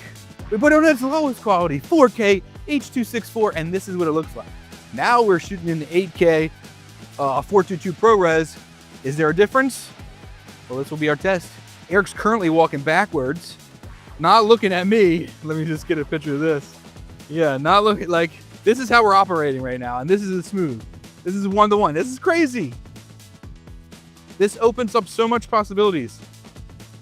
I've seen a lot of backlash about this camera online, mainly due to about its visuals, you know, saying it was too drone-ish, felt like they're drones and oversaturated. And that might be valid, but what this camera can do just opens up my mind too much. Seeing it on how they used it on Adolescence and what we're doing now, this is just easy peasy for us. So to me, that's value right there.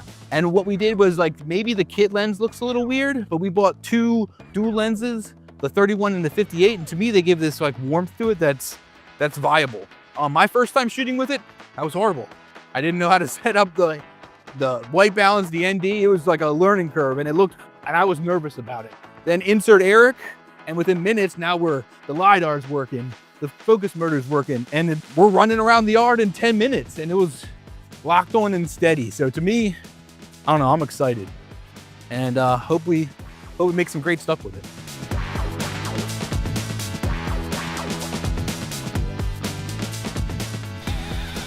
Like looking at it makes me mad. It just doesn't make any sense.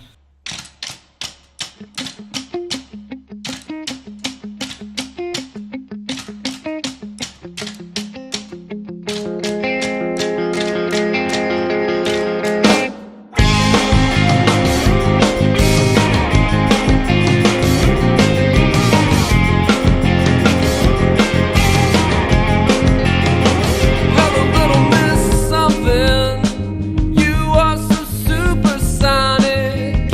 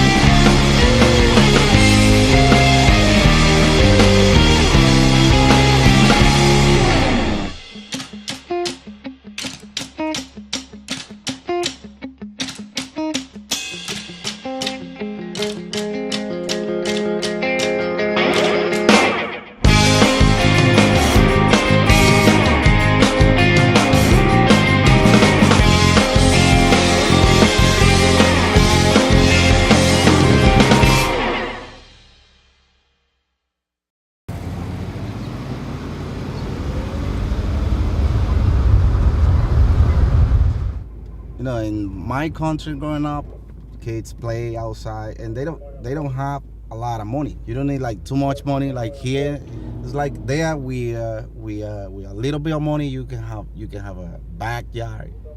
Here is different.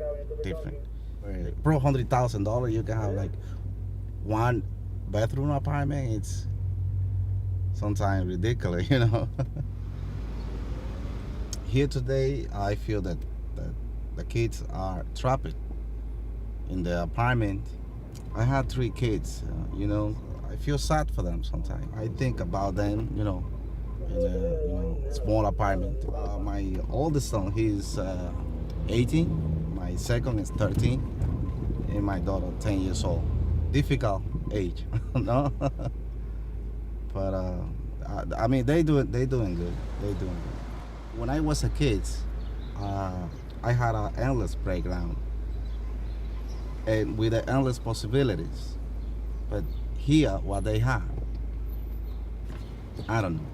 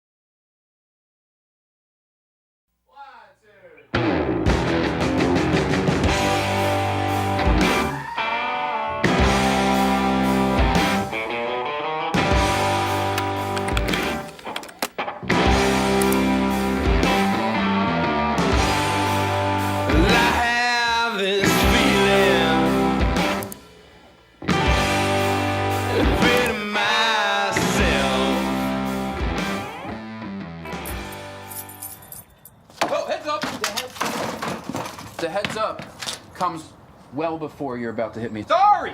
You're staying there rent-free. That seems like a pretty sweet deal. Take these off. I think it's a pretty sweet deal. What you got going on? You're staying there for free. Remember that time when Becky dumped me? Mom charged me like $600 a month to come back home. It's just a place for now while I'm figuring out what me and Leah are. Figure out what? Leah's figured it out. She's with another dude. Probably right now with another dude if you think about it. She's moved on, and you need to move on. You're a free agent. And you're about to get the big bucks.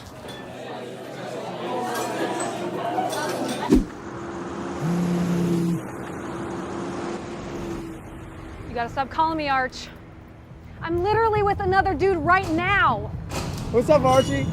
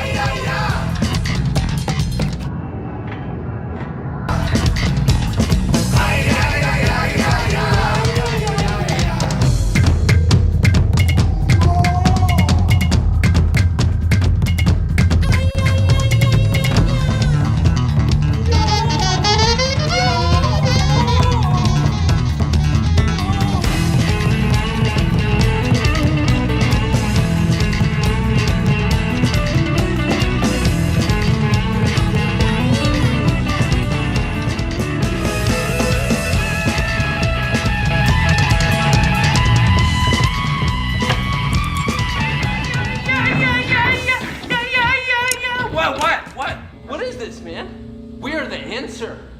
Do you have a question? Hi, my name's Archie. I live in the laundry room. There's no door, and I just wanted to know, like, how long you guys would be practicing. You can't just stop a jam like that, man. Like your petty material concerns. Are you kidding me? We have a gig tomorrow, dude. It's like waking up a sleepwalker, man. Man, I didn't mean to interrupt your laboratory here. I gotta do a bunch of drywall in the morning. This is a beautiful place. This is a beautiful Airbnb, and we really like the accommodations, and it's a very, very cool place for us to find our third eye and all that. But you can't interrupt us like this. You could have killed us, man. You know what I mean? Like, spiritually. I'm sorry, man. I just wanted to get a time frame for how long you guys are gonna We're be trying to rehearsing, meet up you know? on another plane, right? And Patrick won't show up. And we're trying to lock that down. So it's 2 a.m. on Tuesday. What do you want, man? What do you want? Why are you being so aggressive? I didn't mean to interrupt. I just want to know another hour. It sounds great. It sounds loud. So we call it 3. Is 3 doable, guys? Yeah, man, 3 a.m. Great. Sorry. Thank you. Apologize. We take it from the yeah, we'll take it from the no, thank you so much.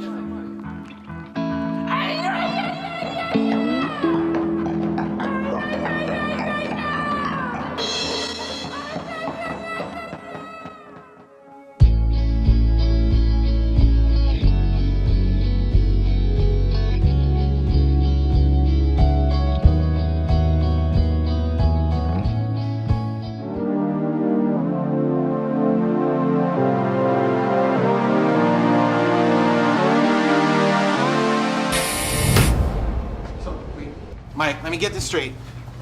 Did you email Dennis? Dennis? Dennis McKenna. Did you email Dennis McKenna? I thought... The headliner for the event. I thought it was Terrence McKenna. Fruit of the Gods? Terrence? You emailed Terrence McKenna? I sent an email to his people. I haven't heard back yet. Right. You know, you might not have heard back from him because he's dead. His brother, Dennis McKenna, is who we need for the event. No Dennis McKenna, no event. No event, possibly no magazine. This is serious. Why is this not important to you? Are you a millennial? I think so. This is not High Times magazine. This is not some H&R puffin stuff, hippie bullshit. I'm trying to change lives. This is about drug policy. This is about reform. This is about actually using psychedelics in the way that they're supposed to be used to help people.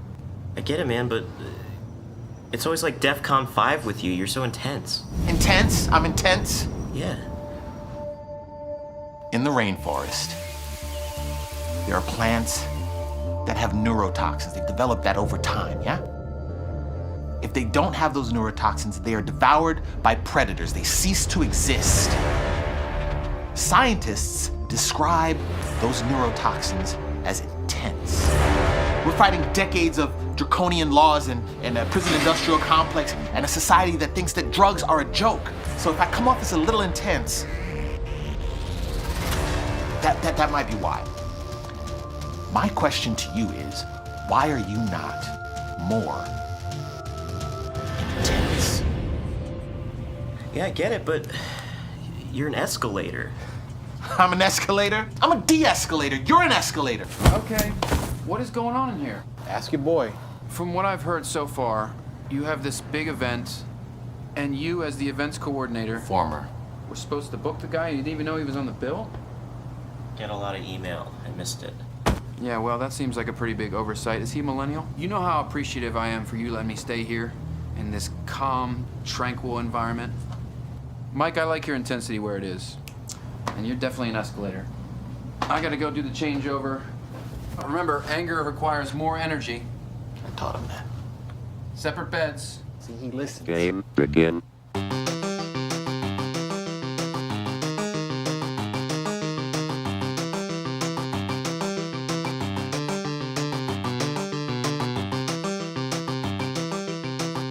Game over. Hey, whoa. Before you leave, yes. This is very important because the guests didn't find the keys last time. I need you to leave the keys under the igneous rock. Do you understand? The igneous, not the metamorphic, not the sedimentary, the igneous, yeah? Yeah. Do you know what that is? Yeah, there's only 3 types. So the metamorphic cemetery, so the indigenous one. That's the one that's got sparkles on it? Igneous. Please, this is so important. Comes out of volcanoes. This is why God made Google. Figure it out. Listen, I went to public school and I've been drinking tap water my whole life, so I will Google that. Jesus, did you sleep at all last night? It's like, how many times you gotta rehearse? Yeah. I slept fine. So, yeah, I gotta go deal with Captain Millennium. I know you got a lot of shit going on.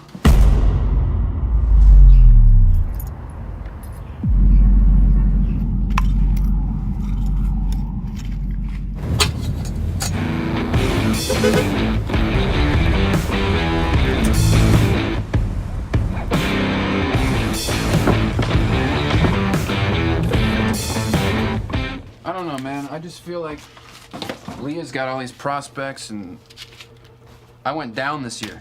You know who also went down? Who? Super Bowl MVP, future Hall of Famer, 5'0" Drew Brees. You know I don't watch football. But you should, because his last game as a Charger, he went down, shattered his shoulder. Now the Chargers got to make a decision, just like Leah. Does she draft a young stud Phillip Rivers who's going to give her job security and a bright future? Or does she stay with the shattered old balding Drew Brees? That's you, Archie. So you're saying Leah is the Chargers? Exactly. Guess how many Super Bowls the Chargers have, Archie? Like 2 or 3? 0! They have 0. I mean, you're a future Hall of Famer. You shouldn't doubt yourself. Where's this thing going? I don't know, the 10th floor rooftop terrace or something. Yeah, no way. This job sucks. Hey, I got you this job. I got you to this job.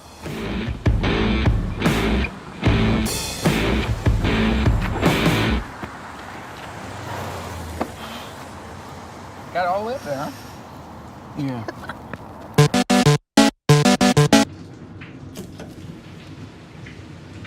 You hear that?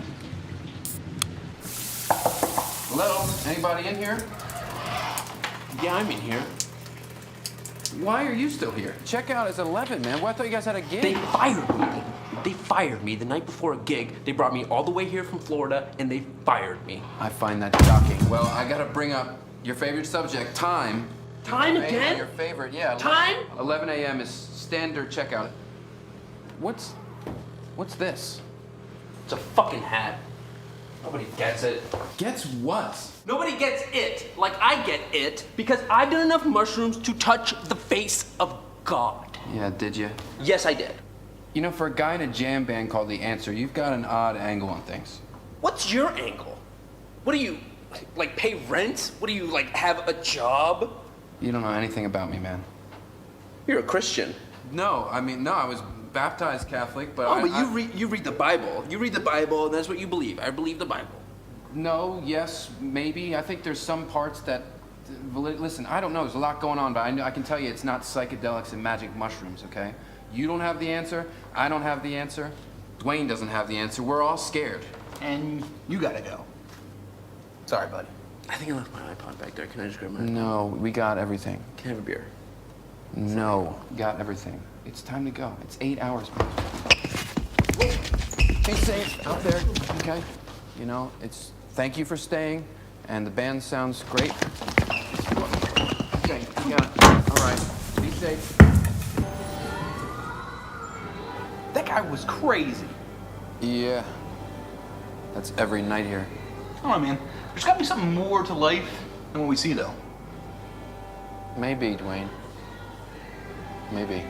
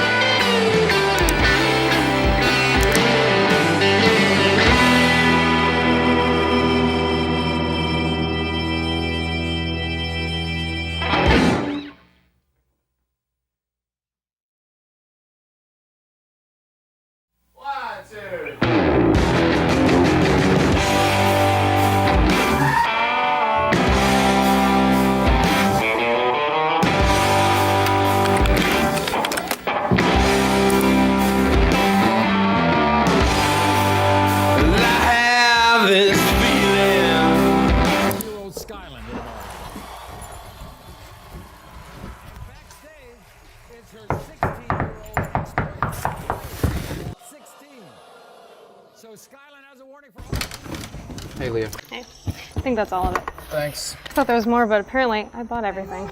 Yeah, I'm a minimalist now. If that's what you want to call it. Hey, door! Yeah!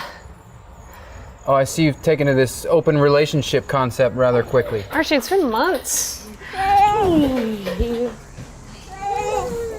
that yours? No. What's up, Archie? I saw on Facebook that you're staying in some like hippie Airbnb laundry room or something. Yeah, I didn't post that. What's up, Leah? Hey, Dwayne. Look, so you never thought about being with other girls when we were together? Yeah, like I did. Of course I did. I just didn't. I didn't act on it. Does butter stain? Yes, it does. Archie, you got too possessive. You don't possess me. I don't possess you. I deserve to be happy, and so do you. Can you teach me? Babe! I love you, but It doesn't feel like love. I gotta go. Yeah.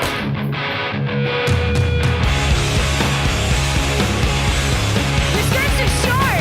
You're just too tight. No, we have to live. You sleep all day, stay out at night. You we have to live. You talk too much. You like to fight. You How'd it go? It went all right.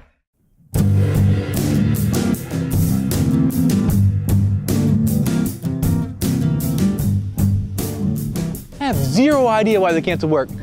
Definitely not gonna rain. It's definitely gonna rain. That's a cumulonimbus right there. You see that? That's gonna come in. Ain't gonna be no ball game. Drop a whole bunch of water on the whole neighborhood.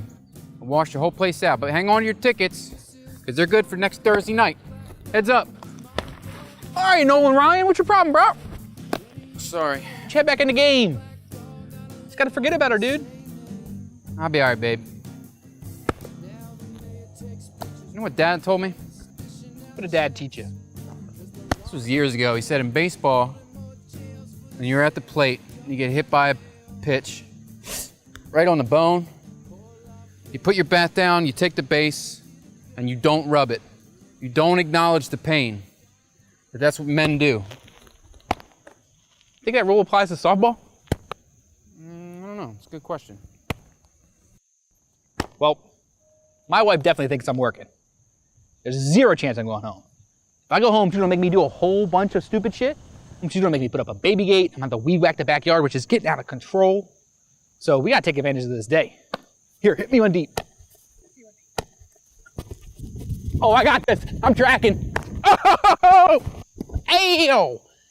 Ew. Right in the knee. Watch that sciatica there. All that you're gonna get that tingling in your fingers. I think I hurt my back a little My bit. godson, he was up on the roof, he fall off right into that opioid crisis, man. Hey, look, he was driving that forklift. He got a time and a half every Wednesday. Not no more. Not no more. I'm back. Let's go back to your place. Anybody staying at the Airbnb? I don't know. Some random person from the internet.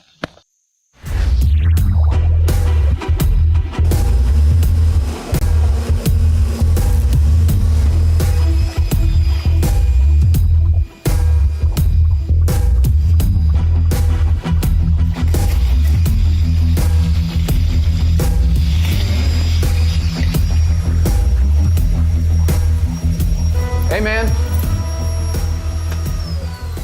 What are you doing? I figured I'd get out of the cleaning fees if I just did it myself. No, that's my job. Thanks, though. Thank you. I appreciate that. No worries. Thanks for staying. Take care. Oh, wow. This guy cleaned everything. These jars were labeled. So what? They're just mushrooms. Now we have pizza toppings. You're out of your mind. Plus, Gordon said we can have them whenever we wanted. Yeah, he said pay attention to set and setting is the most important thing. I'm set for this setting. We're off work. Seems perfect to me. I'm not crazy. You're crazy. Eat it. Eat it.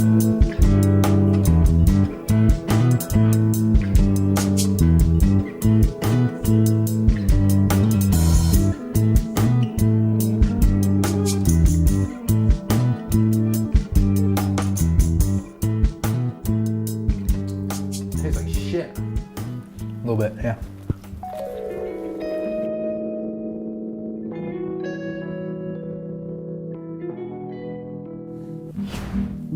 Feeling anything yet, or?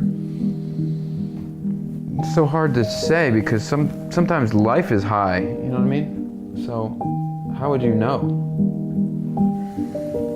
I think we're supposed to know. I guess when you know, then you know. Yeah, it kind of feels like I feel a little more comfortable, but they say the come up is confusing. I'm definitely aware more of my body. Yeah, it's weird how like there's angles, and that's measured by degrees, but then temperature is also by degrees. You would think somebody would be looking into that. Words are weird. I don't think I even meant to say that. Yeah, I feel nothing. I feel everything. I just feel like I have vision. I can see into the future. You know what, man? I think I'm finally done with women. Open your eyes. Get him out! I don't like him and I want him to go! That's right, ladies! Get him! No uterus! No penis! Men need to know! Hey, what's up? My name is Ebony. That's my sister Janet. Thank you. We stand with this? Yeah. No. Really appreciate it. This is like is right off the rally This pad? is a man. Yeah. He could be a serial killer. Did you do a background check? I did. This is our white brother in Christ. He's crazy. So thank you for staying. Did you find parking and you got? Yeah, we're good. Okay. There's a little. Look at him. I'm looking. Thanks for choosing this spot. From the KSE 7 o'clock news to African American females found in pieces, dead in an Airbnb. Okay, keys. These are keys to doors. So I'll give you that. Dead body where you're gonna open that door to. There's a bathroom upstairs. There's a bathroom downstairs. There's a bathroom in the basement, but don't worry about that one. He wants to watch us in the bathroom. And let me know if you need anything. I'll be present. Serial killer all day, every day. Present. So let me know what you need. You know. I don't need help with anything, and I'm never using We're the good. bathroom. Thank you so I'll much, shit on Archie. myself. Don't shit on. What? He smells like cheese. Oh God. I'll make a murder of you. Suitcase. People know we here. 'Cause he's trying to kill us, and I know he's gonna kill us tonight. I can't believe you guys.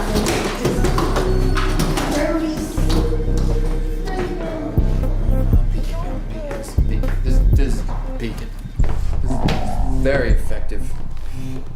Very effective. Psilocybin cubensis is the most common type of hallucinogenic mushroom found in the Western world. Though human cultures have used this compound for many centuries, we are only just beginning to understand the physiological mechanism that produces its effects on the brain and its billions of neurons. While users have reported confusion and a disassociative sensation, the drug actually boosts brain activity, synchronizing areas of the brain that normally aren't connected, creating a dreamy state, a sense of openness, a feeling of cosmic safety, and connectedness to the earth and its beings. So do you guys recycle? Yes, we do.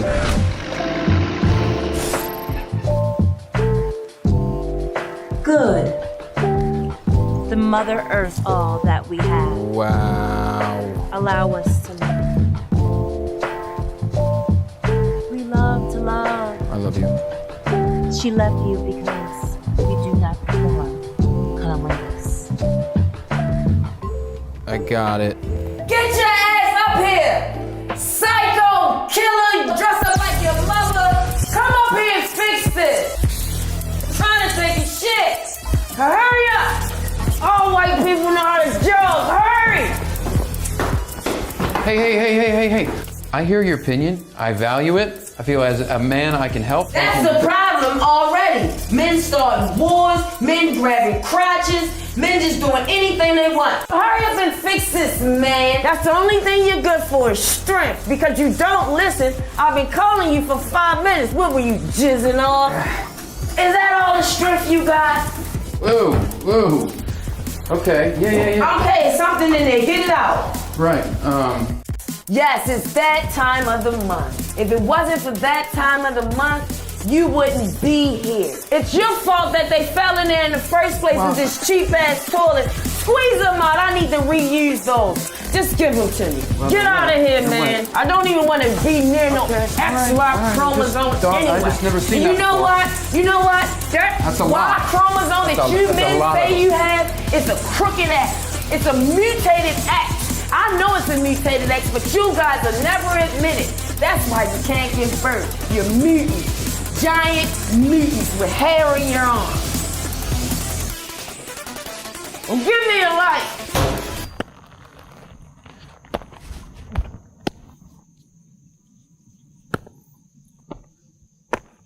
Dude, sorry I bailed yesterday. After that chick was yelling at you, got completely bad vibes. Yeah, well, you missed out, dude. Because once the yelling died down, she ended up being a really cool person. They invited me upstairs. There's candles. There was this little lesbian jamboree drum circle going on. I got to play my guitar. Hell yeah, dude. And the conversation just went right into the morning, really. It was incredible, man. You know, obviously I'm tripping balls, so, you know, like the set and setting. You want to talk about set and setting. But they filled me in on all kinds of things that I needed to learn, you know. Got it through my thick skull about feelings and what to feel and what not to feel and when to feel it and when not to feel it. It's the psilocybin, man, I'm telling you. It practically fixes everything. I don't know what it did for your back. You know what? Completely forgot about my back. See? So what, are you saying you're a feminist now? It's not about being a feminist. It's about being an ally. I'm an ally. What is this, World War II? Everybody, we got an ally over here. Come on, man, this is serious stuff. Oh, I get it. I definitely believe that women are the superior being. After Becky gave birth to JR, newfound respect. I mean, seeing the way her body changed as she carried that alien for 9 months? But not only did her body change, her mind changed. The metamorphosis was beautiful. I'm not saying she went from like a caterpillar to a butterfly or anything, but she can definitely sting like a bee. I'm glad I'm not a woman. Oh shit. Speak of the devil, I gotta go. You don't mind walking, do you? No, all right.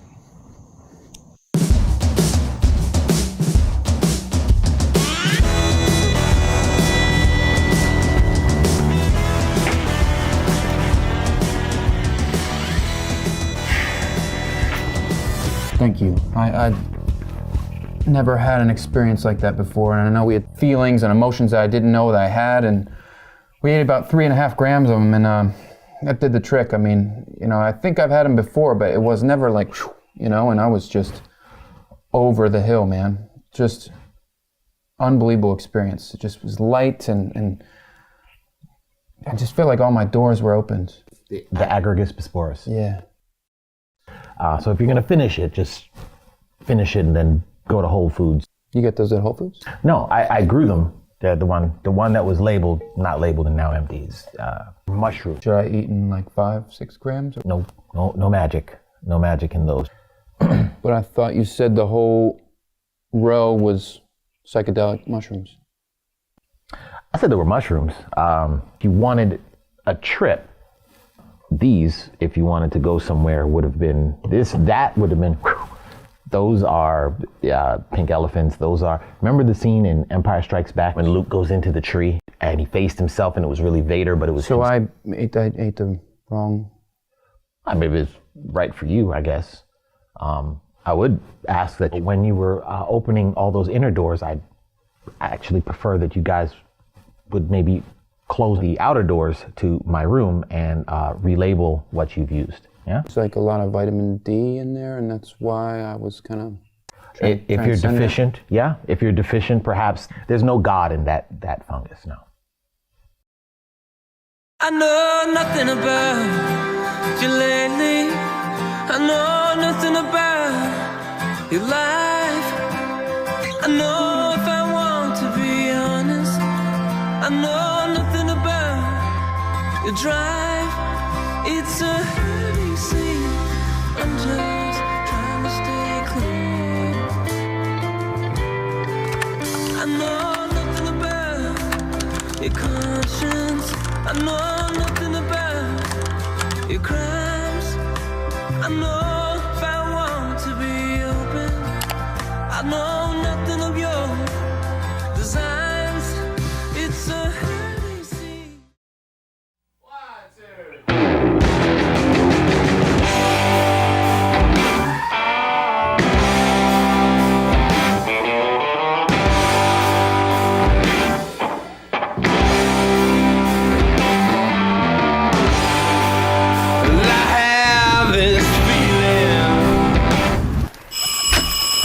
Why did we let Harry book this place, man? We should be living with chicks. There are only dudes in here. Nothing in the fridge either, man. And it stinks. Archie! What's up, man? This place is a shithole. Yeah, I know, man.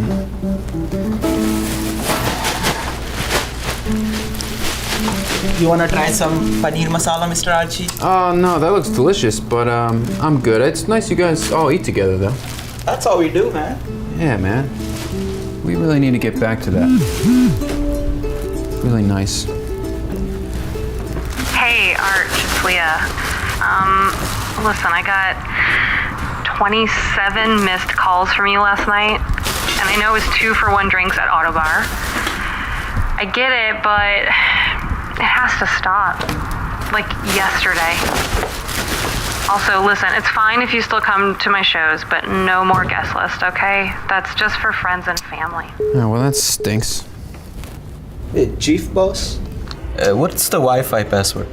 Oh, that's on the website. Oh, I tried it. It doesn't work. No problem. Let me go reset the router. For how long you have been running this place? You don't look like the guy on website. No, that's Gordon. I'm kind of like his assistant. This is his place, so just give me 1 second. Miss Lydia! Miss Lydia! Oh, she's home. Miss Lydia, are you home? I need you to reset the Wi-Fi.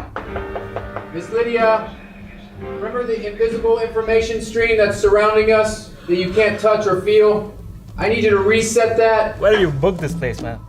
At least I booked something. You guys were not even booking something. And have you guys looked at your budget? I need you to unplug that and plug that back in.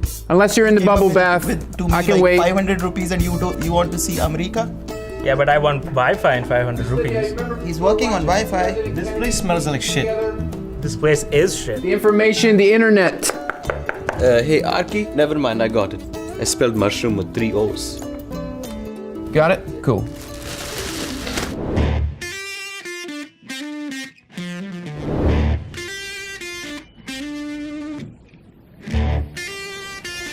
Yo, Archie! Archie, what's with the build-up? The city doesn't pick up on Earth Day. They should at least recycle it. I think they just set it on fire. It's all going to the same duck pond. Is that trash? Look at the date. It's unusable. Plus the millennial spelt psychedelics wrong. Looks right to me.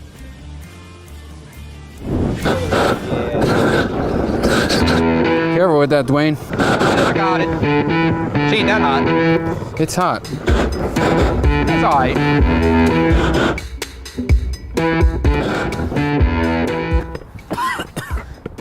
Oh, what is that? Looks like God cleaned out his one hitter. Essentially dead dinosaurs from an ancient swamp. Dinosaurs? I don't even believe in dinosaurs. If it ain't in the Bible, I ain't buying it. No? Put that photo of Jesus online riding that raptor. Oh, I saw that on the internet. If you ask me, it looks Photoshopped. Oh. Do I still have eyebrows? Do I still have eyebrows? Yeah, you're fine. I can't smell anything. Okay. I can't smell anything, Archie. Okay, calm down. I can't smell anything. Okay, I need you to calm down. I need you to calm down. Calm down? Yes. You calm down. No. I almost died on the roof in Remington. Come on, man. Let's just finish this job, okay? We're almost there. Finish this job? Yeah. That's what you're worried about? Yes. That's what your problem is. You never connect. You don't even connect with me. You never connect with anybody. I connect with people all the time. Look where I'm staying. I connect with people all the time. They come in and out. You know, sometimes I connect too much.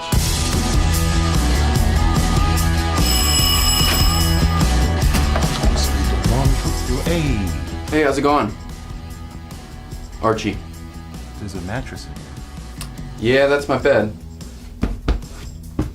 It gets better, man. All right, let me know if you have any questions. I have a lot of questions. All right, enjoy your stay. Yeah.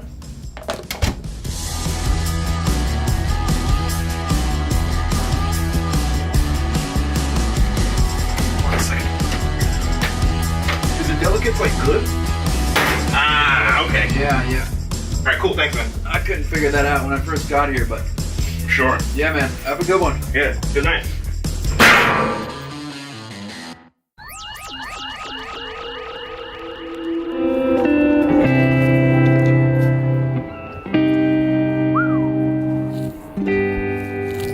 See everything up here.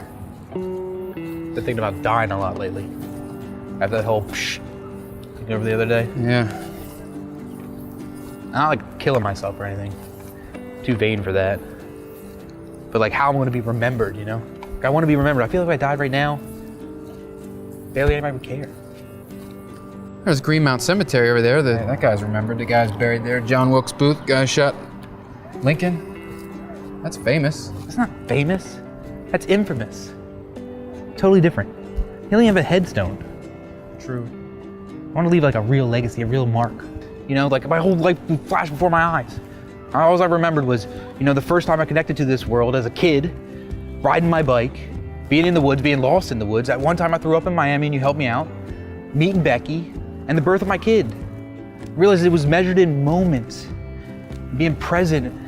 I feel the only way we could do that is to be 100% us. Be Dwayne. Be Archie. I feel like we all have that in us. I feel we all feel it. I feel the calling. I feel it. I feel here. But I don't know why I deny it all the time. From now on, I'm not. I want to look right at it. Look that man right in the mirror. Now, if I know me, I'll probably just cut myself shaving. Or at least miss the spot. All right, well, you wanna get all this with? Yeah. Yeah, let's roll.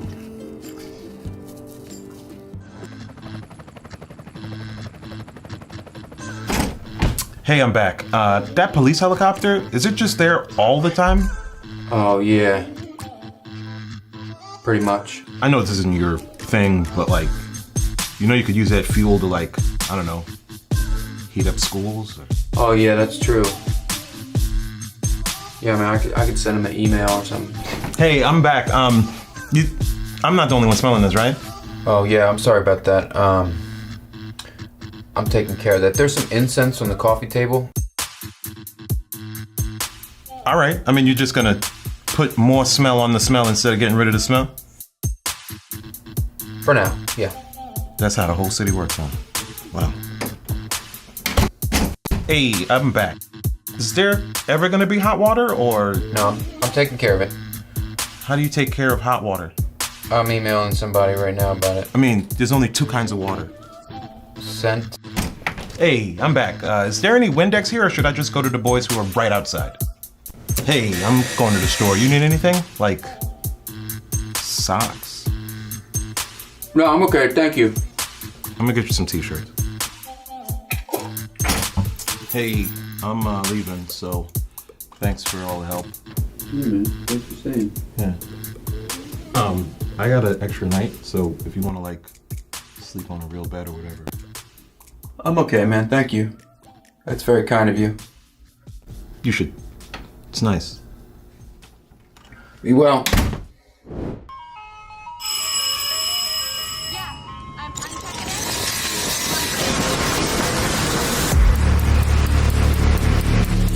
Archie. Leah. Archie.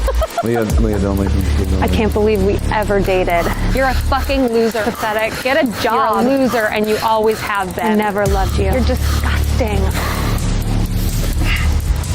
What's up, Archie? Yeah.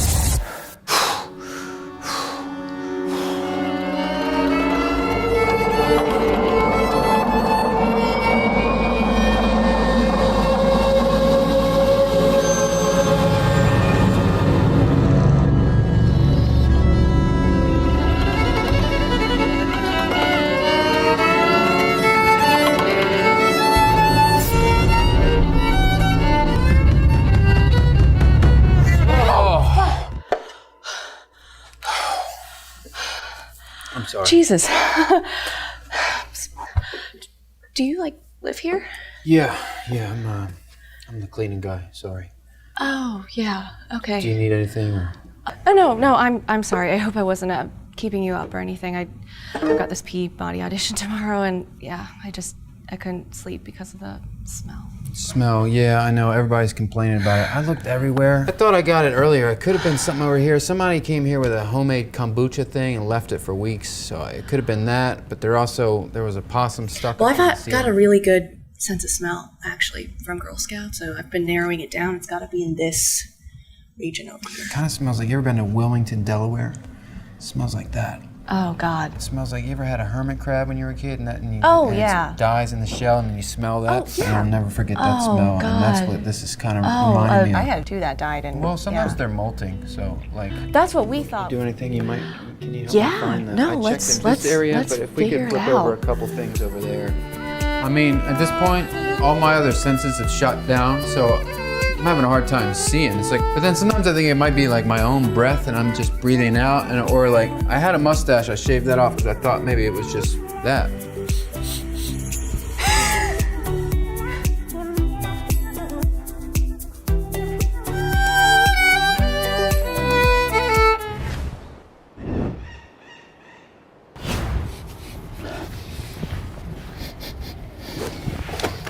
Gotta be that, right? I can't smell anything, but I can definitely smell that.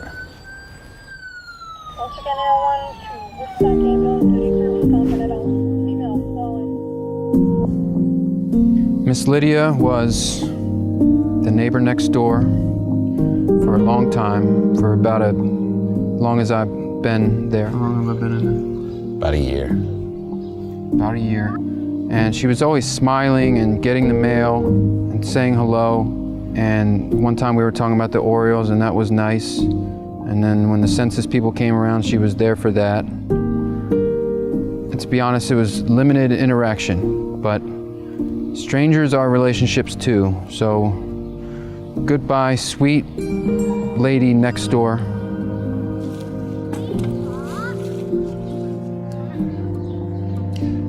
You know, we should have put the router in probably in the other room. Yeah. God sense. Yeah, man. Jackson. Welcome to the land of the living, where we don't walk in fear and no fucks are given. I think they took them when I came up out the book. That's the second time my possessions was lessened, I find. What the fuck can I expect? God waiting on the check. Can't even get my bitch to show me respect. Maybe it's the hollow seat of misogyny. Maybe I'm just not the Romeo Big Papa that she thought I should be. But fuck it, I gotta grind on my own time. I tried to tell her that the whole time. A grown man on his own can't stand in his own way. Cramped, then he knowing that he worth more. I'm out here telling people that they gotta search more. I'm out here showing people that they gotta work more. You hear the name, it ain't a game. If I ain't rocking, it's the same. Gotta get the people all of what they came for. Yeah. Gotta give them what they came for. Yeah. Gotta give them what they came for. I know what it's like to want what you came for. So I'ma give you more and more and more.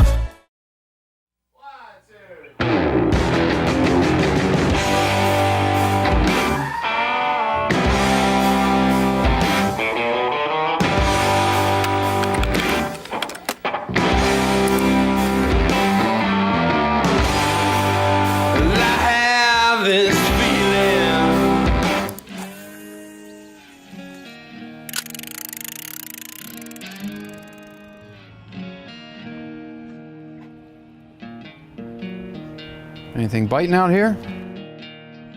Rumor has it there's a 15-pounder out there. Albino. Red eyes. 15-pound what? Street bass. Alley flounder. Garbage trout. Rats. You ever look into a rat's eyes? Look deep into his soul? No, you haven't. That's why I'm winning this tournament tomorrow.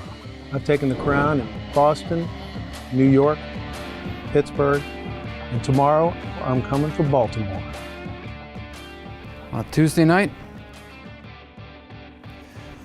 Good luck out there. Hey, you're scaring the rats.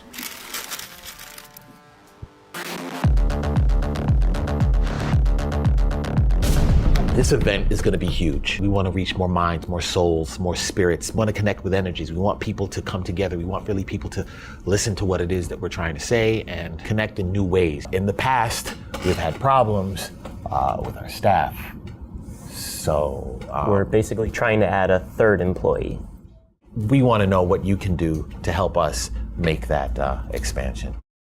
First of all, I love drugs, can't get enough of them, and I think we need to give more drugs to more people. People need to know what, when, where, why with drugs. Give them all the W's, you know, throw the W's. What? They tried to give me a lot of drugs as a kid. I have a bit of a sugar problem, you know. They tried to throw Adderall, Xanax, everything at me. They just tried to give me stuff so I would stop asking those questions. You know the stuff they give dogs to euthanize them, like dogs and cats? They tried to give them to me, wouldn't stop. Are we just letting anybody book here, or anybody who pays? Look, I just need a gut check on this wonderful young lady. It's a hire. We want to hire her. Go ahead, please. How you doing? Hi. How are you? I'm good. I can cry on command. Do you want me to cry right now? I will cry right now. Do you want me to sob? I can sob for you. I will sob uncontrollably. Not necessary. Thank you, though. As you can see, I can read a room. Also, I can eat anything off of almost any surface without getting sick. She survived dog poisoning. Thank you. Oh, that's cool. Okay, well. Oh, wait. Big one is I'm willing to share my parents' Netflix passwords with you right now. And what is that? Family Fun Forever. All the F's are capitalized and the O's are zeros. You also need my mom's Yahoo. Yeah, what's the login? JaneLovesLily@yahoo.com. Okay, well, considering it's an unpaid internship, I think she's great. You know, keep her. Perfect. Okay. Cool. I gotta go. All right. Cool. I like him. I like his lack of hair and I like his spunk.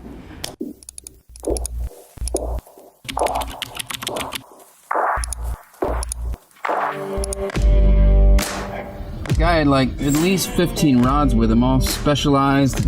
I don't know what he was looking for. Wait a minute. Let me get this straight. So you're saying this out-of-towner is gonna come into our backyard and take the rat fishing championship? Ain't happening. When have you ever gone rat fishing? Fishing is fishing. It's not about fishing. It's about hometown pride. Standing in for Baltimore. I mean, how's it gonna look? That'd be like when the Colts left. Embarrassing. Yeah, well, the tournament's tonight, buddy. We gotta go to Mom's after this. I gotta grab my ugly stick. I'm not going to Mom's right now. She's probably not even home. She's always home. If she could buy her cigarettes from the couch, she'd never leave.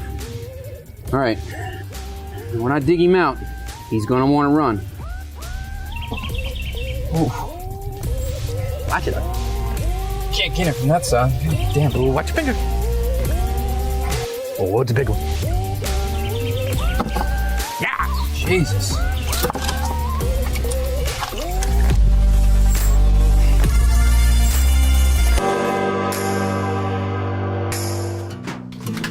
Come on, Dwayne, hurry up, man. She's probably... Hey, Archie. I believe this is yours. Oh, yeah, I remember that. Archie, get out of there. Hey, Mom! I'm borrowing this. No, you ain't. Archie, you tell your brother. Oh, he don't have to tell me anything. You're looking at the future rat fishing champion right here. I won't be on the news. See, Archie, at least your brother's doing something. Oh, he's doing something, all right. Hey, Mom! Where do you keep the bobbers? I should have been a better example for you boys. I blame myself. But you, Archie, you got all your father's genes. Mom, stop. Stop worrying. I'm fine, okay? I had a breakthrough for the first time in my life. I'm good. I'm healthy. I'm happy. Plus, my brother's gonna be on the news. You're damn right. All right, don't wait up.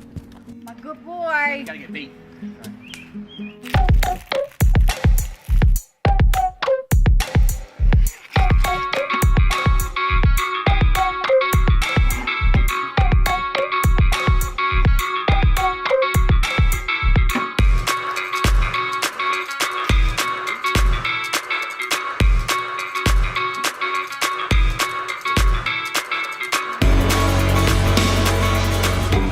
Gentlemen, welcome to this year's rat fishing tournament. This is our 7th tournament. I see some new faces. We're measuring this year. Last year we weighed them, but my brother's out of town and he's got the scale. So this year I got a ruler. We measure from the tip of the tail to the tip of the nose. You've all read your disclosures. No mice, no rabbits, no BB guns. That was one time. What about crossbows? No crossbows. It's a fishing tournament. I forgot my bat. Can I pound him with my shovel? Yeah, shovel's all right. We're here till 2 a.m. Drinking is encouraged. Prize is this lovely trophy. And everybody else has got to call you Rat King for the rest of the year. Everybody knows Baltimore's got the biggest rats. Let's get out there and prove it. Let the games begin! You can scratch Baltimore off your list, buddy. You can scratch my balls while I'm holding that trophy. Well, you're going down. Yeah, don't make me use this. Oh, so you're a hooker, huh? Somebody say hooker? I'm against animal cruelty. No hooks for me. Yeah, whatever. My niece I'll has see rats. you out there. They're misunderstood. Dude, I've never been more excited in my life. All right, good luck. Get a click clack, that's a clap back. Get a click clack, that's a clap back. Get a click clack, that's a Shot. You getting a shot? Sure. Make it 2. Clapping back at the blogs, butter jack with my bars. Got a passion for art, more everlasting than bar. Barely visit my mom, I travel more than LeBron. You Finish it. I'm selling sources of song. I rap and flatten your ego and put you back in the 2 more. My passion's passing you Negros, that master matching the Migos. We going after the Eagles, Prince Michael Jackson and Beatles. So if you blasting at me, I'm clapping back at you people. Get a click clack, that's a clap back. Get a click clack, that's a clap back. That's a clap back. That's a clap back. That's a clap back. That's a clap back. You know, my mother, God bless her, she says I got like attachment problems, but I'll tell you right now, the last 3 relationships were definitely not my fault. So, you know what I mean? People demonstrate to it. Passive as a pastor is more than just an activist. You get a flyer? Flyer, sir. Oh, it's not a flyer. I thought it was a flyer, but it's like a... Oh, it's for karaoke. Oh, yeah? Oh, for real? Yeah. I was thinking about signing up. Are you gonna do it? Hell no, I'd never do karaoke. Karaoke's for idiots. Yeah, it's for people who are lonely and desperate, who need attention. And I don't need that. You know what I mean? No offense, though, you know what I mean? That's a clap back. But good luck, you're gonna need the alcohol. Did we already cheers again? Hell yeah. You know, you're gonna need some alcohol if you're gonna go and sing a song, because alcohol that's what makes you happy. And happiness that's a rare thing to find. I'll be honest with you, does this bother you? Like this whole, we can talk about it or whatever, you know, let me know. Yeah, absolutely. It's going well. This is to you then. I think you're beautiful, and I like this thing. It's working for you. I like you. I like you too. How do you feel about accessories? Oh. Hey, whoa, my bad, man. Sorry about that.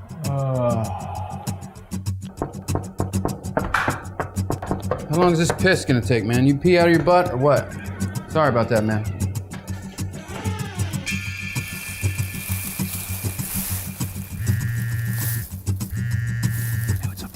Yo, where you at? Not a good time. Nah, I moved the boat. I'm in a whole nother place. You sound really drunk, dude. Are you okay? Yeah, you remember that place where we were at Uncle Steve's house and that bouncer came? Yeah, I'm there. You good? Archie, I'll let you go. Did you hang up? It's so hard to hear. It's noisy. Did you hang up? Did you hang up on me? All right, you know I love you, man.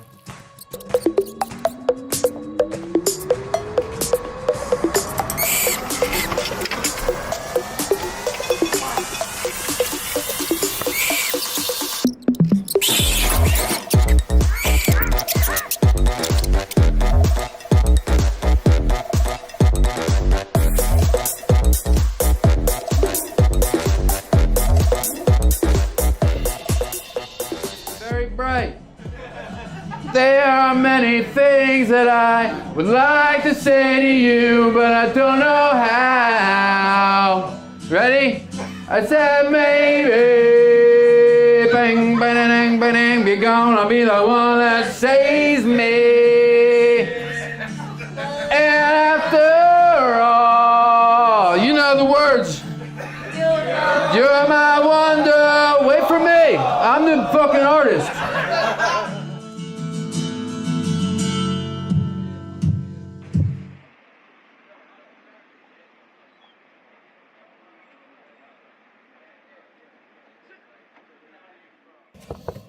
Open the door. Open the door, please. Open. It's open. It's open. How'd it go? In my mind, I won. How about you? Nothing. Sorry, bro. Next time.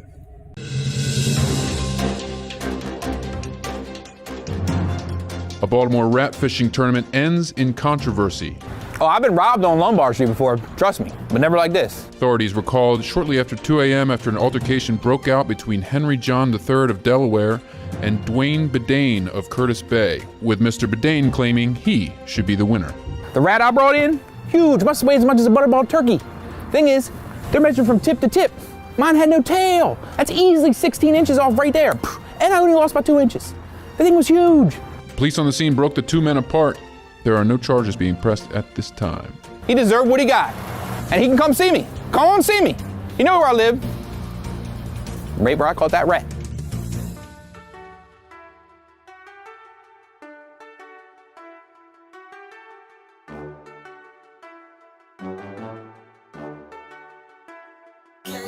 Well, tell my mom that I'm not a failure. Tell the world that I'm right here, man. Even though it ain't fair, man. Even though it ain't fair, man. Tell my mom that I'm not a failure. Tell the world that I'm right here, man. Even though it ain't fair, man. Even though Oh, this is the lower mortgage rates in the area.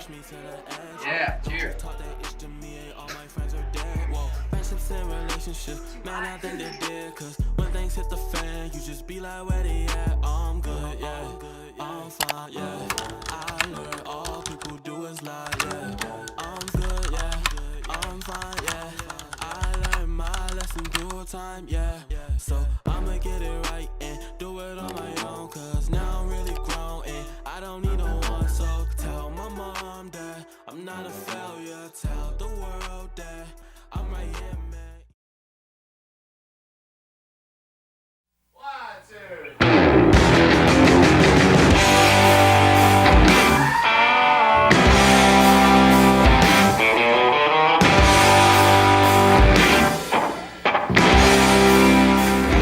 I'm reading this article about how the human mind perceives information, right?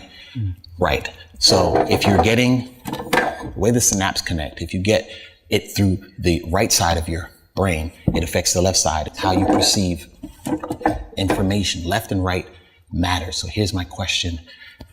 The way we have this set up, do you think the chair should be oriented more to the left or to the right? Does it matter if nobody's here?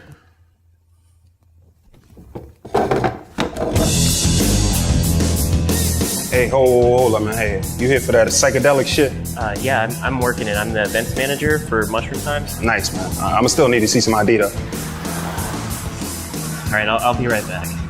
This is the most important event in the city, by far. The #1 leading scientist in secondary trauma is coming here to give her thoughts, opinions, facts about the power of hallucinogens and MDMA, and there's nobody here. At some point, I might need you to go out there and get those, people. I don't have time for this. Uh-oh. I've been here for 20 minutes.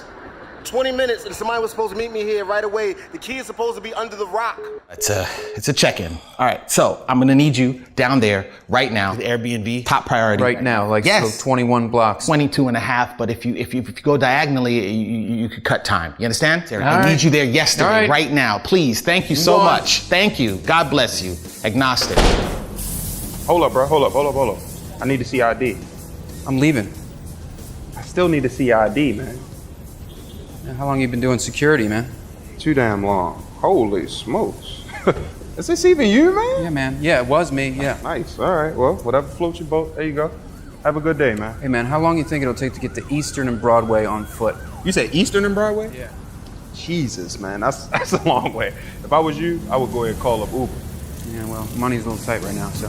All right, see you. Yep, have a good one. Oh, hey. So how are you guys? We're okay. Is it assigned seating here, or? Yeah, you can sit where you want. Okay. Thank you.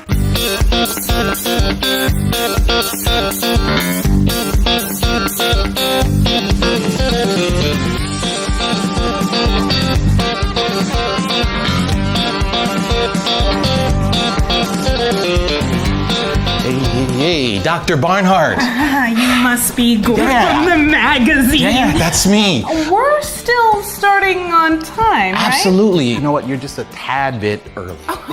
But time is relative, of course, and we are all family, right? And this young man here, good guy, good person here, Mike, he's gonna set you up in our green room. Green room? Yeah, green room. The thing that we do here for our guests to make sure that we ensure our employment. So the green room.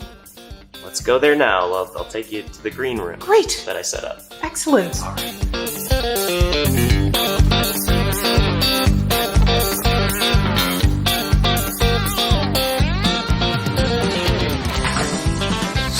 So this is the green room.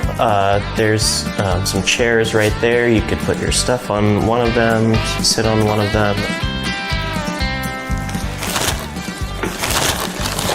Here you go. Here's some water. I don't know if you're vegan or have any limitations, but there's some granola there. And we're just gonna wait until we're ready to start. Great. Oh, you also here waiting.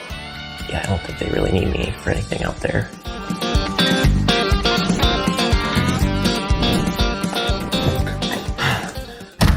Hello? Mr. Go. Oh my God, is that a gun? Why the fuck would I come to dirty ass Baltimore and not have a fucking gun? Now who the fuck are you? Yeah, good point.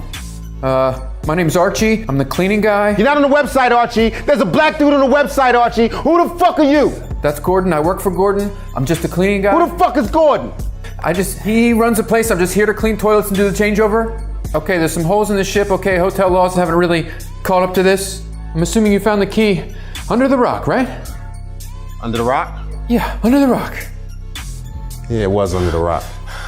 I'm gonna put my hands down slowly, okay? Can you put that piece down slowly? Okay. You really should be listening on the website. Oh, we're fixing that immediately. Okay.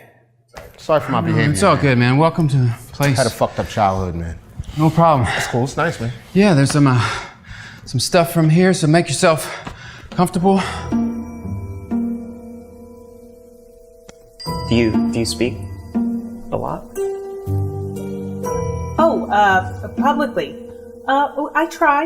And that's how the main way you know the difference between a fucking lizard and a salamander is a salamander's wet and a fucking lizard is smooth, man.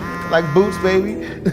I'm telling you. One second. Hello. Archie, where are you? I'm at the house, remember? You told me guest check-in is priority. And I'm here now. He's actually a cool guy. I've been talking. Shut up. This is the priority now. Did you get people yet? I don't need to worry about, you told me to worry about guest check-in. I'm just staying here right now. For free, I might add. Look, I don't work at Mushroom Times, okay? If I do, I want a t-shirt, all right? I'll look at some mediums, maybe some large. Just get people. You see how he talks to me? He wants to be all nasty like that. You do anything? Right now? Yeah. No. You want to take a walk? I got something you might be into. Sure. Yeah, let's go, but you can take that, but let's leave that. Yeah, let's go.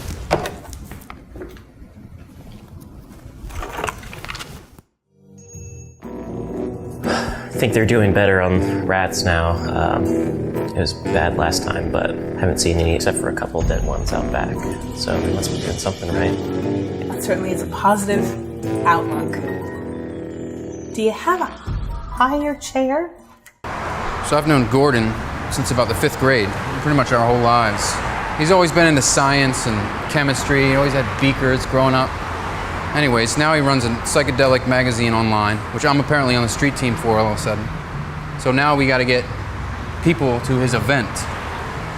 What's the event? It's about MDMA, ecstasy. You ever done that? No. Yeah, it's not too bad. It's like wearing a cosmic safety blanket. And I think I got set in setting wrong once in a parking garage before a concert. Don't do that, you know. But right now, we just need people. So we're looking for anybody with issues, trauma, anybody with trauma. Whoa, think that guy over there's got trauma? All right, cool. Oh, man. Hey, man. Hey, man. Yo, my dude. You should go to this, man. Listen, I got just the thing for you, man. Look, it's just, yeah, you know, it's right. You see where that building? Hey, Yes. Gordon. Yes. There's a guy here. He bought 3 tickets. 2 of his friends can show up, and he really wants a refund. Nope. We can't do refunds. Best I could do is a drink ticket. He's a yeller. Okay. I don't care what color he is. We can't just be giving tickets away. Free tickets! 125-hour value right now. Just take them. I'll throw in a drink ticket right now. I'll do it. Drug talk. Drugs. You like drugs? Of course you do. Here you go. Give those to you. Be okay. Drink some water. Come on down.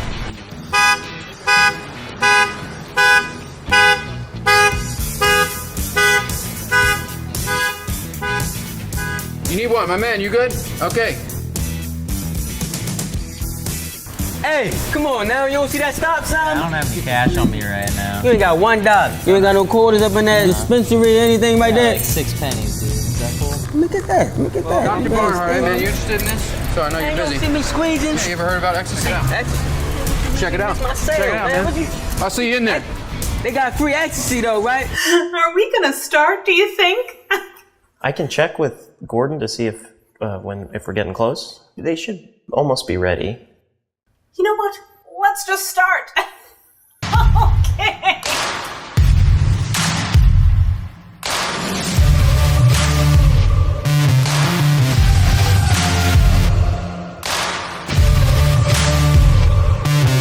They're not paying me enough for this shit.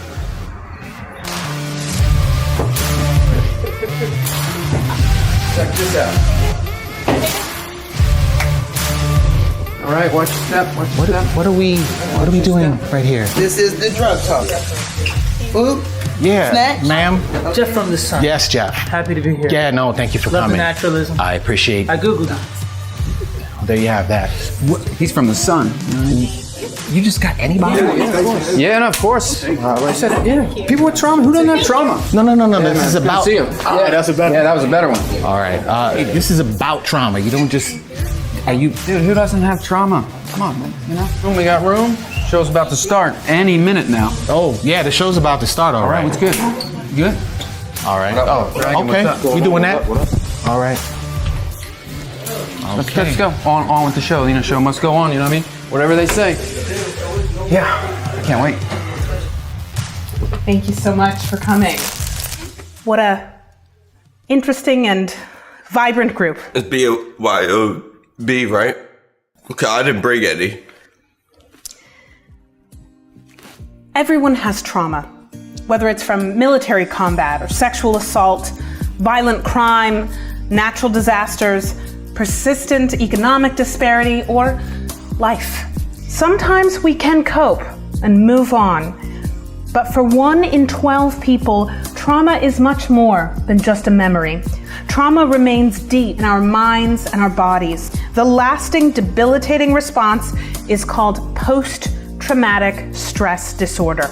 Symptoms include fight or flight response, avoidance, nightmares, and even suicide. PTSD is a diagnosed psychiatric condition and does not go away without treatment. I repeat, PTSD will not go away without treatment. Currently, the only treatments are antidepressants, and those drugs only control the symptoms. They don't get to the root of PTSD. I'm here today to speak to you about a solution, a drug that has the ability to cure PTSD after only being administered 3 times. Methylene dioxymethamphetamine, or MDMA. Fucking love MMA. MDMA-assisted Sean psychotherapy Taylor. has been shown very Nice man. effective for reducing symptoms of PTSD and keeping them away. MDMA is not ecstasy. MDMA is not Molly. Hold up. The clinical trials have shown Not Molly. 61% of participants no longer qualified for the PTSD diagnosis. I ain't getting no e-pills or nothing. This ain't drugs. In fact, patients reported that something inside them just changed. MDMA has proven to be a safe way to combat this ever-growing problem. We are excited to announce That's some bullshit. that these new treatment centers are now open in Baltimore City and are currently taking patients that qualify. Thank you. I want that. I need that. I need the drugs. I need them. I didn't realize we were taking questions, but go ahead, sir. I need help. I think I have that. I need the drugs. I'm sure I can get you a pamphlet. I'm gonna need a ride too. A ride. I need a ride.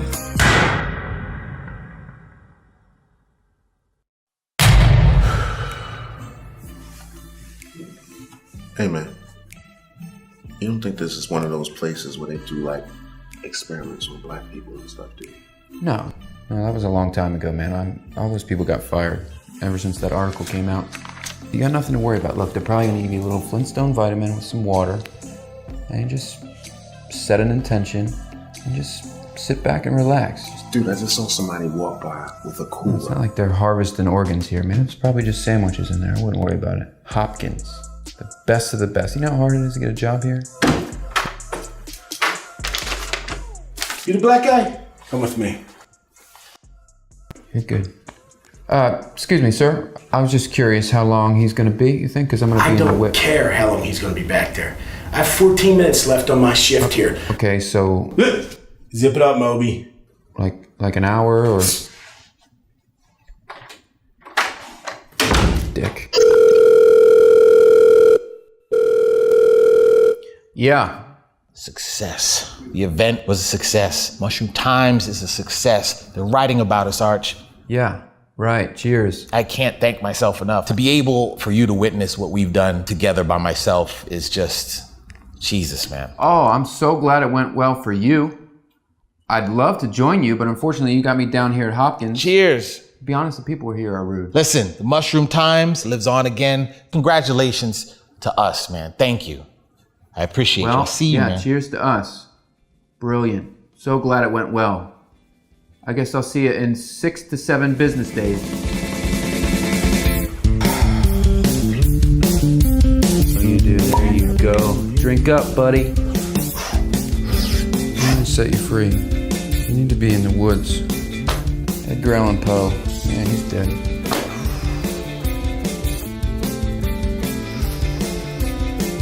I need to charge my phone. You guys have an iPhone 4 charger in there? 103. 100. Oh. That's a dragon tree. Woo! Nigga.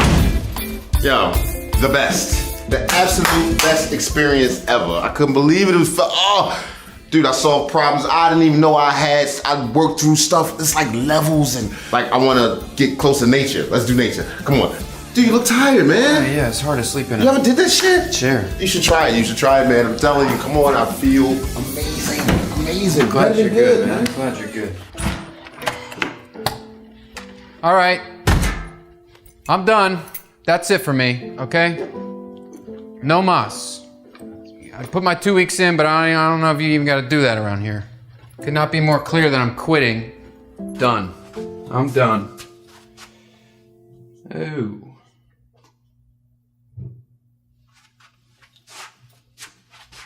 So, put them on top of them. Of course they do. Well, that's real estate right there. That's what that is, boy. 1, 2, 3, 4, 5. That's 4 there. Look at that. Oh.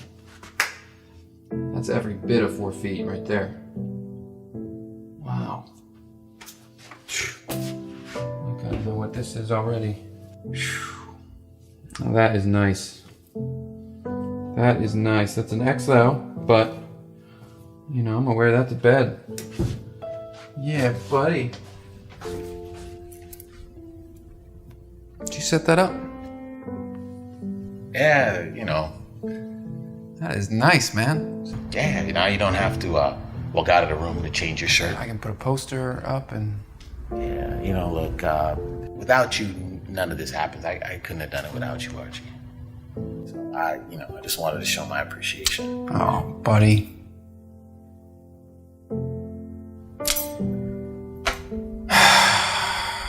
Come here.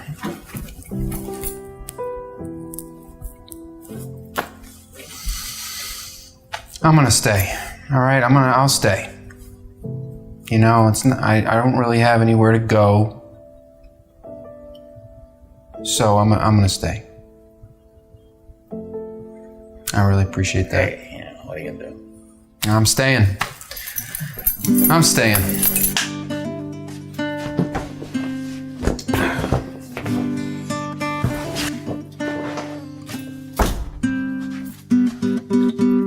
Put these over here now. That's where they go. Man, we're staying. We're staying.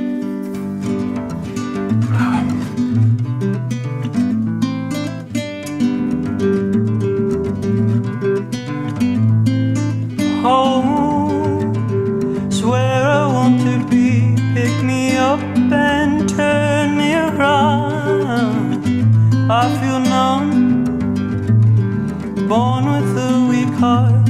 I guess I must be having fun. The less we say about it, the better.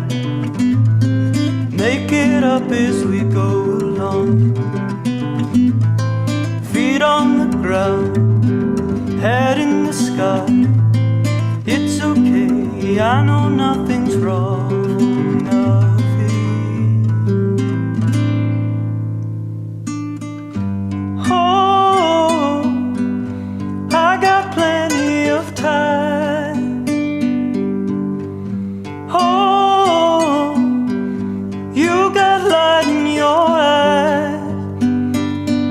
Standing here beside me,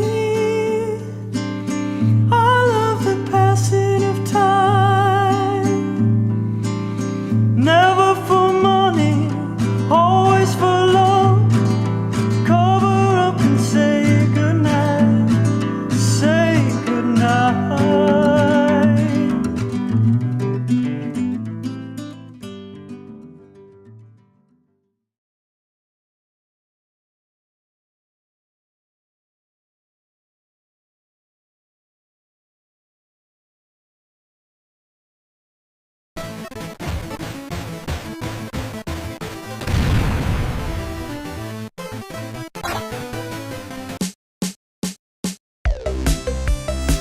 What's going on? I just bought the Mavic Pro and we're about to take it out on its maiden voyage. The internet said that they couldn't believe how small it was, and I would have to agree.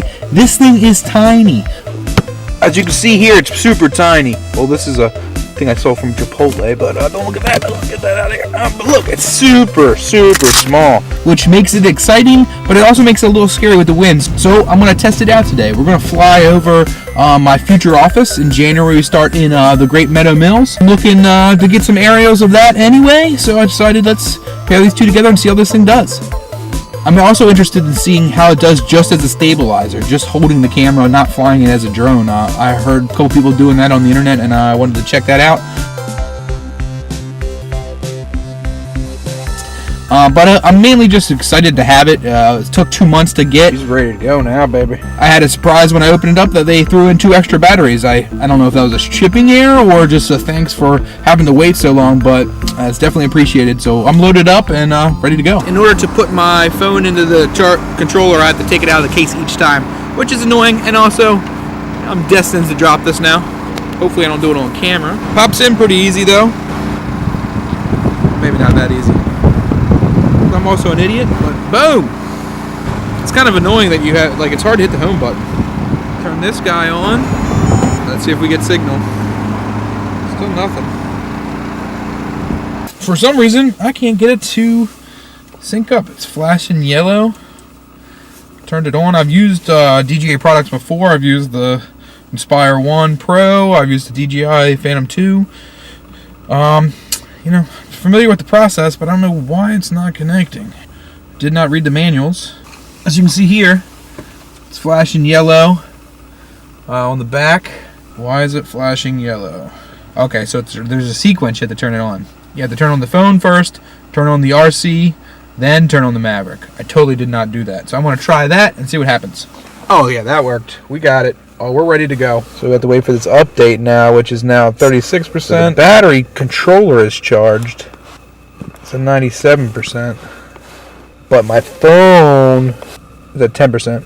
Yeah, phone's at 10%. So this won't be a long flight. Got to choose the aircraft's name. I'm naming it Melvin. Melvin the Maverick. All right, Melvin. Let's do it. Oh, we got picture.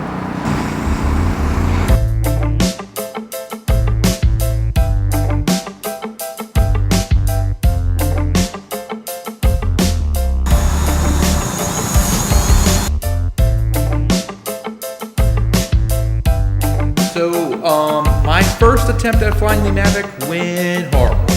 I didn't really know how to use it. I couldn't control the camera going up and down. I just had it straight out. I couldn't figure out where to move the gimbal. But my main problem was my phone only had 9% battery when I started. So I was super scared because sometimes my iPhone just craps out in the middle. So I was kind of nervous to fly too far or get too crazy with it since it could end it at any point. I didn't know if I would be able to fly home without having a monitor controlling it. Since the iPhone is used as the monitor, it was pretty important to have that powered up. I'm an idiot for not having it charged up. But I'm gonna give it another shot today. I'm gonna give it another shot, but I'm gonna try to fly again. It's nighttime now, so it's not gonna really go at night too well, but I'm gonna try to fly it indoors here to see if that works and, you know, is as good as it says it is. I also definitely need to figure out the color profile. I did look at some of the footage from that first flight, and the colors were weird on it. It was super saturated, and I know it's kind of low light in the beginning. It was, you know, it's getting darker, but the colors didn't look real at all to me. I know these things are going to need some kind of LUT or some kind of, you know, color correction, and I'm definitely going to have to play with the color profile. But right now, it wasn't impressive. I know everybody's been impressed by it, and I want to be impressed by it. I bought it, obviously, but I wasn't too happy with the first quality of image. It's obviously cool to have a drone, mainly because I couldn't control the camera, and I was a little nervous about that. But the obstacle sensor was amazing. I flew it out myself, and it stopped like right next to me. It was pretty cool to see, you know, how good that feature is, and so that's great. So I don't have to worry about losing my drone by hitting some stuff. That definitely works. The acceleration was great. The ability, the maneuverability was amazing, and the size. It's so small. It is so small. So I'm excited to fly it again. I'm going to try to do it inside in the office here to see how that does it, to see if he can even do it. So let's give it a shot. So it's saying it's ready.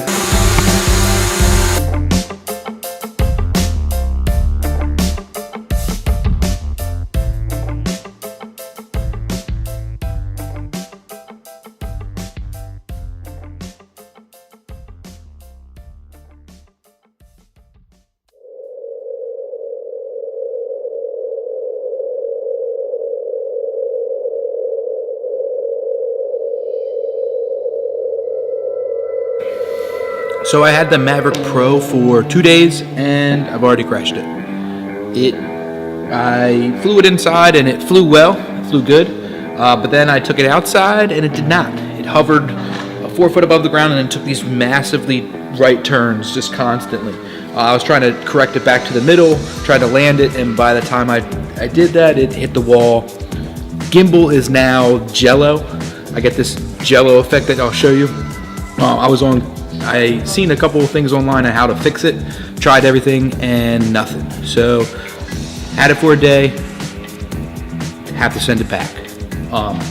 But you know, there's a lot of people online that crashed it similar to the way I did, and then was able to fix it, and the gimbal didn't become jello.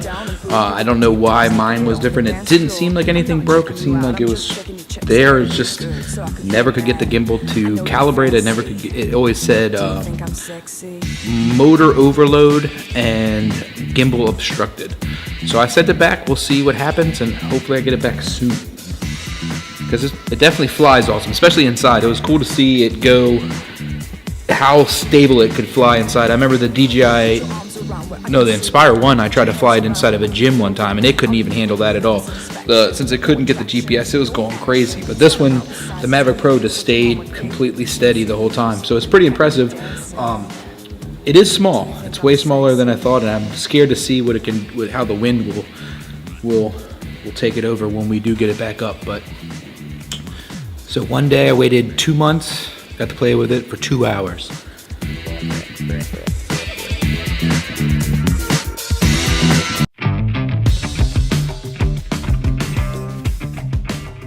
My friend Dan, I got a new friend Dan. Yeah, I like Dan, man. Dan likes me. I like Dan. We're straight guys, but it is funny when like two straight guys find one another and they won't admit that there's love there, you know? Like Dan drives a truck and he tells the truth, you know what I mean? I didn't even know I was looking for that in a man. That stuck out to me. I like that. Yeah, man, we hang out. We build cool fires over his house and drink beer and smoke weed and have great conversations. You're not there. You don't know. It's cool, man. Just throwing down, you know. It's how gay got. At one point, we were sitting there smoking weed, and he goes, hey, man, you want to scoot closer? And I said, yeah. I said, yes, sure. And I scooted my chair closer to Dan because I want to protect Dan, you know what I mean? I want Dan to protect me, you know. There for one another. He wants to go camping next week. I'm like, I don't know. I need some space, Dan. I don't know. I just met you. It's funny, two straight guys hanging out, man. There's love there.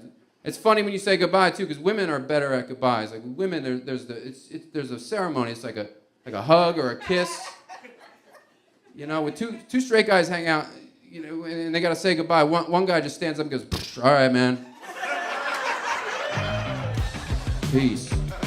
That's it. And he had all this energy. He was just ready to go. Hello, I want to get a crab cake. Show me around Baltimore. I can't do an Italian accent. It's just insane to say there's no God. You don't know what's going on. It's like saying there's no Wi-Fi here. There might be Wi-Fi here. How do you know that? You don't see it? I got no friends, just people who like me. No reason to win, doing everything to spite me. It's uncomfortable to breathe, think leave, knowing it's me who's likely. Independence is a menace in the eye of the beholder. Hold her, miss her, love and kiss her. A gentleman's blend, bender to follow. Strangers holler, impressions to impress. Only leaving me undressed and a mess.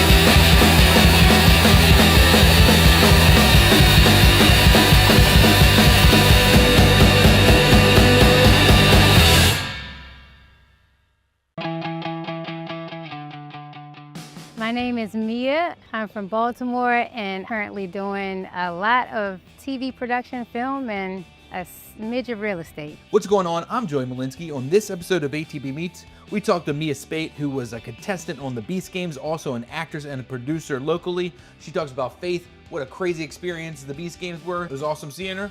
Check it out. Grand prize of the most insane competition show you've ever seen. And competing for it are these 1,000 contestants. It was crazy because I always wanted an experience like that. Production side of it was just like nothing I have experienced in my life, and I've been doing this for 20 years. Shots we were taking had 2,000 cameras, almost 1,000 GoPros, I would say 400 or 500 stationary cameras, and then people on Steadicams, like 15 people on Steadicam. I won an island. I was on Mr. Beast's show, and one of the prizes was winning a private island in Panama that's 67 acres. Well, I chose to go for the island because I was competing against those guys every day and playing basketball. So I'm really not afraid of competition. God would prove a point that doesn't matter how big the opponent is. If something's meant for you, it doesn't matter who you go against, you will win. Finally, someone appreciates our games. I don't. I think this decision has already been made and that the right person will receive it. When I first came to the island, there was something I did that was biblical. There was a palm tree there. And when Jesus came into the town during Palm Sunday, people threw down palms at his feet. So I took a palm and I wrapped it around my wrist. And through the Navy SEALs, through swimming, through all of the challenges, the palm stayed on my wrist. And I prayed that God would give me the answer to this because I knew this island was mine. If one of you has 2 deeds, you win. When I say go. 3, 2, 1, reveal. The answer was on my wrist because the palm tree means blessing. So no matter what he did, the answer was going to be on my left wrist. So that is the box I chose. When I chose, I knew from the beginning that that was the reason why I put that on my wrist and it never fell off. Guess when it fell off? After I got the deed to the island and got back on the yacht. So I knew that being in this industry, I had to have God in my life, but God was always a part of my life. I just never had a platform big enough to express it. No matter what you strive to do, God sees what your heart is doing, meaning that the things that's in your heart, God sees my heart. He knows that I want to please him. Even though I'm flawed, I do stupid things every now and again. There's nothing that I can do to deserve it. Don't feel like you need to earn blessings. Blessings are given. It's a gift. And it's free. So I think it's opened up a lot of doors of blessings. God has just paved the way for me not to have to struggle so much to do the things that I want to do. Now it's up to me to just ask for what I want and walk out and do it. So I'm looking to support Kenya specifically, Baltimore, and I want to just shout out any of the DMV artists like filmmakers. Let's work, let's put in the work. There are positive things and positive people coming out of Baltimore. You just got to open your eyes and see it because I'm one of them. Thank you. So why are you back again? The Facebook ad said it was 2 free sessions. I didn't read that wrong, did I? Yes, that is true. But I want to know why you are coming back again. Well, the obvious answer is that it's a cheap way for self-exploration through the internet, fourth wall and it all. But the honest answer is I need it. I'm a people person, you know? I person with people. And since the pandemic, there's no people to person with. Ah, a people person. I'm a person. And that's why I'm here. Well, you can't learn anything from me, but I can teach you how to learn from you. Listen.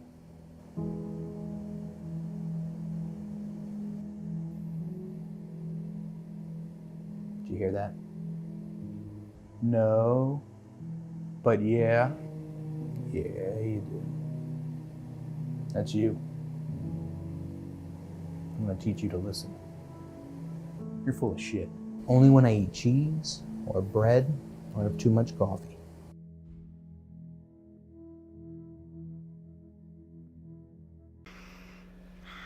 I'm just gonna go over it.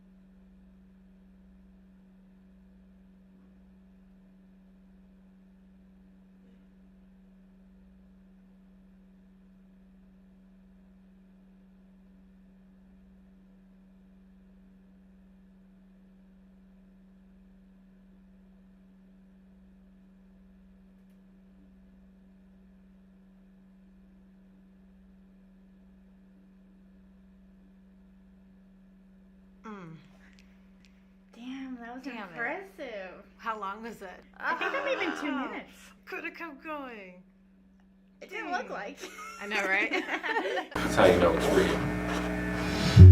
That's how you know it's all real. That's how you know it's real. That's how you know it's real. We have to make sure enough stunting for the camera.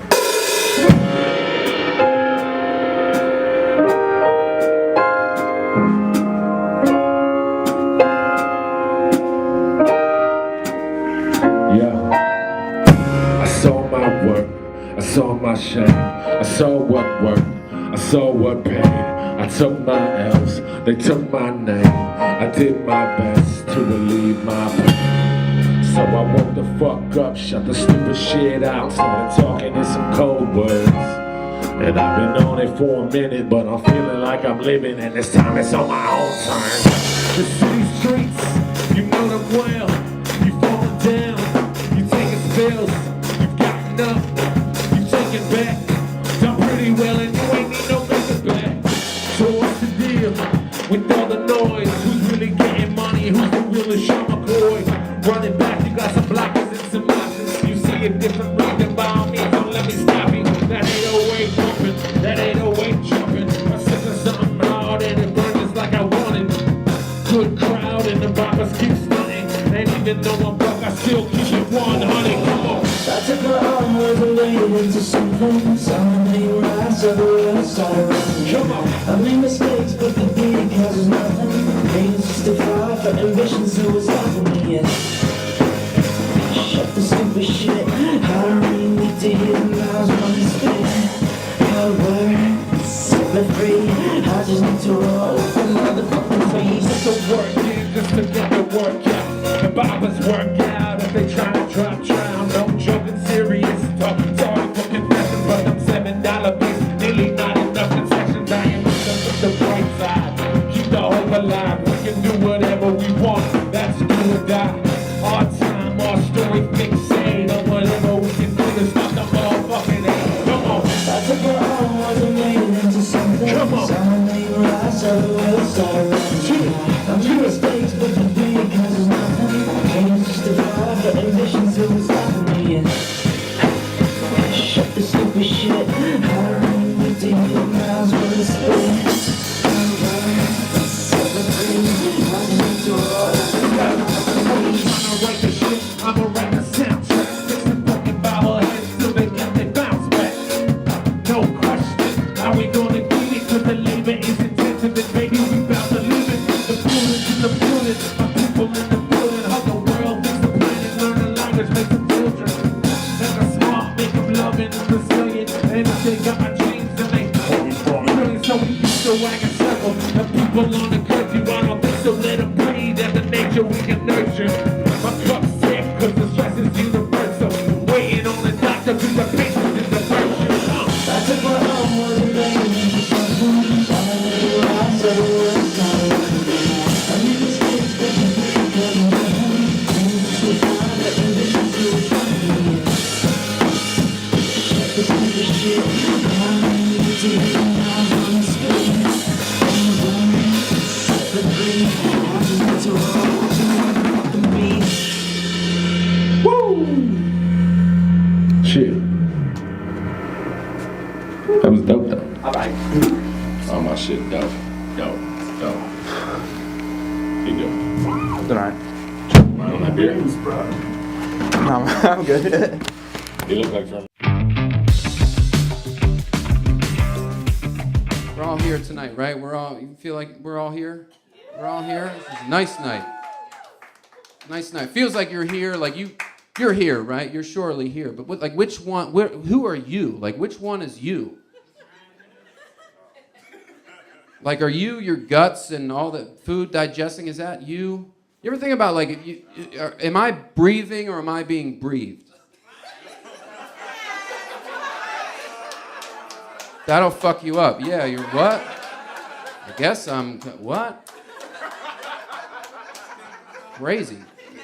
You ever stub your toe and then you have to like wait for a second for it to hurt, like just a millisecond, it's like there's a and then the little voice is like it's about to hurt, but it hasn't hurt yet. What is that? Is that you? I don't know. There's a lot of we don't know fucking anything. Atheists know though, right? Atheists know everything. There's no God. That's how they talk. There's no God. Yeah, you looked everywhere? You checked in all the spots? Looked everywhere. You're 37, you work in catering. This is the question that you want to bring up. Is there God? Well, I don't see him. It's like, it's not a man. It's not a guy. Stop looking for a guy. God's not a guy, okay? I mean, he might be a guy. I don't know. Could be. If God's a guy, I do well with men. I'll be all right. Be like, good job, bro. I'm like, cool. Thank you. Felt like that was a good job. God could be a woman, too. It's very possible that God is feminine. And I feel like I could still get into heaven. I feel like I'd be in trouble. Like I'm there, I'm like, yeah, so I'm good, right? To go. She's like, yeah, I didn't like your tone. My tone?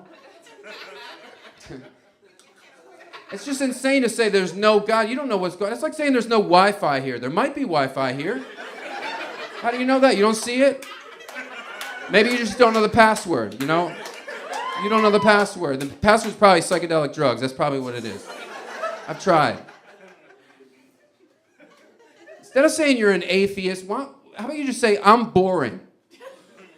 You're the last person I want to eat magic mushrooms with and walk through the woods and watch you explain everything. These are the same people that they know where they got their cold from.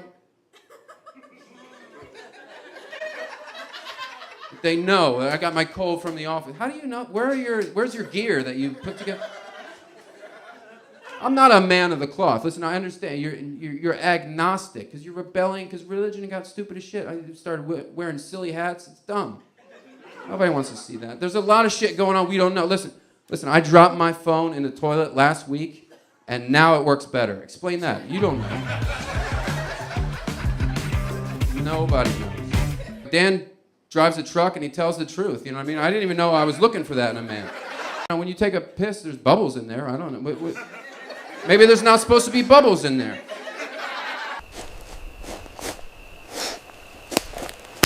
Stop watching me, you perv.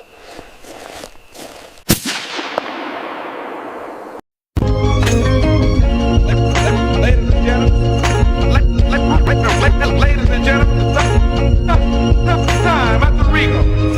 Young man went out and made a name for himself. Don't follow my example, kids.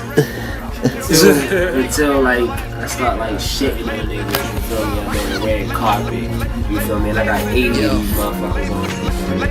I can feel my stomach rumble, so a nigga went and hustle. I was hungry with a plug, so a nigga sold drugs. Started with an ounce, graduated to a half. That's when shit hit the fan, had shit moving fast.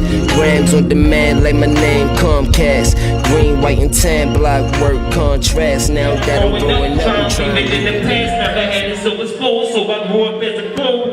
Searching for a way out, I'm staring at this white towel. Sometimes I wanna give up, but people say my time's now. I'm looking at a hero. See youngins in my hometown, Louis to my people. I'm dancing at the touchdown, bringing the gold back. I'm bringing the old back, watching them flow jack. But nigga, I'm more rap. Niggas don't know me, you don't know OG. 32 shows halfway in 2013. You lost so many niggas when I'm spitting, they hurt me. To wake up every day is a gift and a curse be. I'm so fucking stressed out. The bottom was best out, now the hand out, but we can see with them hands out, young y'all, nigga. Yeah.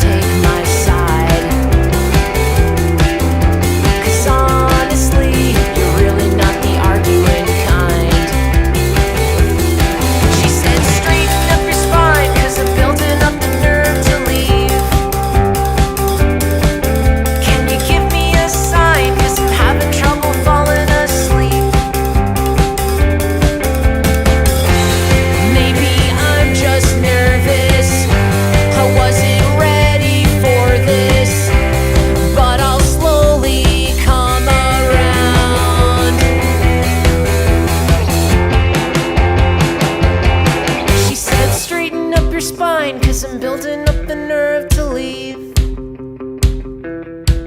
Can you give me a sign, cause I'm having trouble falling asleep.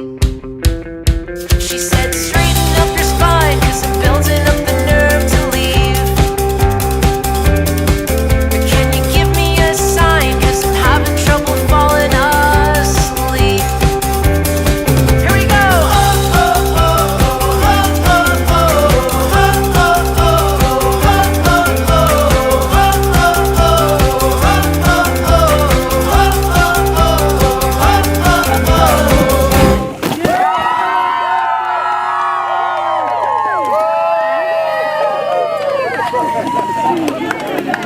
That's a cut.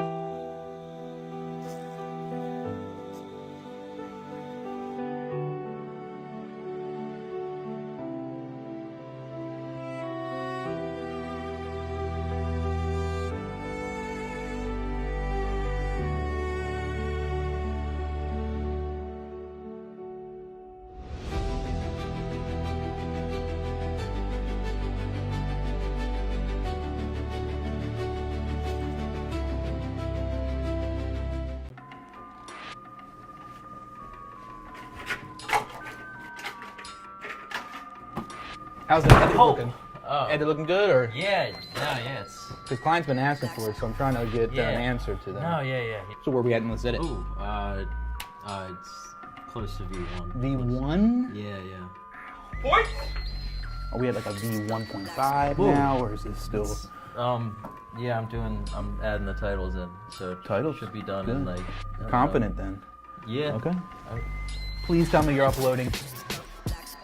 Yeah, I'm gonna shoot a little smack. The client's like, come on now. You know I see you this time, right? Is that, were you still at a V2, or is this gonna be final? No, I'm about to do color correction. It's almost done. The sound was peaking. I could hear like. Client said you spelled president like precedent. That's not how you spell it. I don't know. Look it up, Google! The other day, my human roommate did the whole cucumber prank to me. Have you seen this? I turned around, saw that green snake of death, and my soul left my body. I jumped 3 feet in the air. Humans laugh like, oh, look, the cat's scared of salad. Salad? No, I'm scared of betrayal. I trusted you, Karen. Yeah, apparently my panic attack is their TikTok content. You know what's really funny? If I drop a deuce in your shower, let'll see who's laughing when you slip and break a hip. So yeah, next time you're making a salad, just remember, I've got 9 lives, but only 1 grudge. And I'm saving it for you.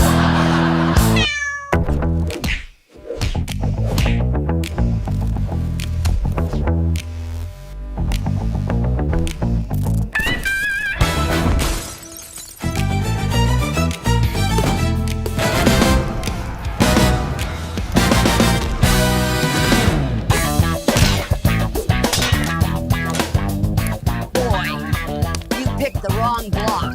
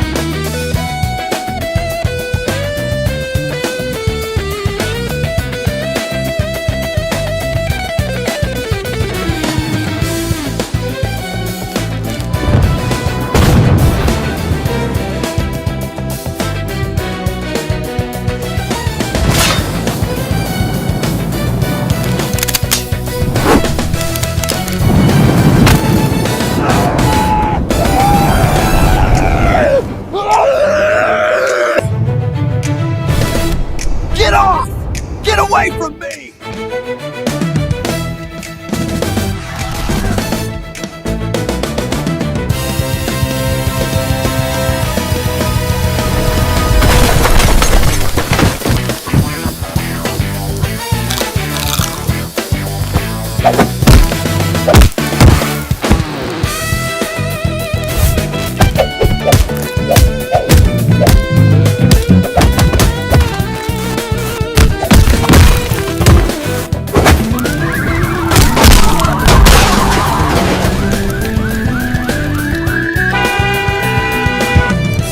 Nothing to see here. It looks like he just tripped. But make sure he gets a parking ticket!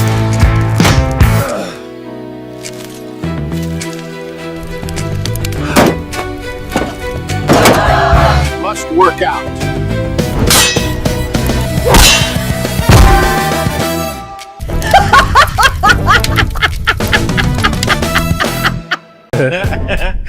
Baltimore's cool. It's a great little city. Been a minute since I've been back. It's always fun to come and see how capitalism has destroyed part of the city and who has new dreams. Your empanada place is gonna work. My name is Darren Charles, and I am a comedian. Think this is like year 15? I started comedy because I had a full-time job and I was like, I don't know if I want to do this for 40 more years. I went to school, and so I learned how to think critically and research, especially when you have a desk job. You read the news instead of working. So I would talk about things that were more contemporary, and people were like, oh, he enunciates. And he's talking about something that I saw on the news. It becomes like, oh, he tells such smart jokes. And it's like, no, I'm just telling jokes, man. Like, I may stop and Google it. It's crazy, but it seems to work. Yeah, my name is Daryl Charles. Hi, how you doing? How y'all doing? Good? Cool. I'm doing good, doing great, feeling great. It's been a great 2025 for me. Yeah, it's been pretty good. My wife and I decided to open up our marriage. Yeah. It's more a little ethical non-monogamy, you know what I mean? It's super exciting, getting all the polymorphs and the metamorphs together, and you know, sorry, I get so excited. I use language I know people don't readily understand. Let me dumb it down. We got divorced. That's what happened. We got divorced. That's what happened. But thanks to the cognitive behavioral therapy that I took in order to try to salvage my marriage, I've been able to take negative ideas and reframe them into positive actions that I can use in life. So when she told me I can go fuck myself, I took that to mean I can go fuck anybody. You know what I mean? So, for the streets now. You know what I mean? That's what it means. For the streets. I was told that by a judge. He said, I now pronounce you for the streets. That's what it is. We outside. You know what I mean? Hell yeah. Hell yeah. Being outside's fun. Anybody trying to... Anyway, we outside.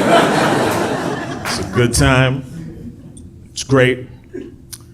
Condoms are bad. That stinks. Hate to go back to that. Sorry to bring it up. I see we're all in agreement. They're good to use. Use them. But yuck. You know what I mean? But again, cognitive behavioral therapy. I'm going to use it, reframe a negative idea, and I figured out the positives of the terribleness of condoms. And the thing is, using condoms has taught me how white people feel about DEI. I understand it now. I understand it. I get it in my heart, because I'm like, it's a mild inconvenience, but can't you just let me do it like my dad did it? Come on, for real. I'm not the one that did it to you. Just let me get in first, and then okay, I get everybody's got rights now, or whatever, but it feels better when we do it the old way. But believe me, nothing bad's gonna happen. There's a trickle-down effect. That'll clear anything out. I like that joke because it's a political joke about a failed economic policy and also a cum joke. It makes it fun. But I have been doing this comedy, following my dreams. It's been fun. Since I've been following my dreams, I have been selling blood and blood plasma. That's a thing I've been doing. Selling the plasma. You get more money for the plasma than the blood. Just putting that out there. They use the plasma to make drugs for like people with platelet diseases, like hemophiliacs and stuff. Helps them out. I'm just letting you know this because it is a good cause. Also, they do have a referral program. Just saying, there's money out there. You just got to sell your body to get it. Nothing? All right. It's a joke. Please? All right, whatever. Who cares? Ha ha. Ha ha ha ha. Ha. But if there is anybody out here that wants to make a couple dollars with your boy, you should know that when you do go to sell your blood or blood plasma, you do, I almost said donate.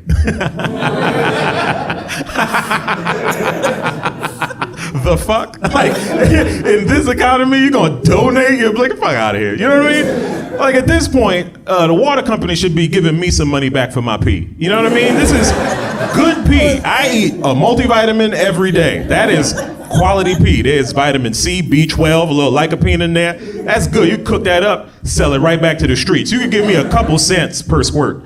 I'm just saying.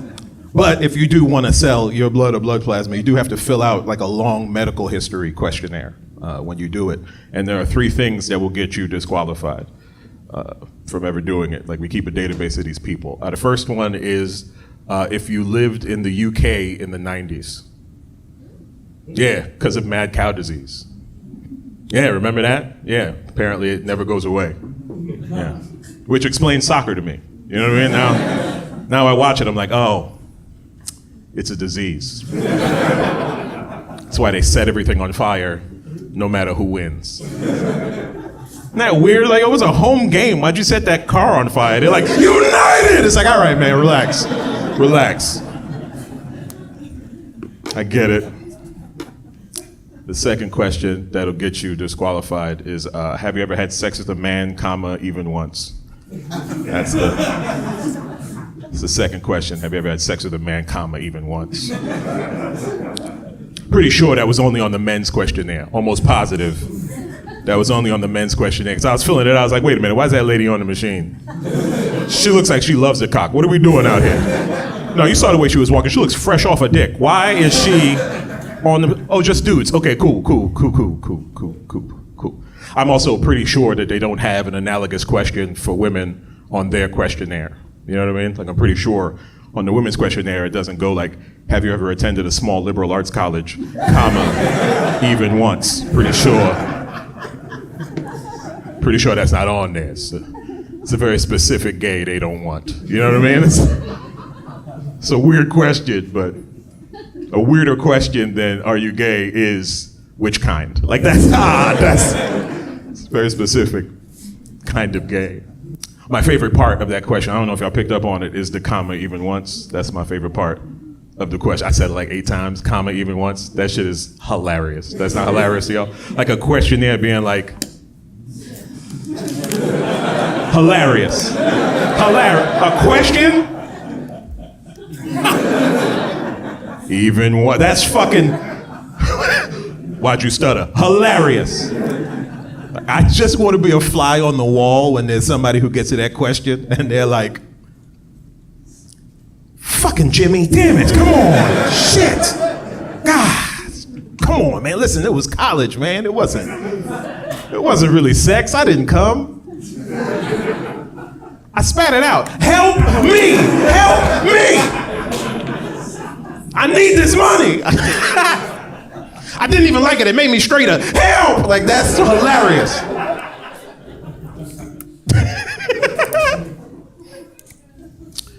They actually updated the question. They made it more inclusive. The administration did. Previous one, obviously. You know how it worked. Y'all know who y'all voted for. Anyway, they did update the question to make it more inclusive. So now it's on everybody's questionnaire, and it's no longer, have you ever had sex with a man, comma, even once? The new question is, have you had anal sex with more than one partner in the last 12 months? That's the new question. Because apparently, the government wants me to work harder on my jokes. They were like, you got it, but let's fix it. which is wild because it is kind of funny that the government was like, oh, we can't just ask them if they're gay. Okay. All right. No, I got it. Do you do it in the butt? Like, that is such a weird reach around by the government. You know what I mean? That's a weird. That was a political cum joke. You see how I did that again? Anyway, whatever. The third one, they did not change, and that tells me everything I need to know about this government is if you've been incarcerated for 72 or more hours, probably because of that second one.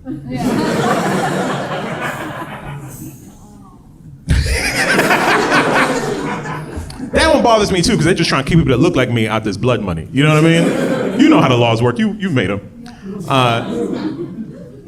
But then that's weird, because it's like, really? Like 72 hours? That's not long enough. You know what I mean? Like, what are we doing out here? Like, I'm not fast. Especially if I got caught. Like, I'm not a fast person. You need a little more. Can I get to know your middle name? Like, what is... I still know you as 92XJ4, whatever. What's your last name? Where's your grandmother from? Let's learn about each other. But we just hop into the cot together. You know what I mean? For instance, have you had sex with more than one anal partner in the last 12 months? Because I need to make this money when I'm out. You know what I mean? Okay. All right, cool. I'll leave. But I'll leave you with this. I used to be an engineer, gave it up to do comedy. So I'm still a math guy. So I have figured out, for your benefit, the algorithm to how we all respond to Trump news.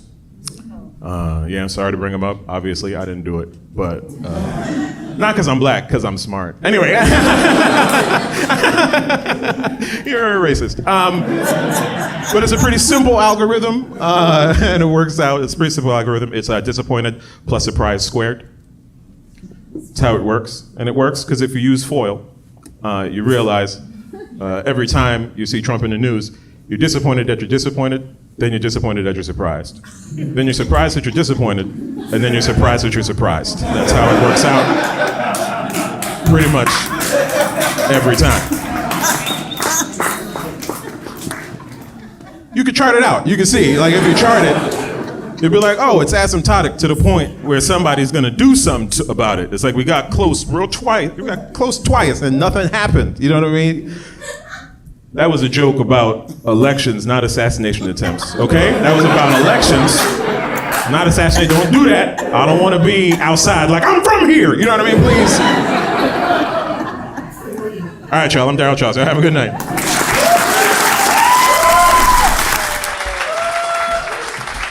Hey, keep it going for Daryl Charles, please. Woo.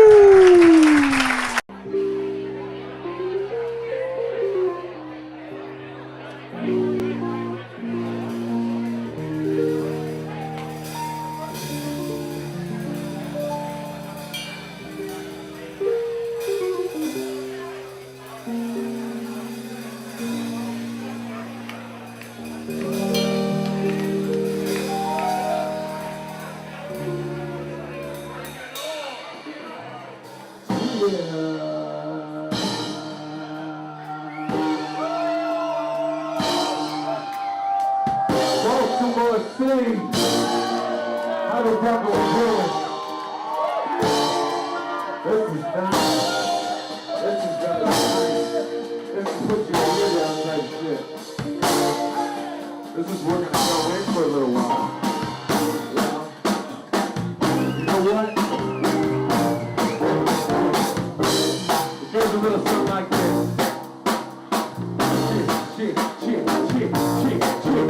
I never catch that water, just jump in. If I come along, get sunk in. I come all over the fight ahead. Fuck where my news, they talking. Trying to find Jay, trying to wind up shut like Kanye. But they hate my boys when I shot the commando on the street of the news all day. Just walking to the show, getting branded up. Martin Luther just left when they canned it up. Standing up, when motherfuckers landing up. Don't know how it is. Landing up, and we hurting. We got new shows, we certain. We can do both. We laugh and cry, everything between them. I'm rolling, come, but I can stop the bleeding. You think too much Socrates, we drink the numb, another double rocket, please. Dip that till I'm on my feet, then my nose are counted, you can see my sleeve. My heart's back where it should be, cause we never gonna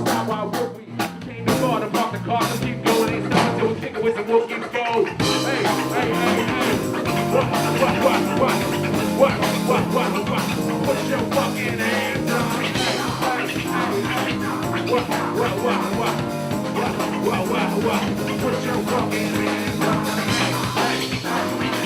What? Yeah. Put your fucking hands up. Yeah. I am on my second cup, so my second verse is fuck. Hope you don't mind that I slow it down. My second cup is nuts. I'm not on that 8-ounce shit. Got my shit in Towson. College kids can get it in. I drink it by the gallon. 8 pounds of the liquid cynicism with my rose-colored goggles. Playing boggle to women. What a difference from the first verse. Honesty's amazing because they're both true blue from bipolar. Makes it crazy, so I'm on it till the day's end. Tomorrow, I'm a changed man. Regrets unfold. I see my face. I need some fucking rain, man. Blue blocks in my case because I need green. An urban cowboy, but you know I fucking bleed green. Hey. What? Yeah. Put your fucking hands up. Hey. What? Put your fucking hands up. What? Put your fucking hands up.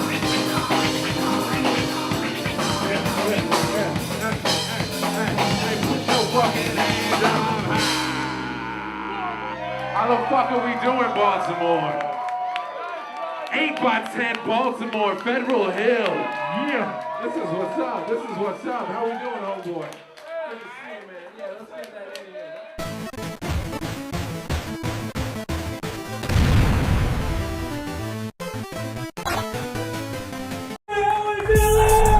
I'm Leon Lee. I love entertaining. Can't sing, I can't dance, I kind of suck at acting. So I feel like comedy was kind of like, that was it, you know.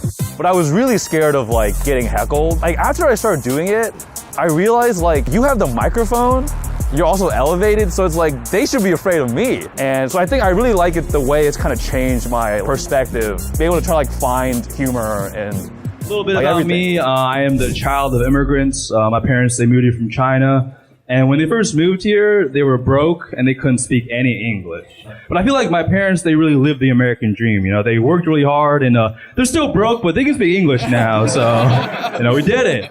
But my dad, he really wanted to learn English. And when he first moved here, his method was he'd watch like a lot of 90s sitcoms to practice. And it actually worked out really well. And my dad's English is really good now, but there's one problem. Whenever my dad speaks English, he kind of sounds like Chinese Jerry Seinfeld. So I grew up getting lectured by two very different versions of my dad. There was like a really strict Chinese guy who would lecture me in Chinese, and he'd be like, scary guy, I was scared of that guy. And then I grew up with another version of my dad who would lecture me in English, and he'd be like, what's the deal with your grades? Go to Ruben Study! And my grades sucked. I did not respect that man. It's cool though. China's great. I just went back to China to visit my grandparents. I stayed with my grandma for the first night. She lived in an 8-story apartment, but they build shit so fast in China. I woke up in a 12-story apartment. It was crazy. My grandma actually, she grew up in like a pretty rough part of China. Like she had to move out recently. They had to evacuate because her village, like people kept getting attacked by wild dogs. This is true. Like it wasn't safe to go outside at night. It was scary.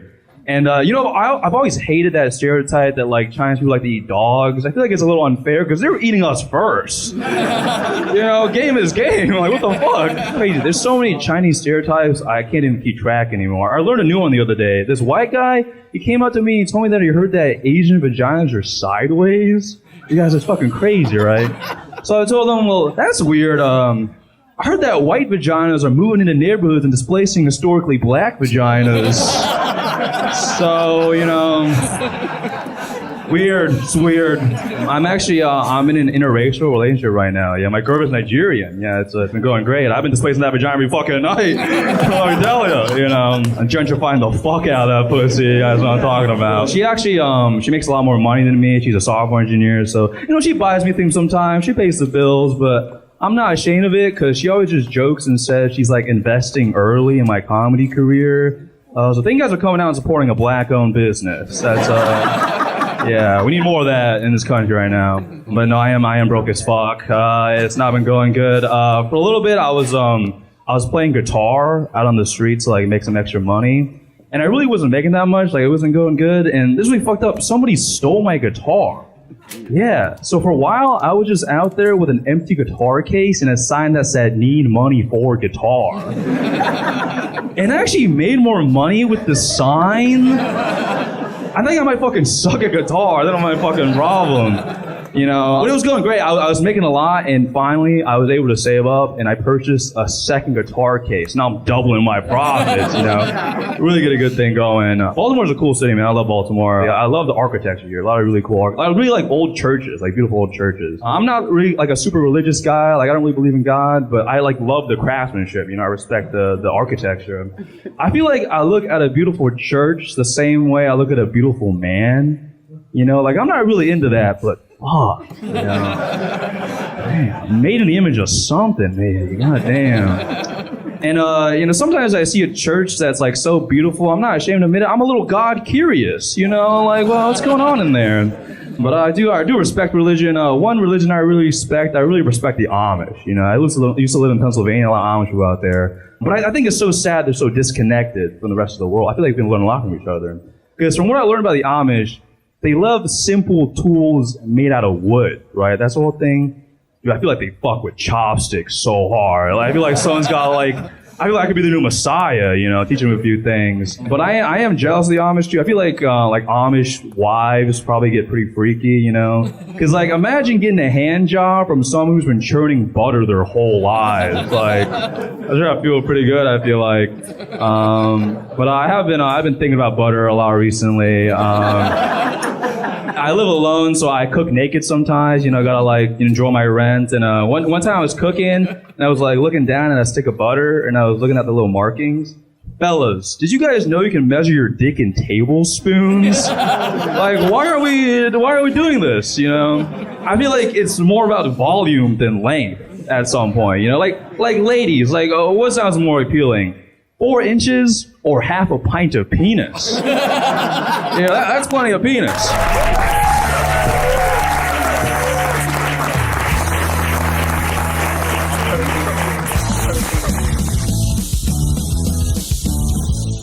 I wanna make a movie.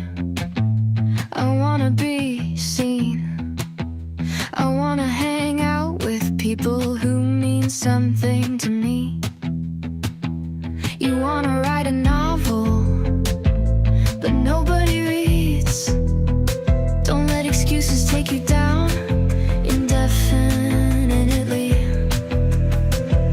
We used to build mood boards and talk about dreams. Now we only seem to worry about making ends meet. So it's time we come together. It's time to be seen. Be the person we're called to be, and nothing in between. Yes, I'm gonna make a movie, see it on the big screen, and hang out with the people who mean everything to me. Little matters, at least to me. Once you make a choice, it's the choice, so you gotta be free of the pain and the guilt until you can see life's just lemons, unfortunately. Now these thoughts, they are fleeting, but my heart's beating. What's it gonna be?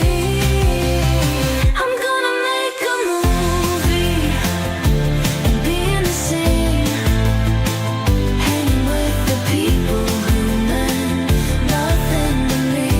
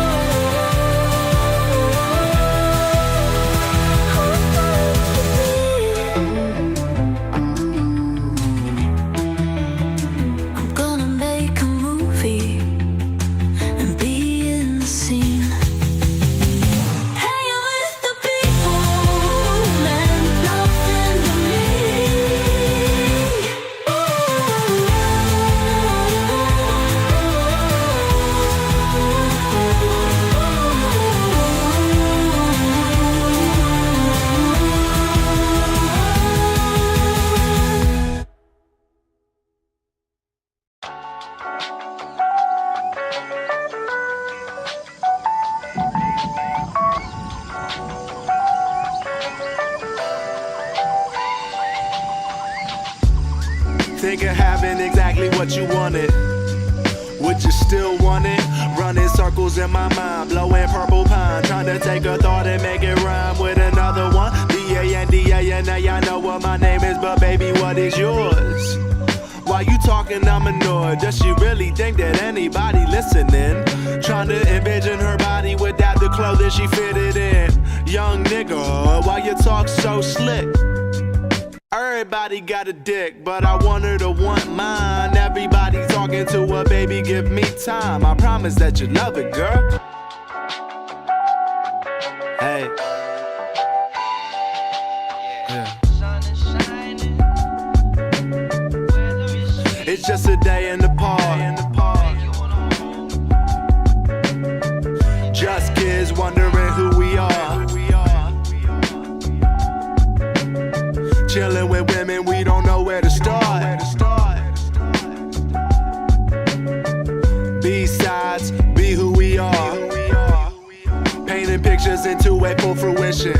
While you listen, I'm wishing to never miss a minute. Look down at the ground, I ain't trying to hit it too hard on another seagull, staring at a seagull, fighting for food. Baby, may I intrude? You look very cute. How is it that you keep it 100, mommy? I wanted to tell you something, but I second guess myself, never acting on intuition. Then I get myself stuck in a situation I don't really get myself, huh?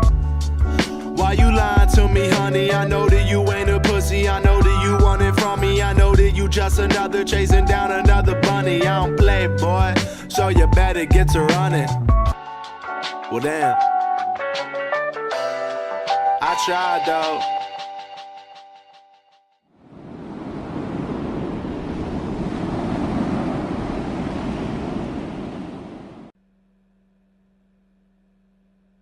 One, two, three, go.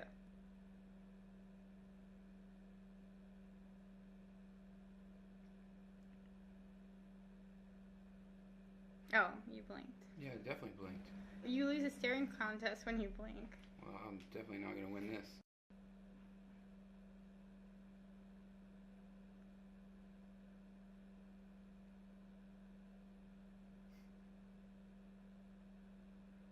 There's no chance, it's so dry. All right, what do we got? Milk, Purple Stuff, Sunny D, and ATB. ATB. Explain to me why again you get to be the smart one in all these sketches? Clearly it's the glasses, that's why I'm the smart one. You with the eyes, you should be the good looking one. Come on, you know nobody's buying that, especially in flip-flops. Okay, what about this? What if you go no hat and then you're bald, and then you could be the one everybody feels sorry for? Okay, what about the bald look with the glasses? How's that? It's too mad scientist, and plus your head looks all weird. Like, it's not a good look. What about glasses and hat backwards? Now you just look like a cartoon character created from an adult who was trying to make what he thought looked cool, and you still look like a dork. I'm doomed! You just gotta own your face. Just own it. Cause it's only gonna get worse. I mean, trust me, I'm the smart one. I spent a long time sitting here thinking about what a fella might do to you.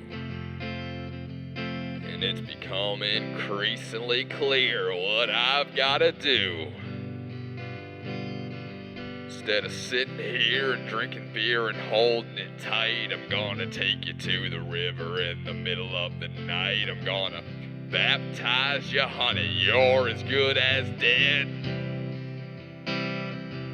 So it's about time we take a walk, don't you think? It's getting a little too crowded in here for my taste. I say we take a stroll down to the riverside.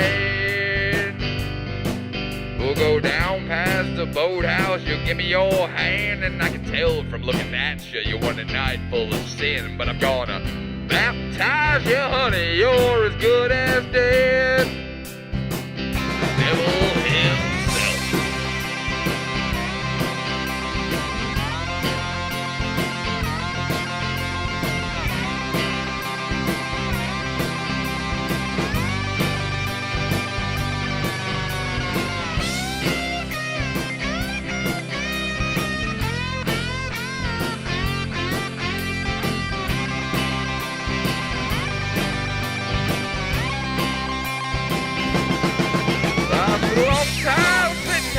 Thinking about what a fella might do to you. And it's become increasingly clear what I'm gonna do.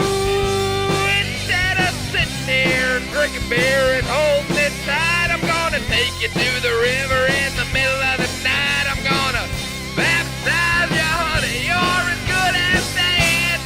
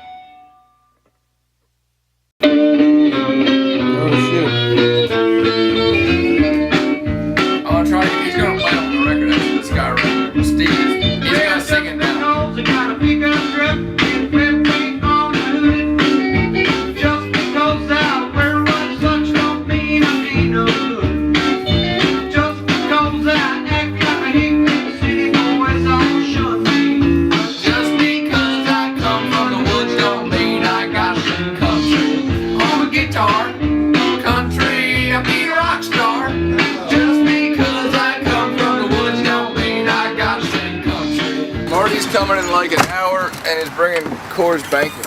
Sweet. Nice. There's a cool country rock scene on the shore back in the 70s, early 70s. St. Louis Studios, Cambridge, Maryland. This is like 72. Check that out. There's from Bucktown. Where that photo is at down below. Yeah, like me and Sean, you'd be there. So pretty much anybody that was worth a damn on the shore back then. Yeah, I don't know, there was something about it. Like, I just walked in there one day and like everybody Yes, was... Grit.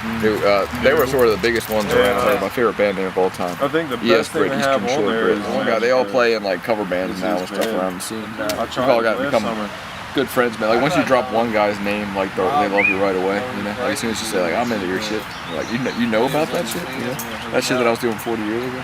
I mean, you own it on vinyl. They're not because I'm getting all these guys to play on the record. That's sort of part of it. You know what I mean? Like we get their almost like they're giving their approval. Oh, that's hot.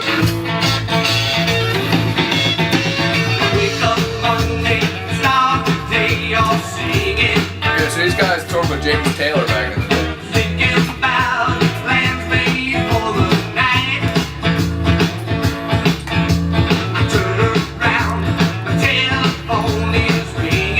What'd they sing about?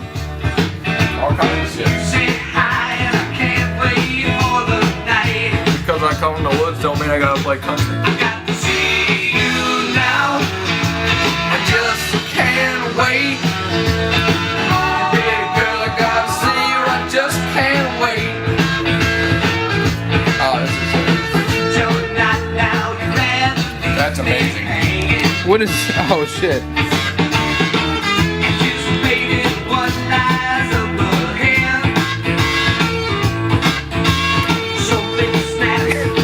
That's hot. So, he plays fiddle on Red Winds. You heard that song, right? Yeah. That's the guy that plays fiddle on it. See you Steve Quillen, man. You don't know how lucky we are. I gotta tell you, I just can't wait. It's hot. I'm up the phone, spend all day trying to figure out your game. Wondering I'd win or lose, and if my prize was a long play.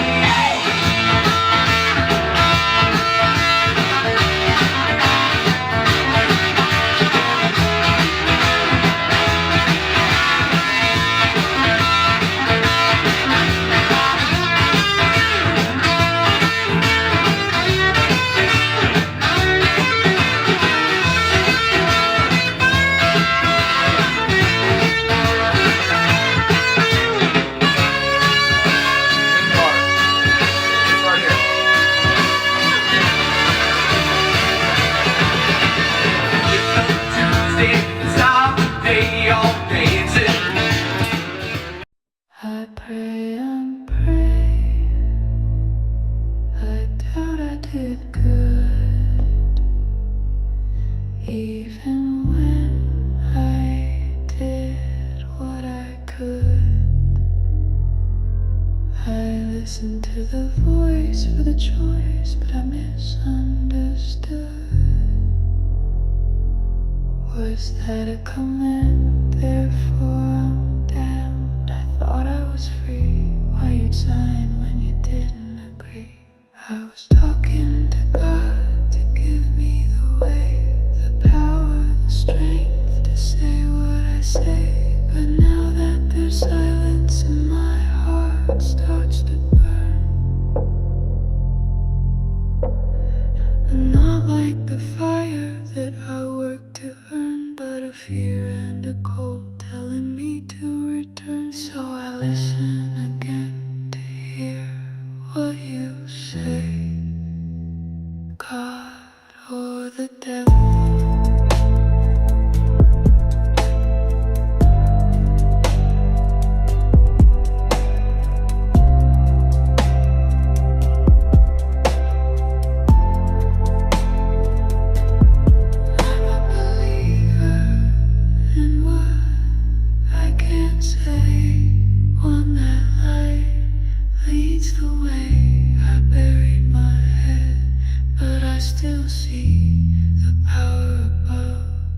Given to me, a blessing wrapped in a curse.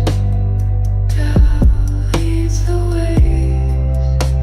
Believe in yourself. There's no other way. Pray every day.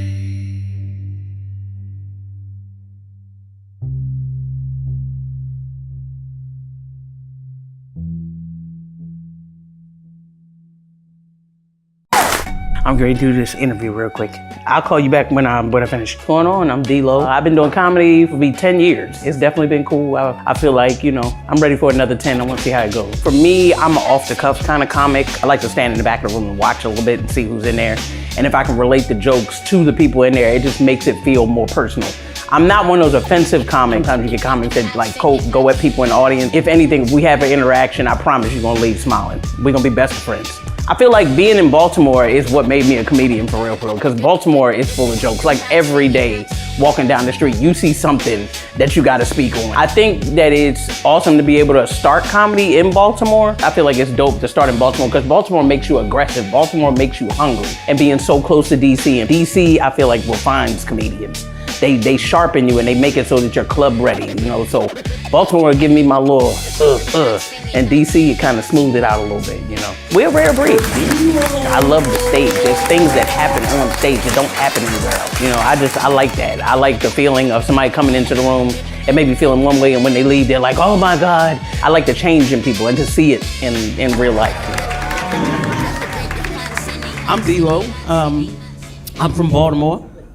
I prefer to be introduced as a comedian from Maryland for obvious reasons. When I go to shows, there's always somebody in the audience that'll come up to me after the show and they be asking questions and shit. You know, people be trying to get to know you. And they're like, well, D-Lo, what part of Maryland are you from? And I'm a petty bitch, so I'm like, well, why don't you guess? You know? And they're like, are you from Annapolis? I'm like, nah. They're like, are you from Hyattsville? I'm like, fuck nah. Yeah. They're like, what about Greenbelt? I'm like, ain't that the same fucking thing? Like, what are you talking about? Yeah. And everybody got the same reaction when you tell me from Baltimore, right? So now it's somebody else in the back of the room. And they're like, well, D-Lo, where are you from? And I'm like, well, I'm from Baltimore. And in unison, the whole fucking room just be like, oh. What the fuck you mean, oh, like it's a third world country? Bitch, fuck you. Yeah. We got a few potholes and some dope fiends, but we trying out here. Shit, we got good heroin, so fuck them niggas. Fuck that shit. That's entrepreneurship. You know what I'm talking about, sir. You know what I'm talking about, yeah. I see the civil rights in your face now, but back in the day, you was a drug dealer. Fuck that. Yeah. Yeah, now you like a deacon or a preacher at the church. That's it, yeah. Got your life together, got you some holy pussy. I see it. That's won't he do it? I see that shit, yeah. Another fun fact about me, and I feel like it's a good way to address the elephant in the room, you know, kind of let y'all know a little bit about me. I don't know if y'all can tell looking at me. It's a very strong possibility. I might be something similar to a lesbian, possibly, but I'm an old bitch, so this is old gay. This ain't that new shit they be doing outside. This ain't that, you know, that little under 30 gay. And I know it's something in here. I feel like I smell a TikTok on you bitches. I know you in here. I know you in here. I know you in here. I just want to be clear, if it is any young gays in here, like the under 30 gay, that's the young gay for me. If it's any under 30 gays in here, I hear it, bitch, in your voice. If there's any under 30 gays in here, I just want to be clear, nothing that I say moving forward is meant as disrespect, you know. It's no shade, you know. I don't hate y'all, but fuck y'all. Fuck all y'all. Fuck y'all, because y'all are fucking up the gay. That's not even the same fucking gay. I feel like my gay is gay when it was clear, you know what I mean? Like you look at me, you be like, that bitch play basketball, she might be gay. Real fucking simple. I don't feel like I relate well to the young gays, you know what I mean? I feel like me and the young gays don't have shit in common, you know? I don't even feel like I look like the young gays. Like little young black lesbians kind of look like Lil Wayne and Future and shit. Little young white lesbians look like Justin Bieber. I'm an old bitch, man. I'm 47 fucking years old, man. I feel like I look like a cross between Whoopi Goldberg and T-Pain, like right in the middle of that shit. And then I'm a non-threatening lesbian. A lot of people think because I'm a woman that wears men's clothing, because I'm tomboyish and mannerism, got a backwards hat on, they always think I'm some overly aggressive woman. Like I just be running up on grown-ass men just starting shit, you know? Just all in your face, just doing too much, just like, what the fuck you looking at, yo? Fuck out of here. Like, get away from my bitch. Like, sir, I don't even know what the fuck they be grabbing, for real. Like, what are you grabbing, bitch? A fallopian tube? What are you doing? You got your hands all in your pussy. She ain't wash her hands. She ain't got no sanitizer. She don't clip her nails. That's exactly how these young bitches keep getting HPV. I'm telling you, dirty fucking hand. I'm not one of them. I'm not. I tell people all the time, I'm not with that aggressive ass shit, all that extra ass shit, that fighting ass shit. I'm not with none of that shit. I'm not. And it's a nice little crowd in here, you know? Nice little crowd in here. But I don't know none of you motherfuckers, so I'm a little scared right now. Especially you, sir. Something about that highlight shirt and that hair says, I don't trust you. I be having to tell people all the time, you know, even though looking at me, people would think, you know, one way. I tell them, don't let the clothes fool you, you know? Don't let the tomboyish ways, a backwards hat, none of that shit fool you. Even though people don't get it, I consider myself a lady, you know? And all the men in here look confused as fuck right now. You're looking at me like, ain't no way, bitch, ain't no fucking way. Yes, sir, I'm a fucking lady. Fuck out of here. I'm a fucking lady. Not with none of that shit, I'm not. And like I said, it's a nice crowd in here. But I don't know none of you motherfuckers, so I'm a little scared. And I'm not doing no fucking fighting. I can't fight you. I'm from the county, nigga. Fuck that shit. I am from fucking Milford Mill, okay? I ain't fighting shit. Fuck no. You ain't never seen no thugs out in 21207, nigga. Fuck no. You ain't never seen nobody out the county like Liberty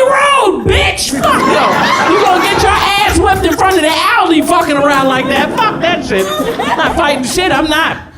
And I'm gonna tell y'all now. Like I said, it's a nice crowd in here, but I don't know nobody in this motherfucker. So I'm gonna tell y'all now, if anybody in here get too fucked up and some shit get to popping off, I promise I'm gonna be the first bitch on 83, because I'm going back to the fuck y'all.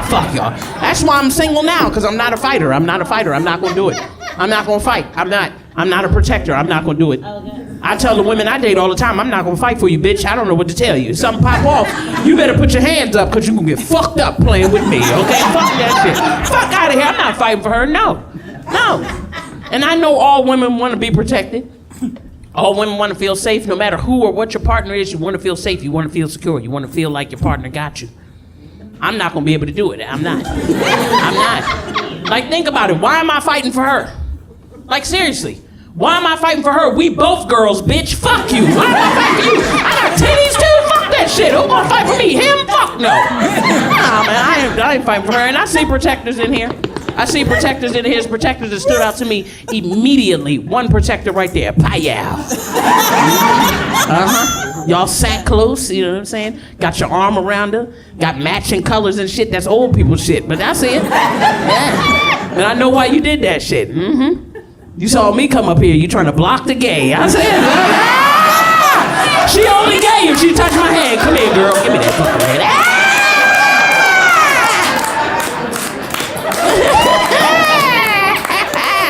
I fucked the pink out your hair. You got me fucked up. Shit. Yeah. I see another protector stood out to me instantly. Right there. Pow, green shirt. You, sir. Another protector. And not because you're sitting next to somebody. It's the way you're sitting. It's your stance. Legs wide the fuck open. Whole time my gay ass been up here, your legs been wide open. Dick pointed straight at me. That's crazy. But I know what that is. I know what the fuck that is. I know why you sitting like that. I know what that is. That's big dick energy. That's what that is. Yeah. And I don't think it's fair, because my dick is in the car. That's crazy, bro. Hey, tell me to bring that shit. That's racist, bro. That's fuck. It's crazy. A lot of people have misconceptions about women like me. A lot of people assume things about women like me. I feel like I'm an open-minded person. I feel like there's a lot of open-minded people out here, but people do have their ideas. One thing I do remember hearing growing up was how people have this idea that lesbian women have a problem with men. Y'all ever heard that? That lesbians hate men or lesbians have issues with men? Okay, I just want to be very clear. I'm very gay. Don't hate men. Had great men in my life. Had a great father. Had great uncles. Got an okay brother, because fuck him. It is what it is. Fuck him. I'm sure there are great men in this room. I don't have a problem with men. Some of these men have a problem with me. That is not my issue. That's your insecurity, sir. And I hear them. It don't be the young guys, because the young ones think I can fight, so they think I whip their ass. You know what I'm saying? But it be the old ones that give me problems, because you know what I'm saying? They be on their bullshit. And it's usually when I'm out shopping, because I shop in the men's section. And them old men don't like that shit, you know? But I'm a cheap bitch, so I shop at Burlington Coat Factory. Hey, y'all laughing. I recognize a couple of shirts from in that bitch.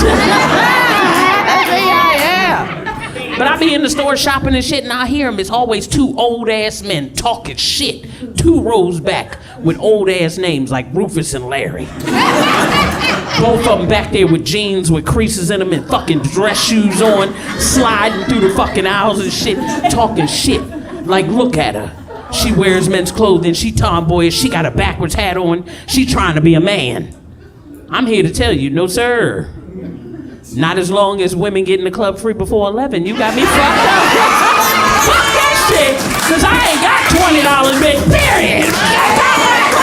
Fuck that. Shit. I go to the club with my homegirls, I gotta warn them ahead of time when I go out, because it's not every man in the club to give me a problem. It's them fucking security guards. You know, the big dude with the black on, be checking IDs and shit, kind of built like your thick ass right here.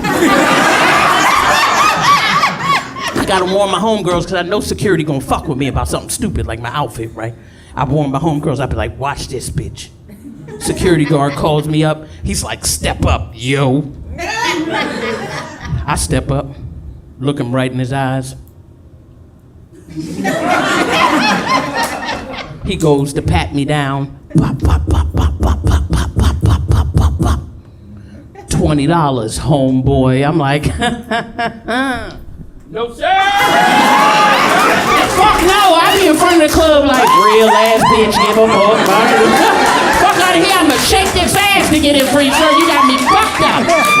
Them security guard be mad as shit. They be like, go in the club, bitch. I be like, okay, the fuck.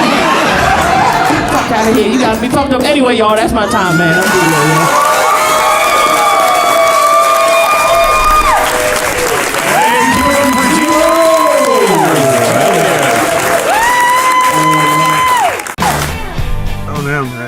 I used to be a musician, and it got hard keeping a band together, and I always was a comedy fan. So, yeah, I mean, I was writing music anyways when I just started doing like short form one-liners. And what do you know? Sum up work. Bill Monahan, been doing comedy since 2006. I'm almost always 30 years older than everybody in the room, you know what I mean? And some people are cool about it, some people they can't help themselves but they make old man jokes, but they need to be funny about it. Say something regularly, though.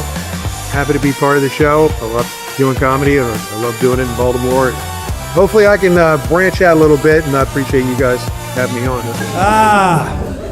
So I was talking to this bouncer friend of mine the other day, big menacing son of a bitch. Whatever reason, we're talking about motivation. He says he thinks fear is what motivates most people. I said, I disagree. I think it's sex. He said, really, you mean to tell me if a big motherfucker like me is about to throw a beating on you, you wouldn't run for your life? I said, well, yes, I would. But I'd run even faster if I thought you were going to fuck me.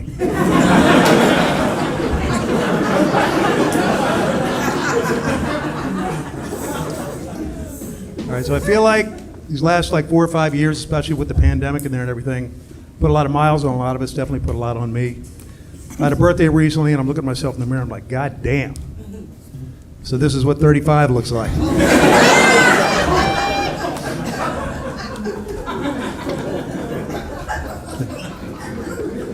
It's not that funny. The old love life took a hit during all that too. Romantic encounters were few and far between. Kind of like my last girlfriend's teeth. Good old Appalachian girl I met on Ancestry.com.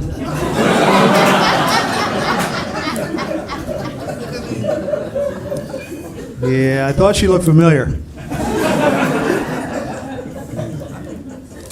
But I am happy to report that I'm back out on the dating apps. You know, got to do something with myself. Might as well get out there and slay some poon.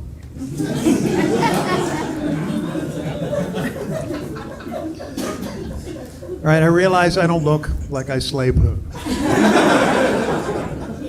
But I do look like I kill women.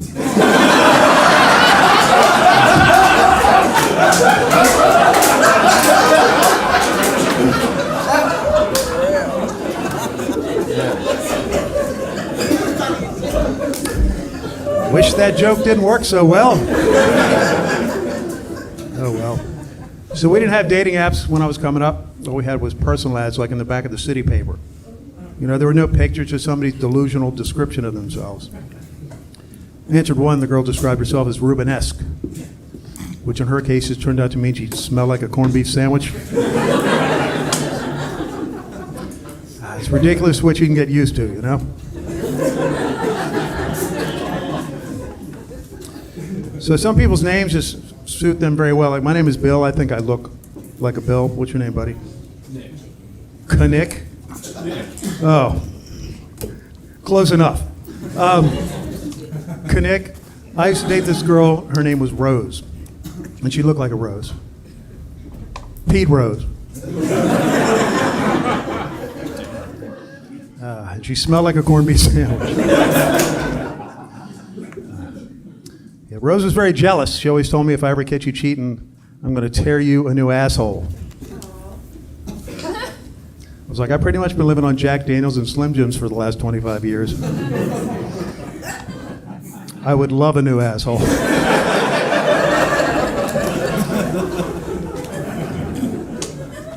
So I'm not going to tell you exactly how old I am, but some people do tell me I look like I'm 35. Then I give them $20 and they give me a lap dance.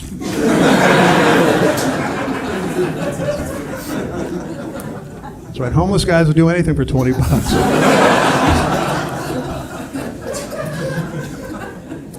It sucks getting old, you guys. The other day I found a lump on my left testicle. Luckily, it was my right testicle.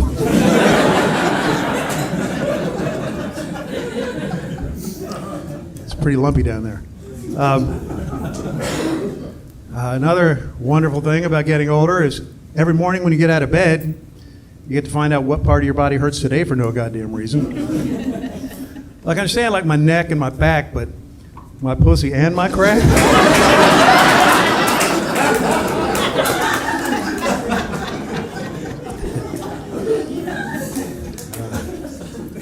Another thing you got to watch out for is these internet scammers trying to get into your bank account all the time. Like lately, I'm getting a lot of DMs from Instagram models offering me sex. Yeah, but I'm not stupid. I know it's not the girl in the pictures. Some Indian dude. So lately, I've been having sex with a lot of Indian dudes.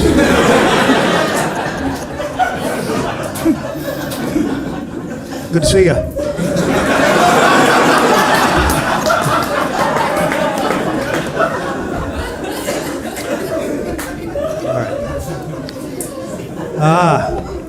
So they say age is just a number. It's very true. It's a number I prefer to keep to myself. You know what else is just a number? Penis size. Yeah. 9.5, I thought you'd never ask. I wish they'd put that on my driver's license. Can we see some ID? You sure as shit can. No, in my case, that would definitely be a fake ID. If I was really working with 9.5, I wouldn't be up here doing this. But I'd be out there slaying poon.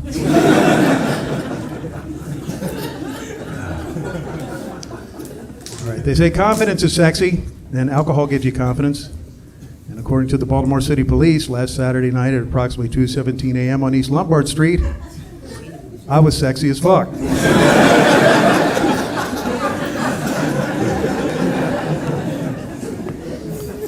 So I ended up in jail. I know I don't look like I would do so good in jail, but I handled myself all right. This big motherfucker tried to make me suck his dick. I said, really? You think I'm putting that thing in my mouth? After it's been in my ass, you're fucking crazy.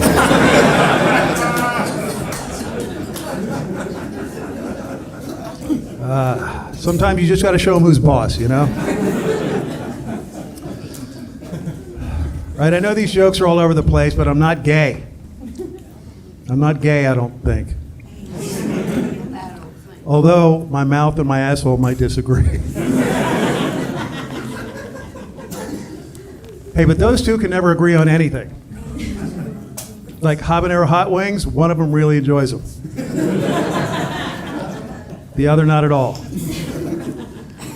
I should probably stop sticking them up my ass.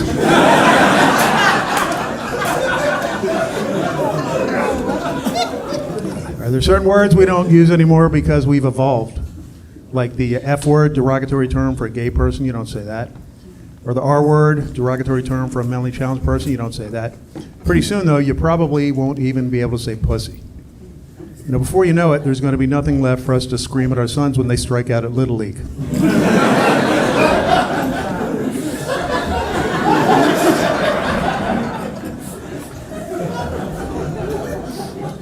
I remember when my kid was just a little guy, still learning how to read and write, and he didn't spell so good just yet.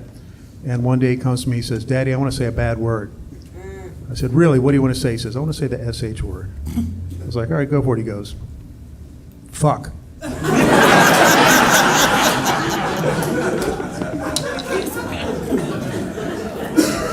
said, go get your flashcards.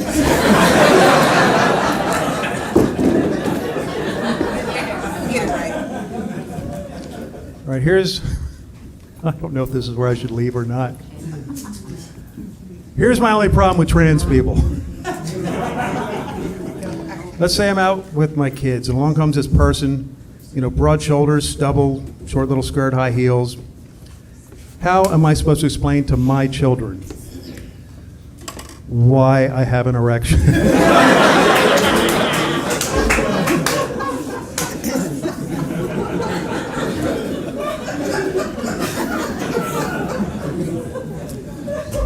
anybody I've ever known or known of that has transitioned from male to female will usually take a feminine name somewhere along the way. I grew up with this dude named Gus, and he did the whole thing, you know. Hormones, implants, reassignment, everything you possibly do, still goes by Gus. I said, aren't you going to change your name? She goes, nah, I'm not going to all that trouble.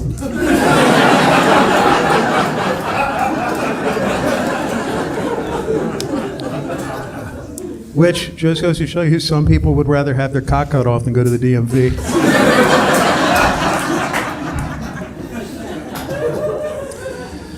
All right. You guys seem rich. You probably have the Netflix, right? You ever see this documentary? It's called My Octopus Teacher. Anybody? Doesn't really matter. It's just about the scuba diver that makes friends with this little octopus. There's not a lot to it, right?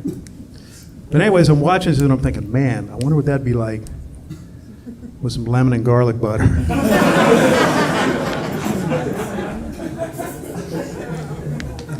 little thing looked delicious.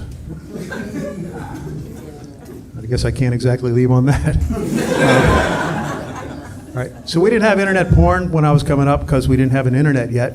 So if you were a curious young fella and you wanted to see some naked ladies, all we had back then was Playboy magazine. And from Playboy, you couldn't tell what a vagina really looked like. And Playboy is just a triangular patch of hair, you know? So luckily, a couple of years later, along comes Hustler magazine. They showed you everything. And you could finally see what's going on down there. I remember the first time I saw that. I was like, man, I wonder what that'd be like with some lemon and garlic butter. All right, you guys are awesome. The port's awesome. Matt's awesome. The whole show is awesome. Have a good night. Thanks a lot.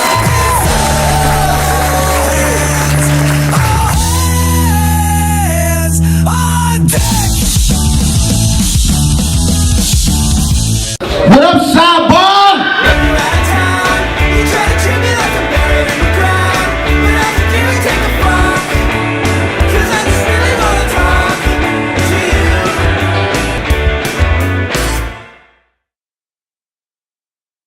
I was thinking, like, what would it be like if I were a parent?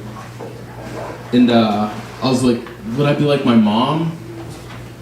Or would it be like my dad? I really think that's how we base how our parenting style is. Like, do I want to be like my mom, who was like really strict and stern, a firm hand, or do I want to be like my dad, who was like very free flowing in the wind? You know what I mean?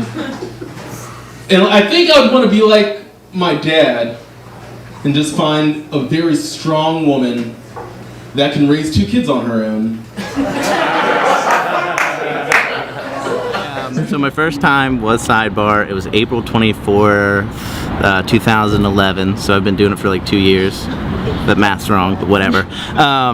And I went up and I was drinking way too much because I was so nervous. And I had about 5 minutes of material and I blew through it in 30 seconds.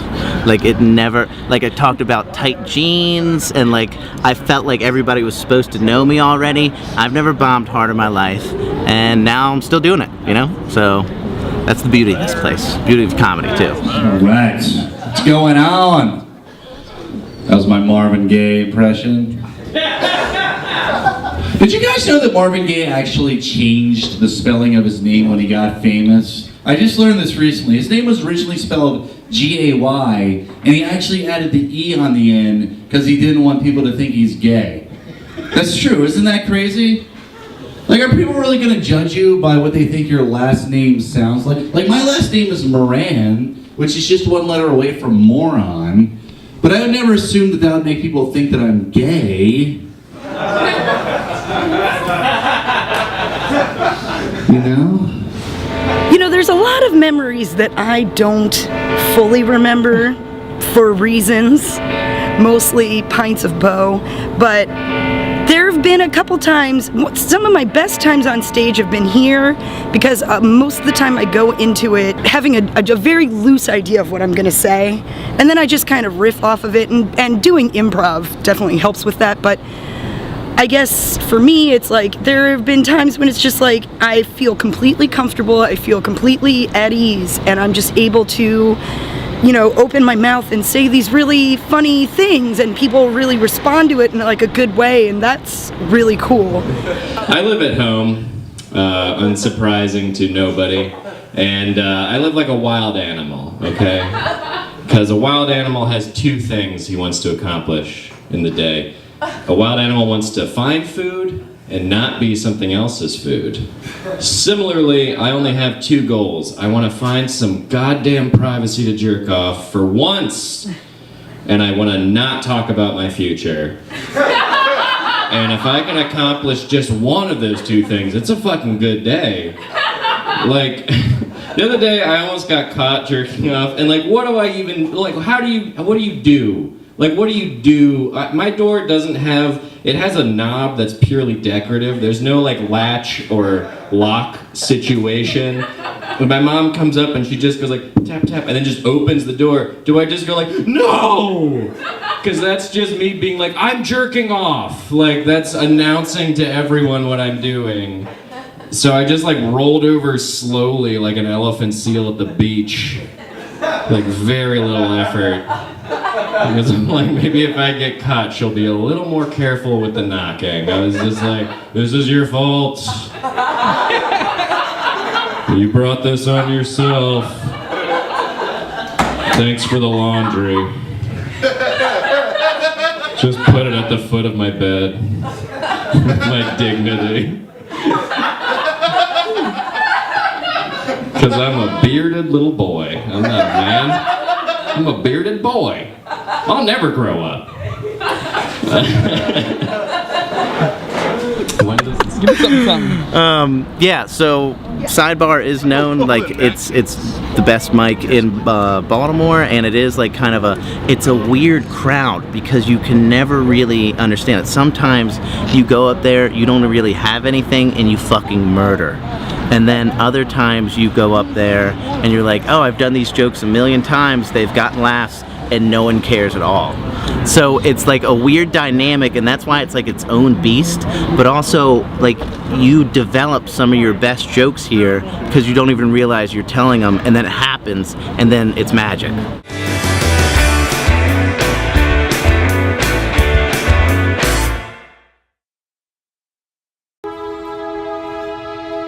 Beep, beep. Welcome to Baltimore. Baltimore, baby. Oh, I can't see you. Mom, go back inside. God, go back inside.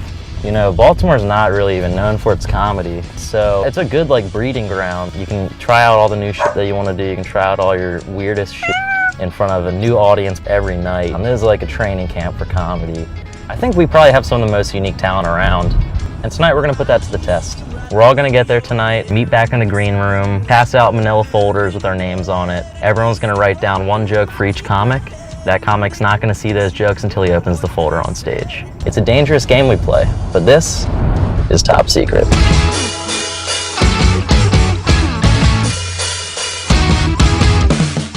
Like, I'm just writing bad jokes so they bomb, and I feel better about myself. That's how that's gonna work. Everybody don't know which ones are mine because we got a bunch of backwards R's and crooked S's. Is that a 5? We'll see what happens. I don't know. Guys, this is top secret. Thanks for coming. So I just open the thing and I just do whatever jokes y'all put down.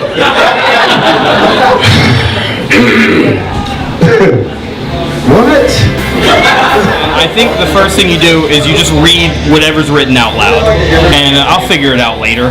What happens when hell freezes over and then it all melts? That girl that finally started having sex with me, she's like, nope, no more.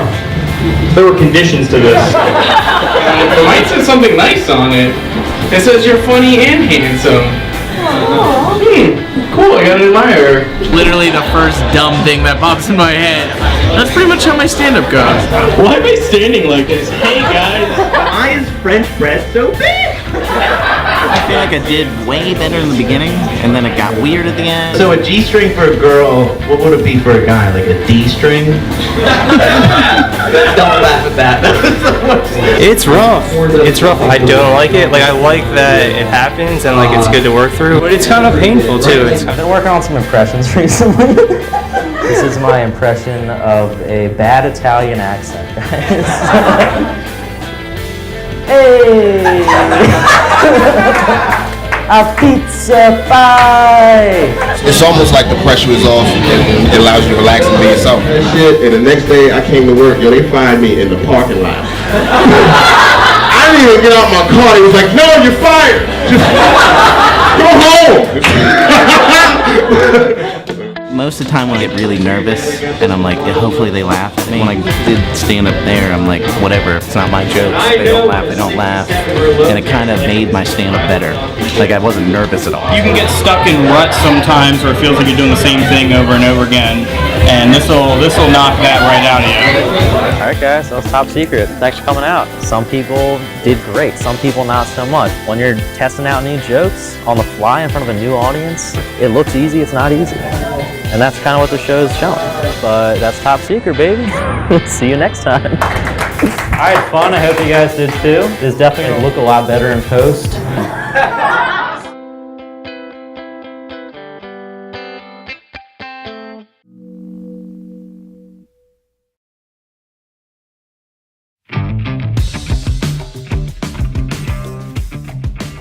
You ever thought about like how much dish soap that you've been ingesting accidentally throughout your lifetime? Because there's a little bit of residual dish soap on fucking everything. And that must add up, like throughout time, like is there